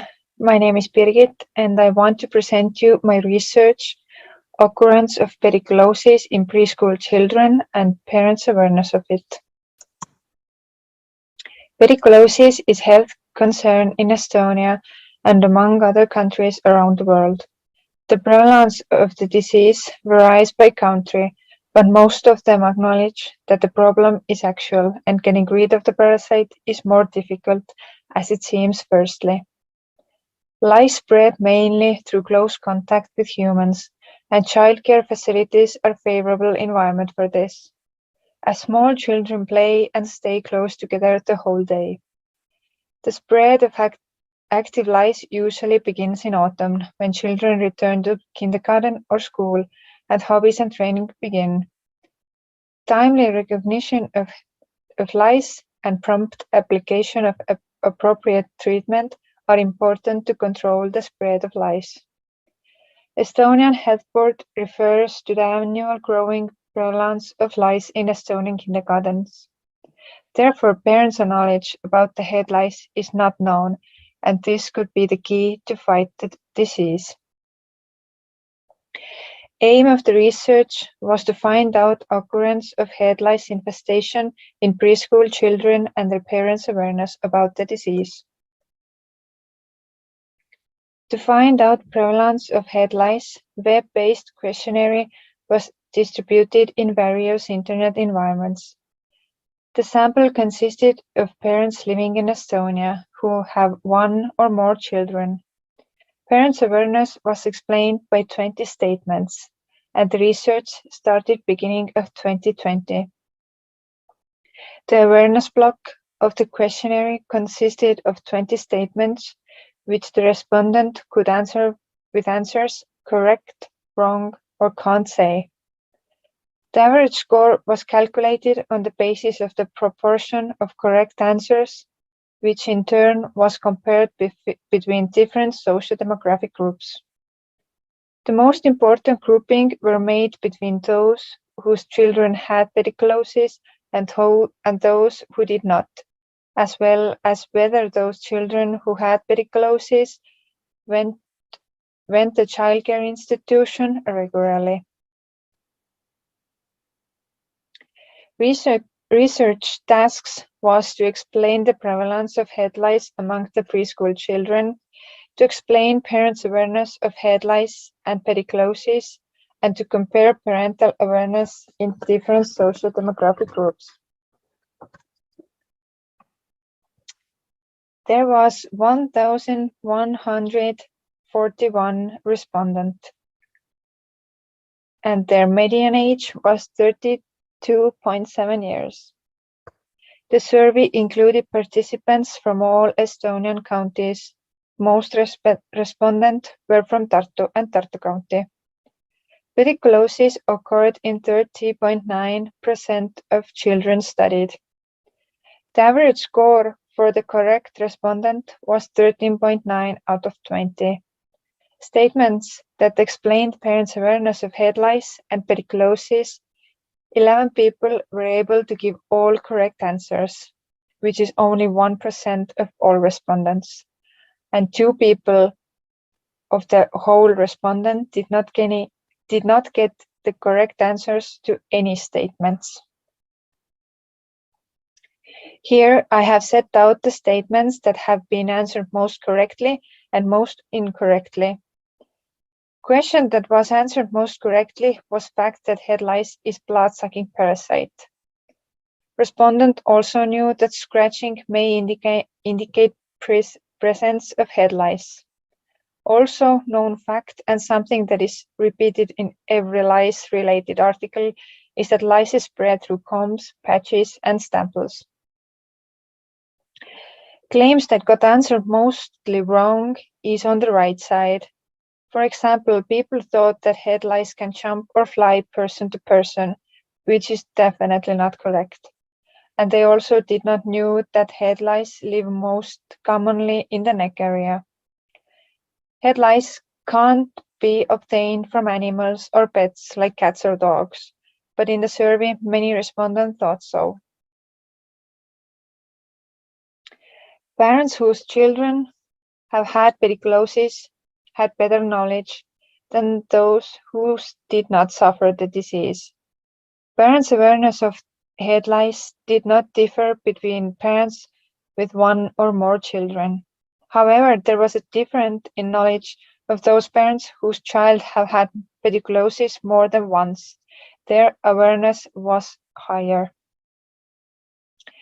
The resistance in urban or rural areas did not affect respondents' awareness of head lice, which means that their knowledge was at a similar level.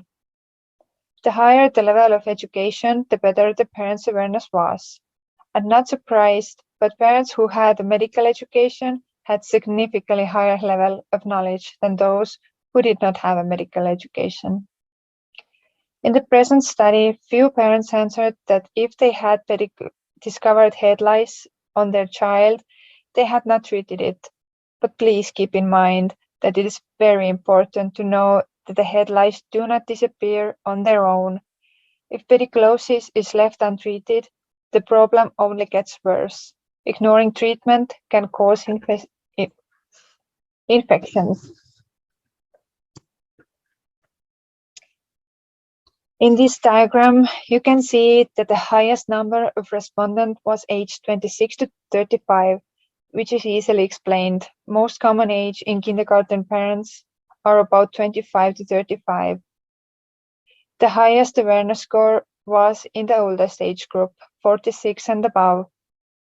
Definitely people with higher age have more knowledge. The occurrence of pediculosis in preschool children is about 30%.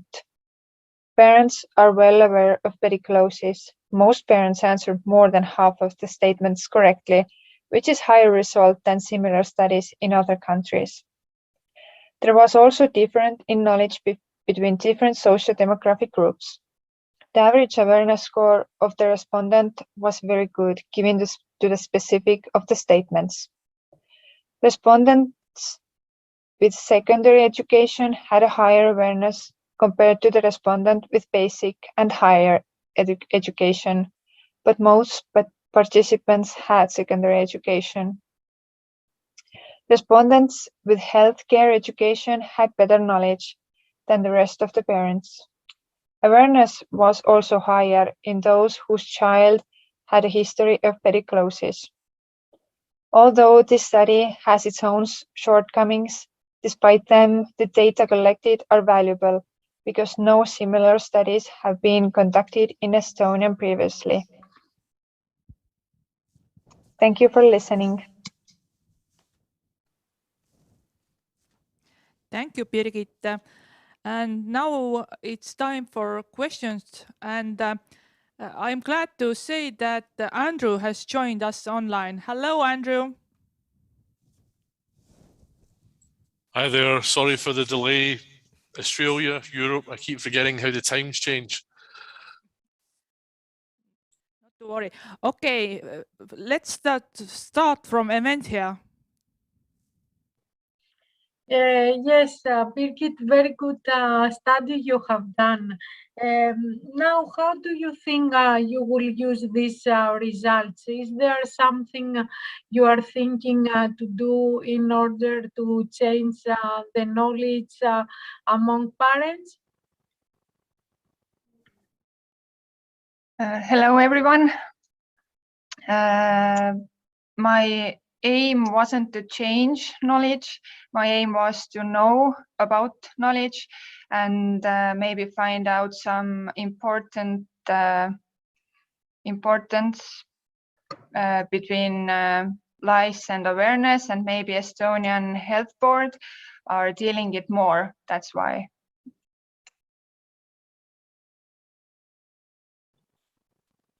Okay, thanks.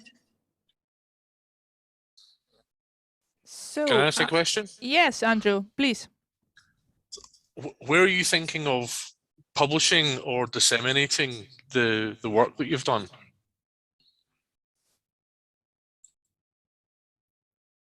Right now, I don't have aim to publish it somewhere. It was just school-based research, but I know that this research have gone further. One student from the last year also made this research based on my research, but she asked about the school year 7 to 10, I think. So our aim was to collect different age groups and then go somewhere with this, because only kindergarten children is maybe not as much to go somewhere with this research and make some changes in a big way.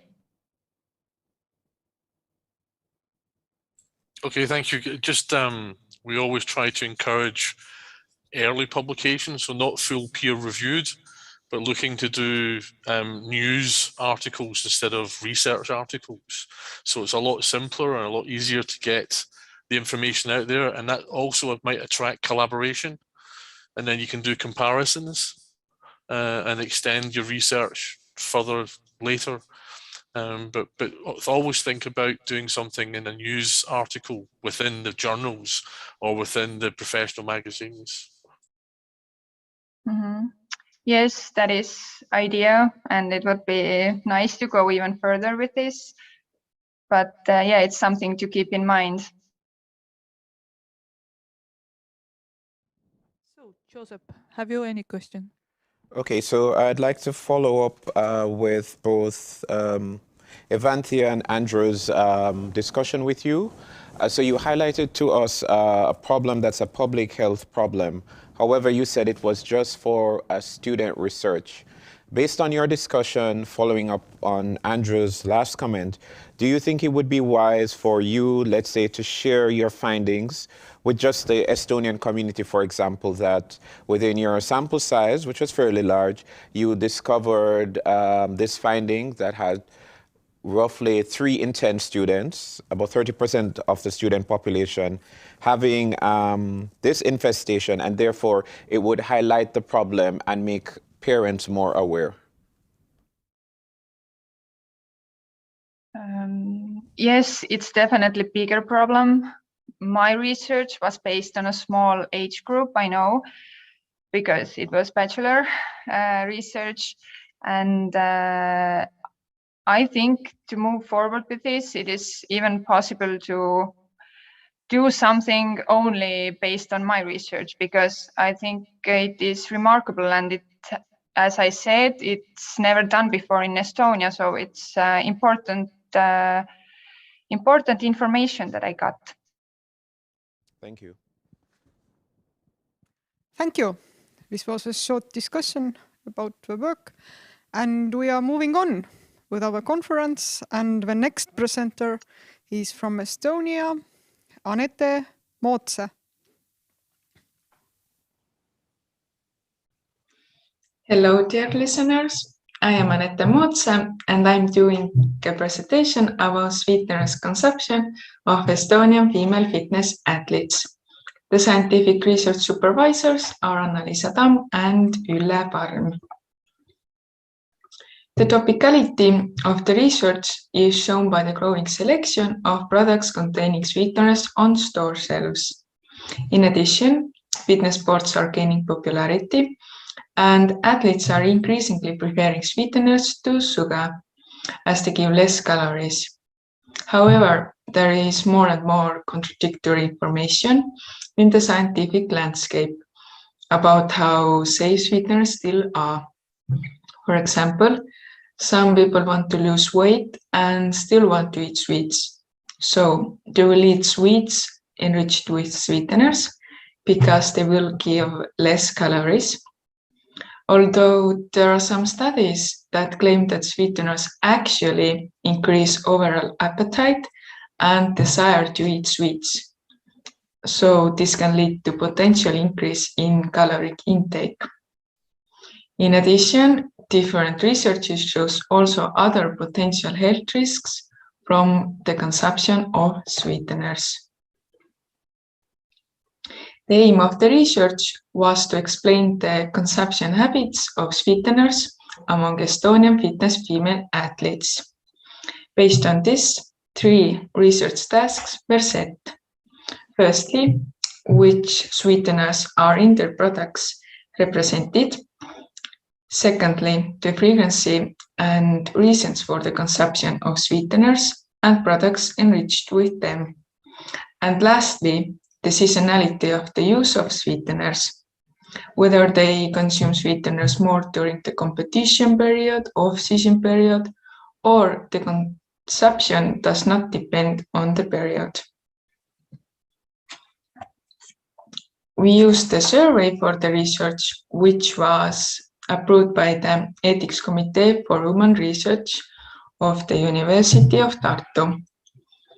The invitation to the study was submitted electronically, and 35 respondents filled the survey. Suitable respondents were found from the website of the Estonian Bodybuilding and Fitness Association.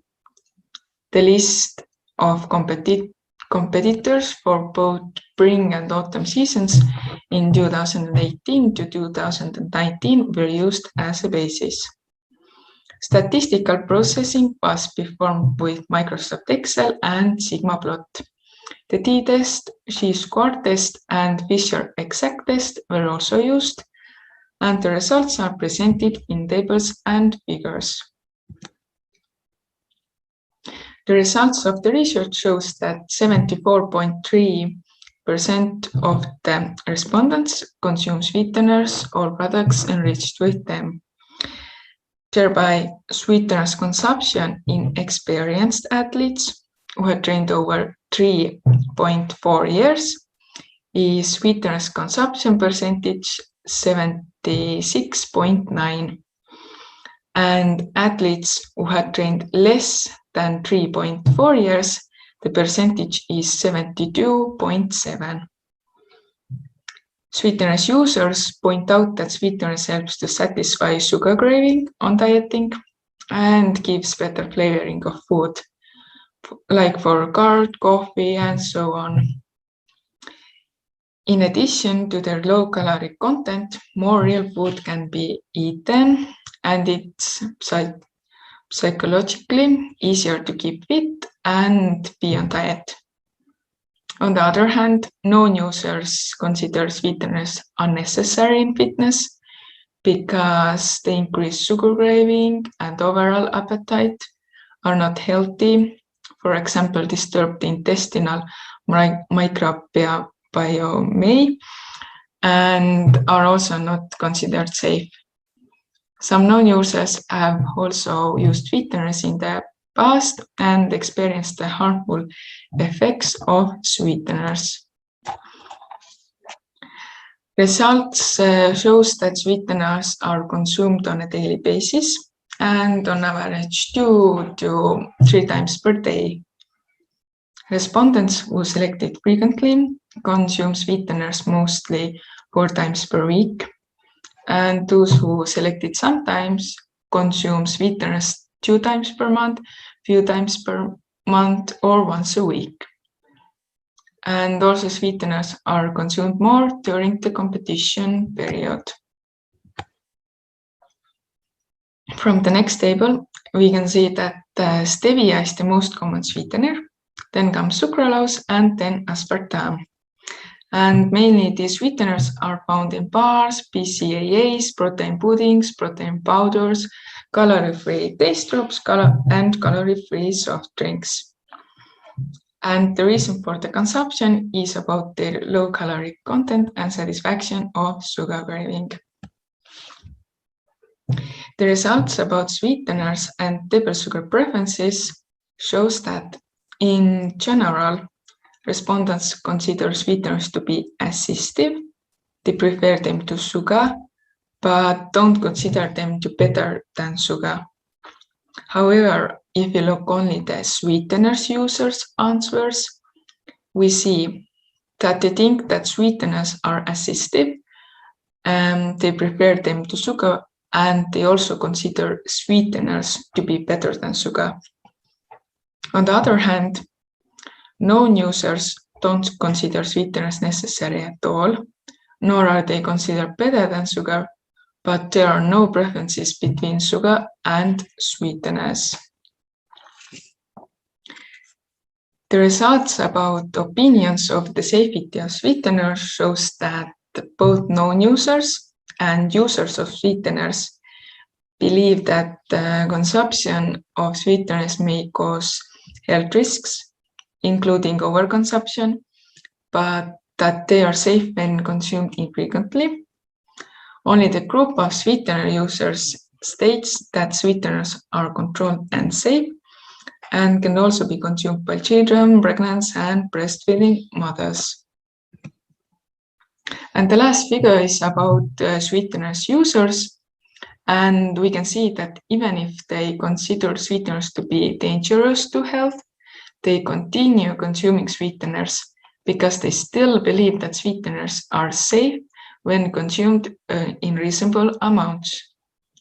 And also they provide less calories and satisfies the sugar craving on a diet because the table sugar is considered even worse. And finally, to conclude, firstly, female fitness athletes consume the most bars, BCAAs, puddings, protein powders, and taste drops, which are mostly sweetened with stevia, sucralose, or aspartame. Secondly, sweeteners are consumed on a daily basis and 2 to 3 times a day due to their low calorie content and satisfaction of sugar craving. And lastly, sweeteners are consumed more during the competition period. And the results have also been published in a peer-reviewed journal, Biomedical. Thank you for your attention. I would be happy to answer to your questions. Thank you very much, Anata, and we will be happy to ask the questions. So, Andrew, maybe you will start asking the questions. 2 screens, many programs, I'm getting myself confused. Thank you very much for the presentation.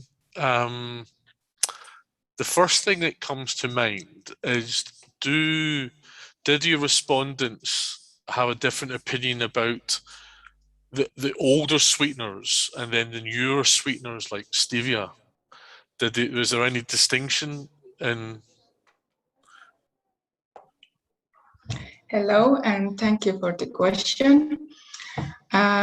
Did you mean for like artificial sweeteners and yes, between the stevia?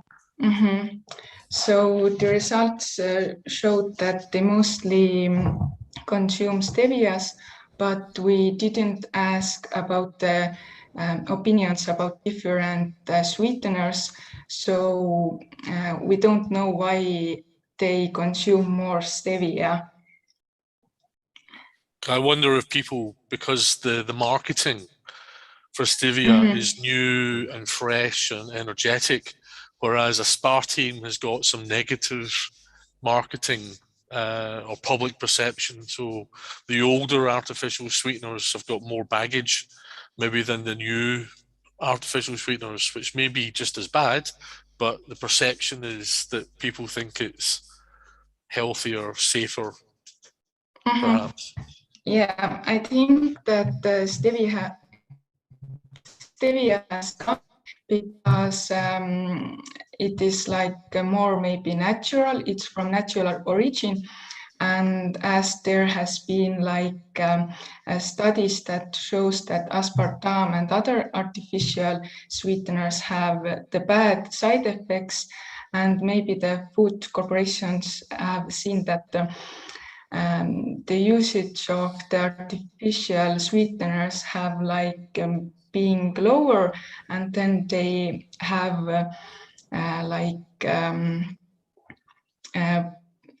used the stevia to sweeten the products because it's like natural origin. Maybe people think that this is like safer, but actually this stevia also has, I don't remember, maybe it was like 20 processing steps. So is it natural? I think it's not natural.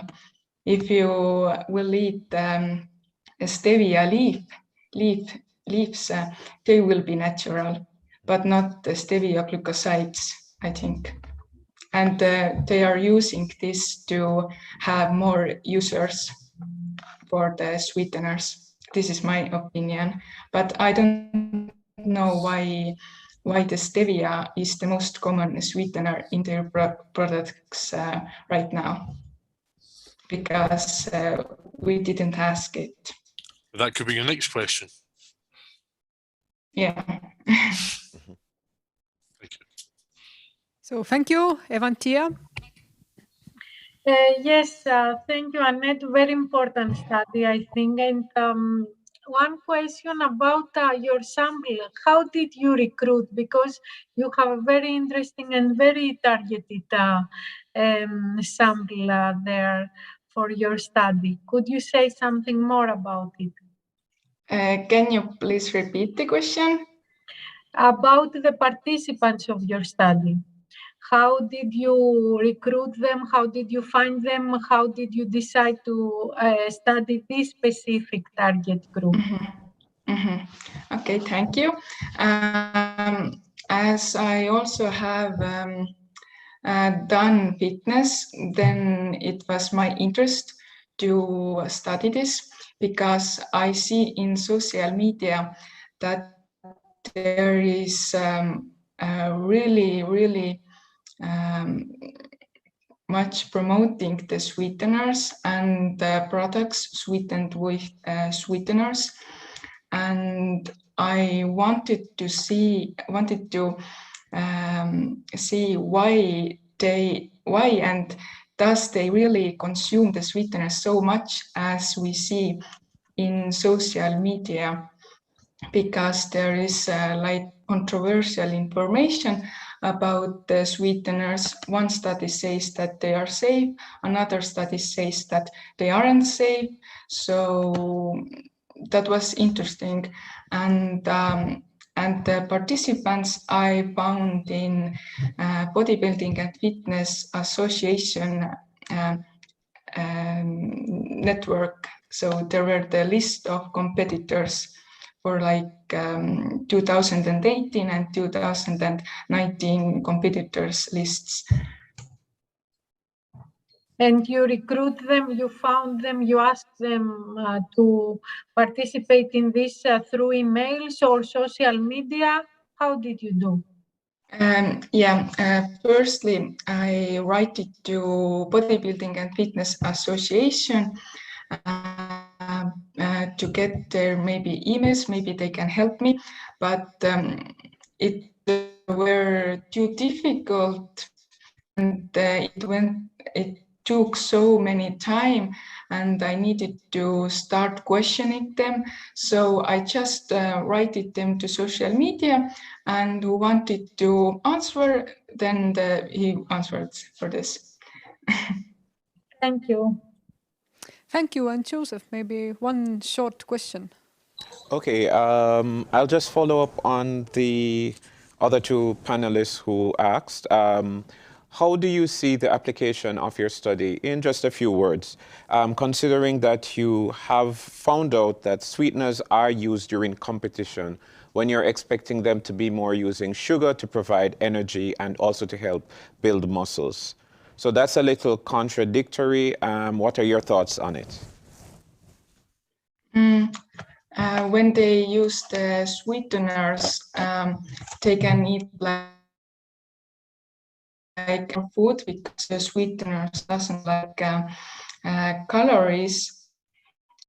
So they will get this energy from their like real food, because sweetened products are like processed foods. If it's the answer to your question. Yes, thank you very much. Thank you. And we will move on.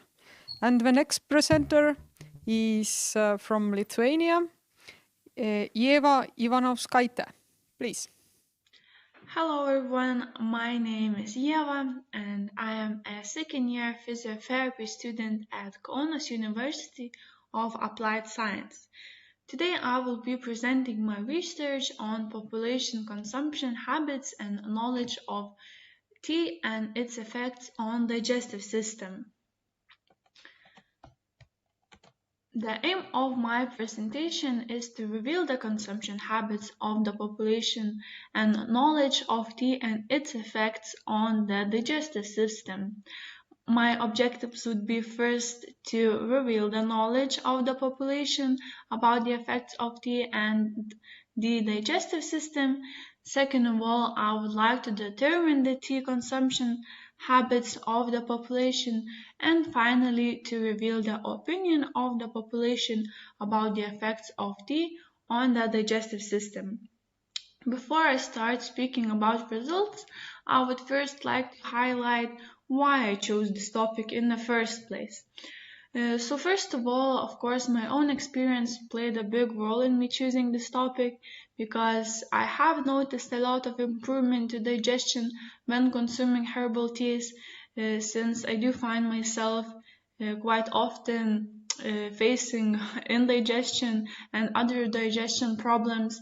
So I always try to find new ways to improve my health, and tea has been a big contributor in my health and in my digestion. So it really piqued my interest to do some research on this topic. So, of course, after I noticed my own improvement, I started reading more scientific papers, and a lot of them really just agreed with my own experience, and stated that tea does have a very positive effect on digestion. So even according to Kizar, tea is the most widely consumed beverage in the world besides water. I don't think that's a surprise really to everyone. Tea is a pretty common beverage everywhere in the world. I would like to also highlight that since ancient times, tea has been used as a health product or medicine for the prevention and treatment of various diseases.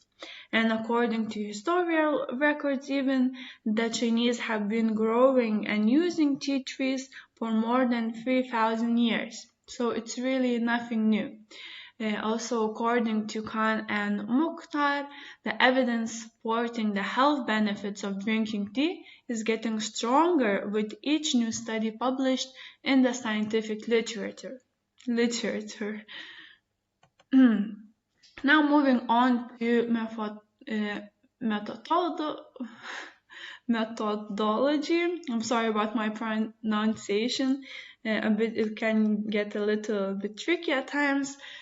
So before I conducted any tests, I did an analysis of scientific literature and other sources of information to mostly determine what kind of questions I want to ask the general public and what would answer my aim of the study the best.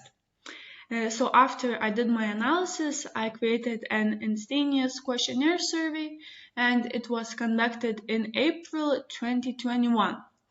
There were 4 age groups of subjects up to 18 years old, 18 to 25, 25 to 40, 40 to 60, and 60 plus years. And a total of 74 questionnaires were collected.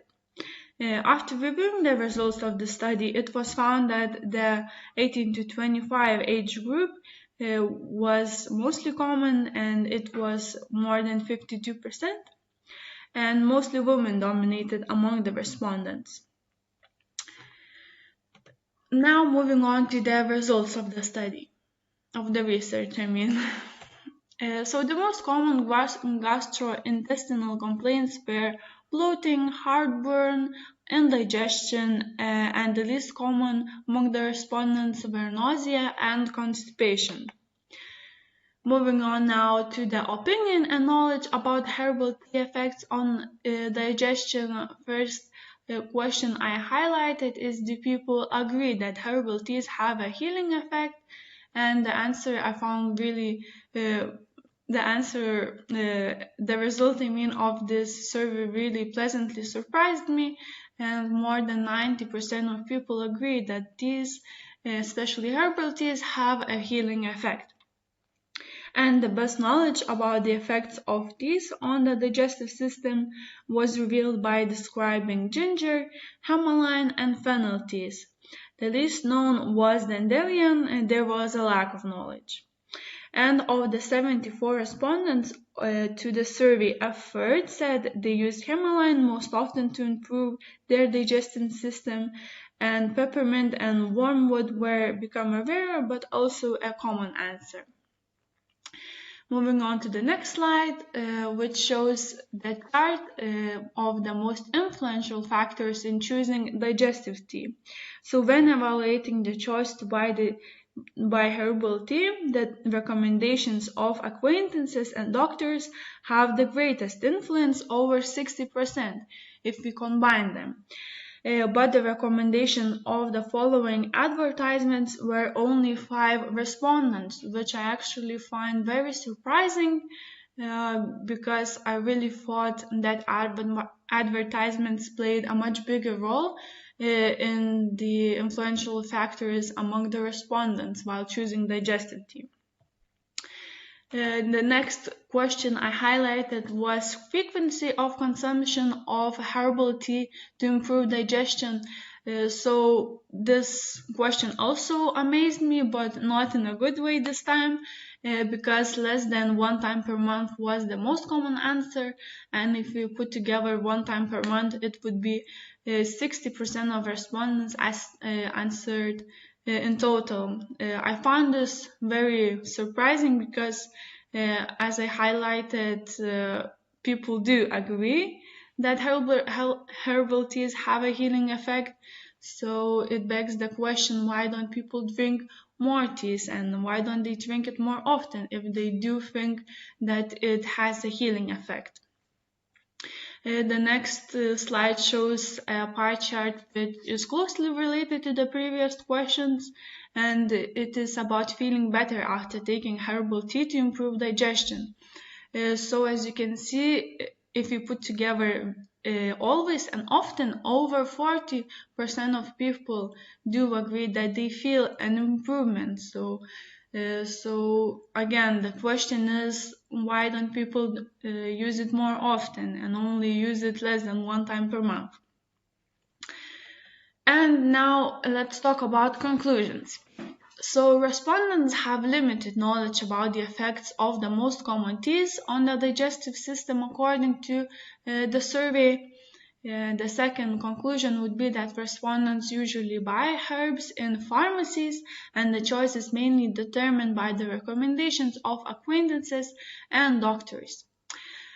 Flatulence, heartburn, and indigestion are the most common gastrointestinal complaints reported by respondents for which the effect of tea is often effective. And now that we came to the end, I would also like to read out to you a Chinese proverb that closely relates to my topic. So medications cure one disease and tea cures all.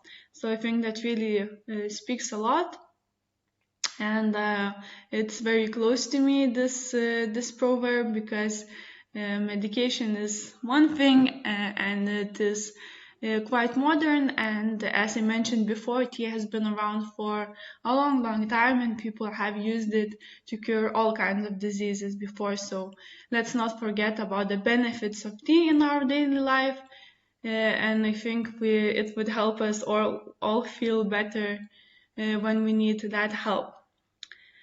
This is my literature, and thank you everyone for listening. And now I think it's time for questions. So if you have any, feel free to ask.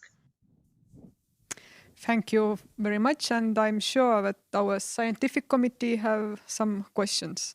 Maybe Evantia, you will start this time.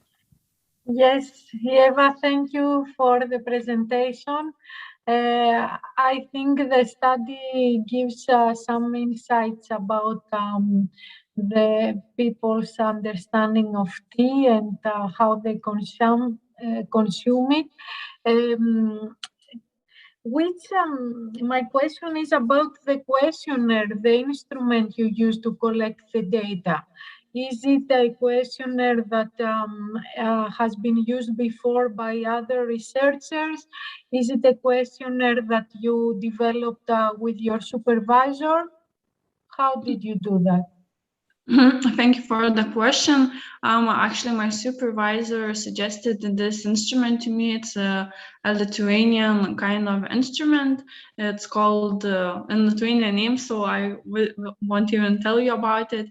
And it is very often used in bachelor's degree research and other researches in Lithuania. It's very common in here. So it has been developed by your school and your supervisor, or who has developed it? Actually, I'm not sure who developed the tool, but I just know that it's very commonly used, and I see it all the time. Students here in Lithuania use it. Okay. I don't think it's by my school. Okay, thank you. So, Andrew? Thank you for the presentation. That was really good. I had a question about, I think it was quite interesting that you were finding contradictory answers. So some people would say we don't take tea very often, but we think it is as good. We feel better afterwards. So that's like counterintuitive. So do you think there could be bias in your group? And if so, how would you manage the bias? Well, I really found it, as you mentioned, contradictory. So I would be like maybe interested in doing more research in this kind of field. Maybe I didn't question enough about why don't they choose to drink tea if they find it effective. So maybe I had to like include more follow-up questions if they chose this answer. So I didn't think of that previously before creating the survey itself. So it would, like, further research would be very interesting. Just a quick question, second question. In a lot of societies, tea, Chinese tea is seen as a medicine, traditional medicine. So it might be worth unpicking with the people taking the tea because they felt it had medical benefits or health benefits, because that can be sometimes relates to then who suggests it. So if the doctor recommends it or the pharmacist recommends it, and they think it's medicine is doing them good as well, and it's natural, you've got a lot of relationships there that reinforce the idea that tea is really good for you, and I don't deny that. I understand what you mean, but could you like rephrase like the question? I didn't quite understand what you're asking for. I'm not sure I asked the question, sorry. I think what I was thinking is about the population. So people drink tea for different reasons, and it's really to get into, did they drink tea, herbal tea, because they felt it had medical benefit? So not just the doctor that said drink tea because it's good for you, but the individual said, yes, I feel herbal tea is good for me. I think there's something to tease out there, don't you think? Yeah, people look at this in a couple different ways, and that I think ties in with how they grew up, what their parents used, what their grandmothers used to recommend to them. So I think it's like a different thing for everyone. Tea symbolizes different things. So as I mentioned, maybe I should do more research on this, like what tea means to people, and further my knowledge about that. Thank you. Thank you very much for your discussion, but we have some time limits and we will move on. Yes. Next presenter is Marimal Puksa from Estonia.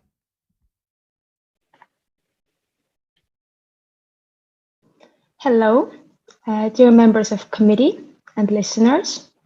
My name is Marimal Puksa, and I would like to present to you the results of my research, Attitude of Estonian Residents Towards Water Dispensers. So at first, I will begin by filling you in on the background of this topic. So far, very limited research has been done regarding the topic in Estonia and in the world. Several studies carried out abroad have found exceedances of the limit values for microbiological quality indicators, such as Escherichia coli, Enterococcus, and Pseudomonas aeruginosa, etc. In 2015, Ministry of Environment and the Estonian Environmental Research Center carried out the study, during which it was discovered that the water from the drinking water dispensers contained an unexpected amount of microbes. Moving on to the aim. The aim of this research was to find out the attitude of Estonian residents towards drinking water dispensers and to evaluate the microbiological quality of Tartu Healthcare College's water dispensers. Data was collected using a web-based questionnaire conducted in Google Forms environment between the 1st and 28th of February 2021. Prior to the publication of the questionnaire, a pilot study was conducted to assess the comprehensibility of the questions. The link to the questionnaire was shared several times via Facebook, social media, to receive respondents. All data collected during the questionnaire was transferred from Google Forms to Microsoft Excel, where it was organized and coded. And after that, the data were exported to the data processing program, SPS Statistics, where the chi-square test was used to analyze the characteristics. The microbiological analysis of the water dispensers located at Tartu Healthcare College were performed in December 2020. The water samples were collected directly from the water dispensers in pre-sterilized 500 milliliter glass bottles. And upon collection, were taken to the microbiological laboratory of Tartu Healthcare College and analyzed the same day. It is important to mention that there was no attempt to sterilize the outer surfaces of the faucets, and each sample was analyzed for Escherichia coli, coliform, Enterococcus, Pseudomonas aeruginosa, and the heterotrophic plate count using the appropriate standard methods. Let's now look at the next slide, which shows the faucets of the water dispensers in the course of collecting samples. Yeah, so this is how they looked. Moving on to the results, there were altogether 135 respondents, of which 76.3% were women. More than 75% of the respondents considered the water from water dispensers to be of good quality. And according to the 59.3% of the respondents' opinions, there were no potential health risks that they associated with the consumption of water from the drinking water dispensers.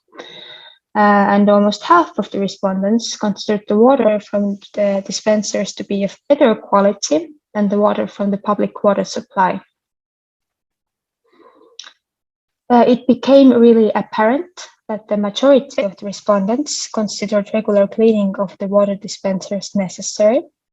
So from table 1, we can see the respondents' assessment of the frequency of cleaning the various parts of drinking water dispensers, the external details, and the water reservoir.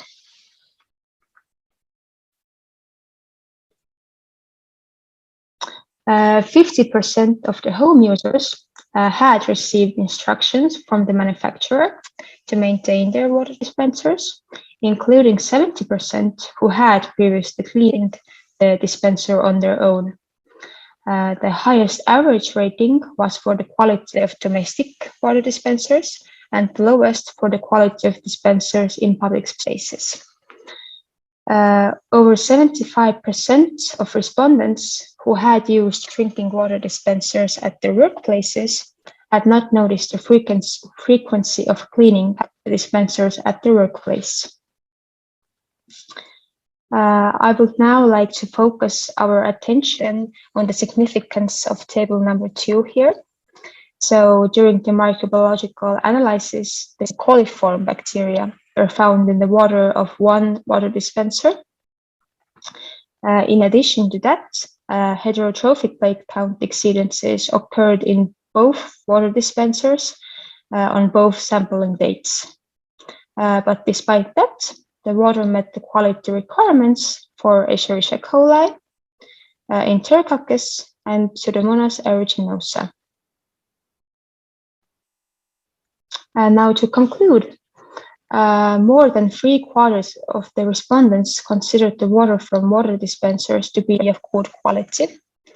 And the primary reasons for that were, for instance, absence of unpleasant experience, reliable dispenser brands, pleasant taste, good reputation of water dispensers, poor drinking water quality at home, and of course, the existence of local government legislation. In addition to that, the majority of the respondents considered regular cleaning of dispensers necessary, while women considered cleaning of the water dispensers more important than men. Heterotrophic plate count exceedances occurred in the water of both water dispensers of Tartu Healthcare College. However, the water met the quality requirements for Escherichia coli, Enterococcus, and Pseudomonas aeruginosa. As a final point, I would like to offer some proposals. The results obtained are clearly alarming and will need further research to acquire comparative data within Estonia.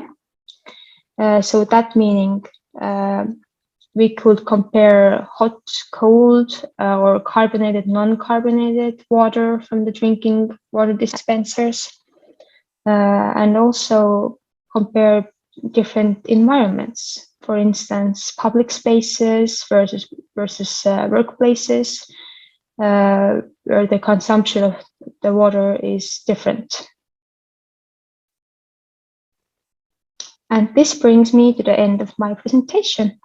Thank you for your attention. Thank you. And now it's time for questions. Joseph, will you start? Sure. Thank you for your presentation and sharing with us your journey in terms of understanding what happens to the drinking water and the dispensers. However, in your presentation, you never shared with us whether the dispensers you examined at the college were ones that use, for example, 5-liter water bottles from factories versus a direct connection to the system and an inbuilt filter. Because then that would shed some light as to whether, let's say, we start implicating the end user, or could it also be linked to the factory that processes and sells the water to the respective institution. Could you elaborate some more, please? Thanks. Yes, thank you for the question. The water dispensers were bottled. So yes, the 5-gallon ones. Okay, thank you very much. So, Andrew? Can you hear me this time? Yes. I had my microphone up the top, sorry. This is always a very interesting subject, sampling water in public spaces. And as you rightly said, one of the important bits is the actual nozzle, because people can't see it, it's tucked out the way, it's not visible. And as you said, they're going on the reputation. So do you think there's a risk to the public, or do you think the water is safe? What's your overall position? As the number of the water dispensers used in the study was very small, there is currently no overview of the situation in other Estonian water dispensers. So it would be premature to assess whether it is posing any kind of health risks. But should some further studies also find large exceedances, then this is a matter of public health indeed, and appropriate measures should be taken, such as maybe any universal guides, setting out different methods and intervals for regular cleaning. Because I've seen on some manufacturers, they put a card on the side of the thing and people have to sign when it's been cleaned. So you got a visual indication when it's been sanitized, especially in COVID terms. One of the COVID precautions is actually regular cleaning of things like water fountains. Thank you. So, and Eventia? Yes, thank you very much for the presentation. I actually enjoyed this presentation because this is one subject that I have been thinking a lot myself as a consumer, you know, whether this would be safe or not safe for me to drink, and what precautions I should take if I use these dispensers. How did you come to choose this subject of your study?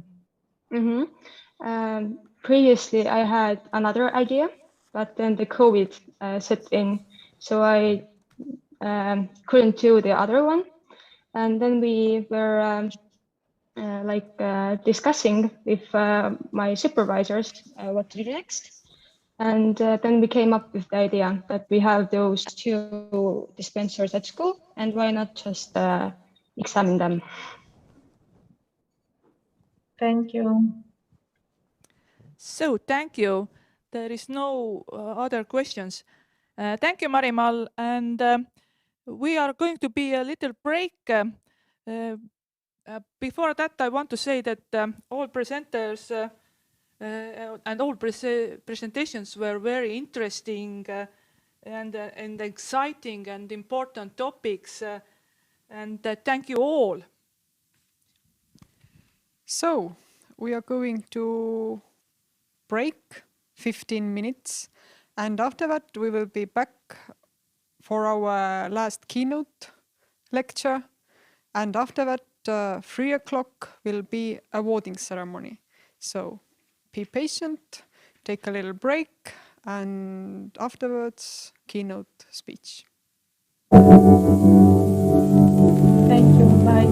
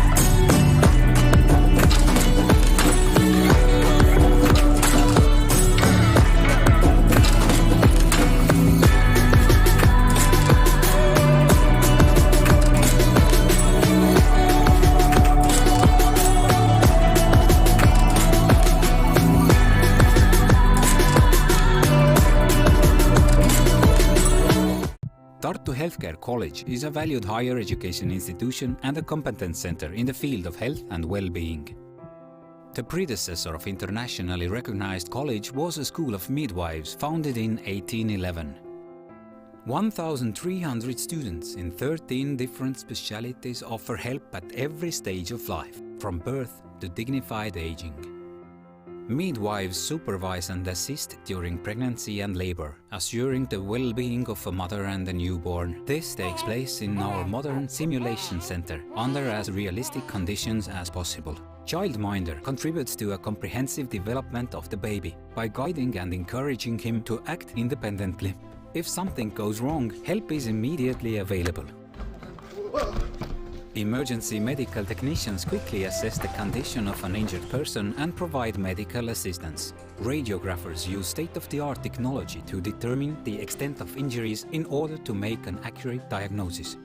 Recovering is a long process that requires care and attention. Nurses have all the necessary knowledge and skills. The task of a physiotherapist is to regain body mobility, so a person can maintain ability to work and continue with activities. In addition to daily studies, applied research with great results is conducted in our facilities. It's how the therapeutic plans for knock-knee treatment for children were developed. Environmental health specialists ensure a healthy living and working environment. They know how to sit properly, how much light is needed, and how often a person needs to rest in order to maintain health and work capacity. Client worker for people with mental health problems supports individuals with special mental needs in the performance of their daily activities. Studies are practical and diverse, providing services to the whole community, from individuals to enterprises. Biomedical laboratory scientists work in laboratories where condition of an organism and the factors affecting it are being studied under the microscope. But the most exciting is invisible to the eye. These are the memories, knowledge and experiences collected over the years. The wisdom of life that others can learn from. In Tartu Healthcare College, we learn from more experienced, acquire skills and others. This is the story of us. Tartu Healthcare College. Heart in the right place.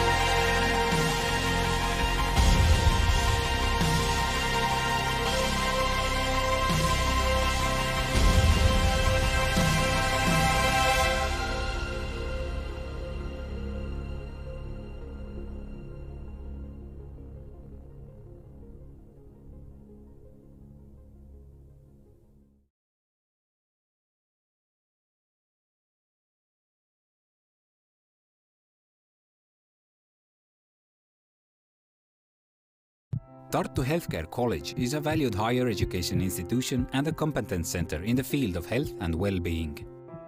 The predecessor of internationally recognized college was a school of midwives founded in 1811. 1,300 students in 13 different specialties offer help at every stage of life, from birth to dignified aging.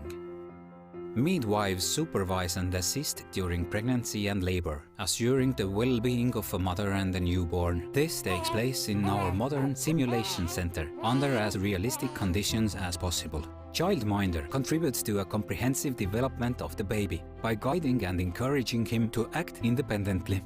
If something goes wrong, help is immediately available. Emergency medical technicians quickly assess the condition of an injured person and provide medical assistance. Radiographers use state-of-the-art technology to determine the extent of injuries in order to make an accurate diagnosis. Recovering is a long process that requires care and attention. Nurses have all the necessary knowledge and skills. The task of a physiotherapist is to regain body mobility, so a person can maintain ability to work and continue with activities. In addition to daily studies, applied research with great results is conducted in our facilities. It's how the therapeutic plans for knock-knee treatment for children were developed. Environmental health specialists ensure a healthy living and working environment. They know how to sit properly, how much light is needed, and how often a person needs to rest in order to maintain health and work capacity. Client worker for people with mental health problems supports individuals with special mental needs in the performance of their daily activities. Studies are practical and diverse, providing services to the whole community, from individuals to enterprises. Biomedical laboratory scientists work in laboratories where condition of an organism and the factors affecting it are being studied under the microscope. But the most exciting is invisible to the eye. These are the memories, knowledge and experiences collected over the years.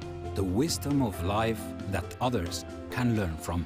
In Tartu Healthcare College, we learn from more experienced, acquire skills and others. This is the story of us. Tartu Healthcare College. Heart in the right place.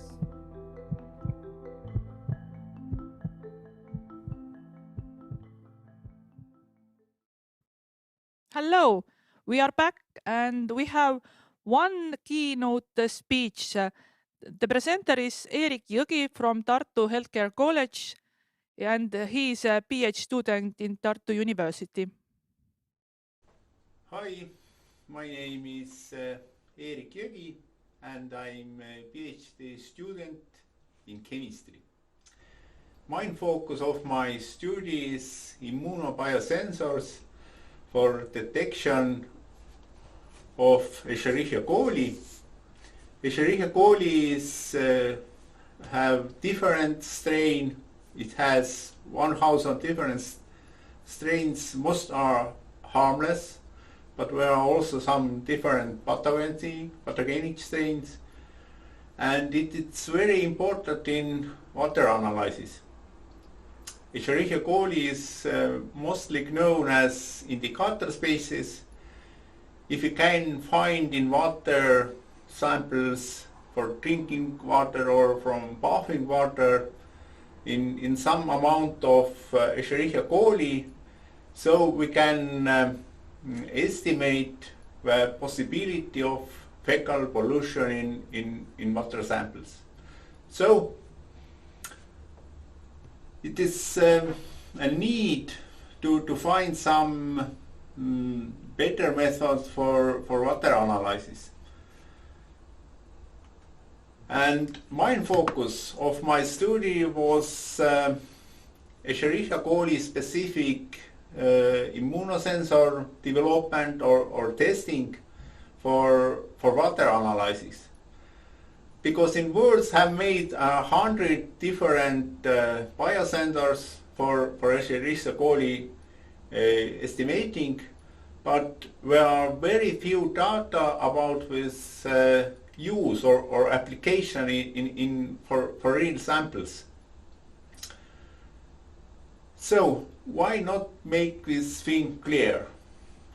In in this scheme you can see the working scheme of these biosensors, because the mine, how it works, it first creates a so-called microcolumn which associates all cells from these water samples, also Escherichia coli cells. It's a so-called concentration step, and after this step we can concentrate Escherichia coli, and we can estimate Escherichia coli amount by measuring fluorescence, because we will use Escherichia coli specific conjugated antibody, and about this the amount of this fluorescence we can estimate the number of Escherichia coli cells.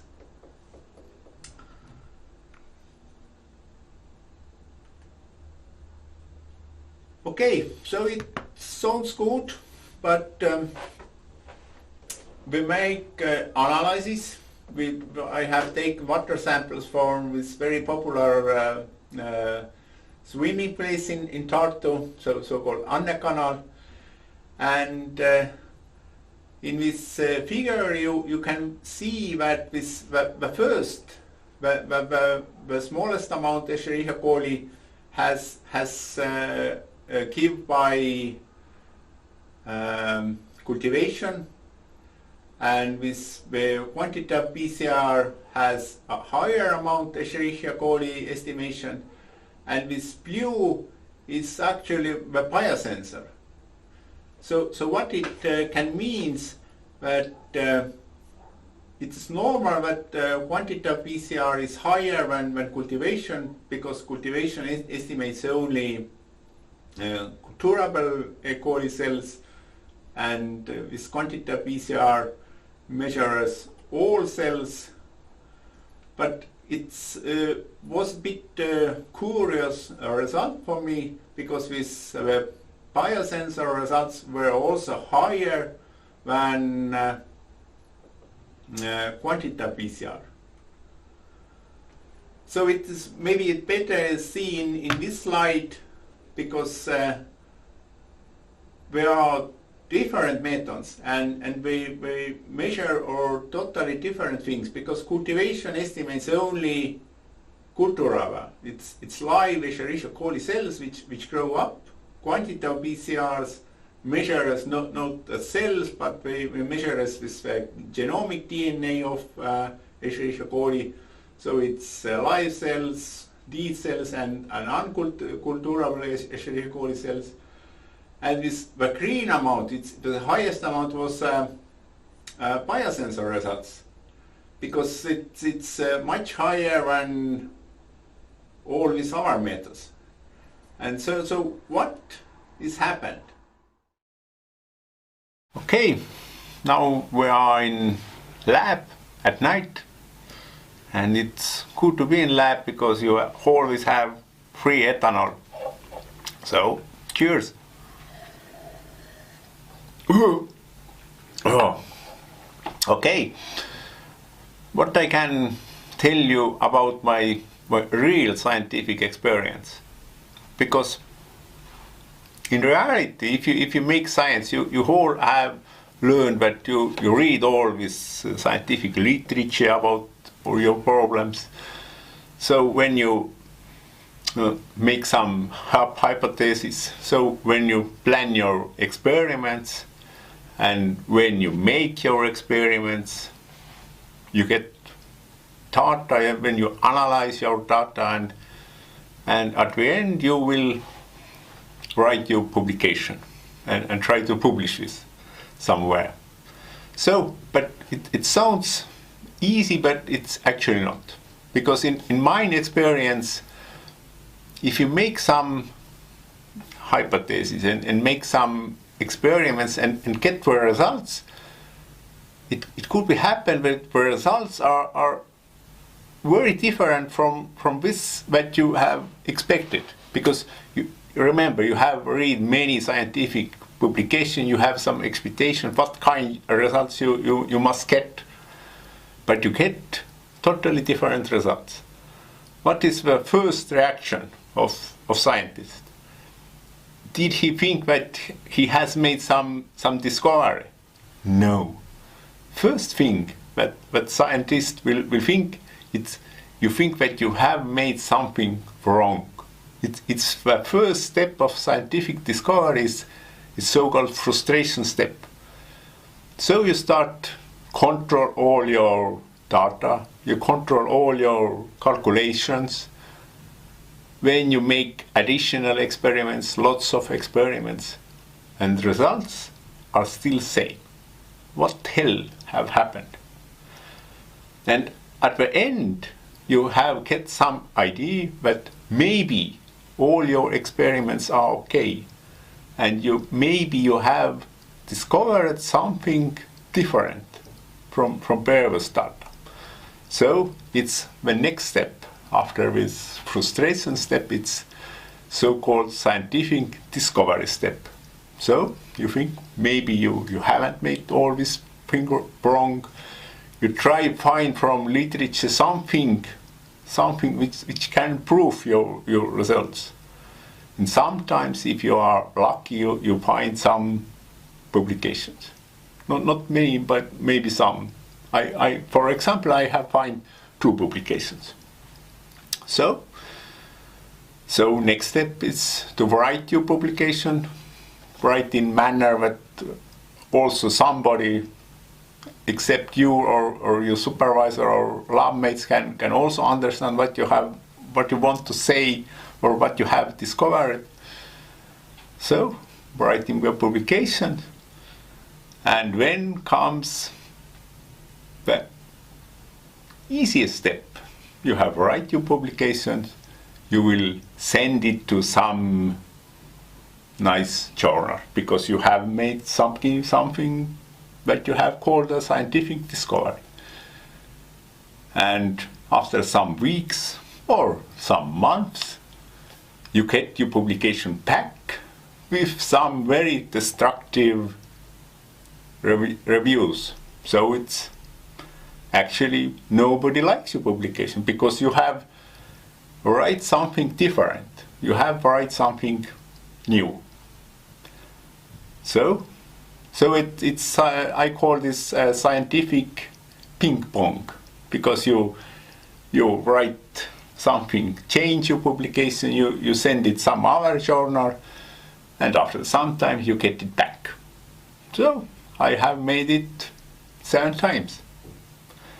And my personal record for sending my publication and rejection was 14 minutes. No editor, no one reads this publication, but he says that I have too few references for which contains his journal. So it's very easy to reject something.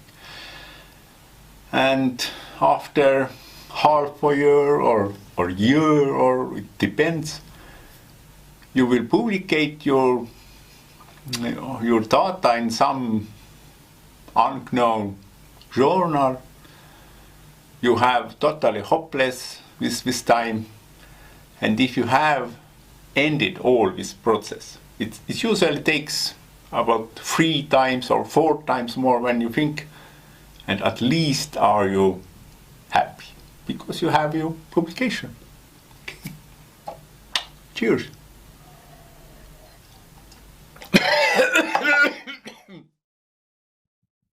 So, thank you, Erik. It was very interesting presentation. And before we are going to award ceremony, we like to thank once again speakers and their supervisor. And we hope that the next time in 2023 we can meet in Tartu. Remember this year. Year and date. The date is 16th of November. 16th of November, 2023. So, and we already know who is the winners, but you have to be still patient Before we are going to our awarding ceremony, we would like to thank our conference organizing committee, Jaanika Niinepuu, Eisi Tamm, Merlis Karja-Kännaste, and of course the main organizer, Anna-Liisa Tamm. Anna-Liisa, Yes, Anna-Liisa, come here, would you be so nice and join us here?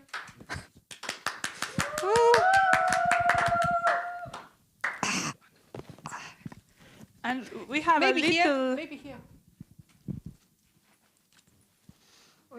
This is for you. small flower bouquet for you. Thank you. Thank you. It is rather a surprise. Thank you for the moderators and of course all the presenters and supervisors and scientific committee members and organizers. It is a really great pleasure to organize this student conference. It was third time and this year, as you know, online conference. But as Iivi said, that hopefully in 2023 we will meet in Tartu and 16th of November. We will wait it and hope to see all the colleagues in Tartu soon. Thank you. So, what is the next? Next is slide, where is our names of the winners. Very exciting. Who is going to be? And you see here, for outstanding presenter, the award goes to Celine Helsholz. And the prize is in this bag. Yes, we will send it for you. Firstly, we will contact with you and we are clearing out how we are going to send the prize for you. So, congratulations. Let's move on. The best PhD presentation, Kirke Reisberg, Estonia. Kirke, here is your prize and we will organize it for you. Yes, it seems that Christmas is near. So let's move on. Third place, Birgit Hyvena. From Estonia? Yes! And one of these smartwatches is yours. So we will contact you. And second place, Diana Truse from Latvia. Our close neighbor. And this smartwatch waiting for you. Or we will send it for you. We are going to contact with you and we will send it. So and the first place goes to... Woo! And it's Egne Kürsa and Erik Lander from Estonia. And again, here is right now only one smartwatch, but we are organizing another one too, and you both can get, for a great job, one smartwatch. So the prize is yours. So the prizes are found their owners. What next? The next is, remember the date, 16th of November, 2023. And see you then in Tartu. See you in Tartu, hopefully. Have a nice day. And thank you all. And stay healthy. Tartu Healthcare College is a valued higher education institution and a competence center in the field of health and well-being. The predecessor of internationally recognized college was a school of midwives founded in 1811. 1,300 students in 13 different specialties offer help at every stage of life, from birth to dignified aging. Midwives supervise and assist during pregnancy and labor, assuring the well-being of a mother and a newborn. This takes place in our modern simulation center under as realistic conditions as possible. Childminder contributes to a comprehensive development of the baby by guiding and encouraging him to act independently. If something goes wrong, help is immediately available. Emergency medical technicians quickly assess the condition of an injured person and provide medical assistance. Radiographers use state-of-the-art technology to determine the extent of injuries in order to make an accurate diagnosis. Recovering is a long process that requires care and attention. Nurses have all the necessary knowledge and skills. The task of a physiotherapist is to regain body mobility, so a person can maintain ability to work and continue with activities. In addition to daily studies, applied research with great results is conducted in our facilities. It's how the therapeutic plans for knock-knee treatment for children were developed. Environmental health specialists ensure a healthy living and working environment. They know how to sit properly, how much light is needed, and how often a person needs to rest in order to maintain health and work capacity. Client worker for people with mental health problems supports individuals with special mental needs in the performance of their daily activities. Studies are practical and diverse, providing services to the whole community, from individuals to enterprises. Biomedical laboratory scientists work in laboratories where condition of an organism and the factors affecting it are being studied under the microscope. But the most exciting is invisible to the eye. These are the memories, knowledge and experiences collected over the years. The wisdom of life that others can learn from. In Tartu Healthcare College, we learn from more experienced, acquire skills and others. This is the story of us. Tartu Healthcare College. Heart in the right place.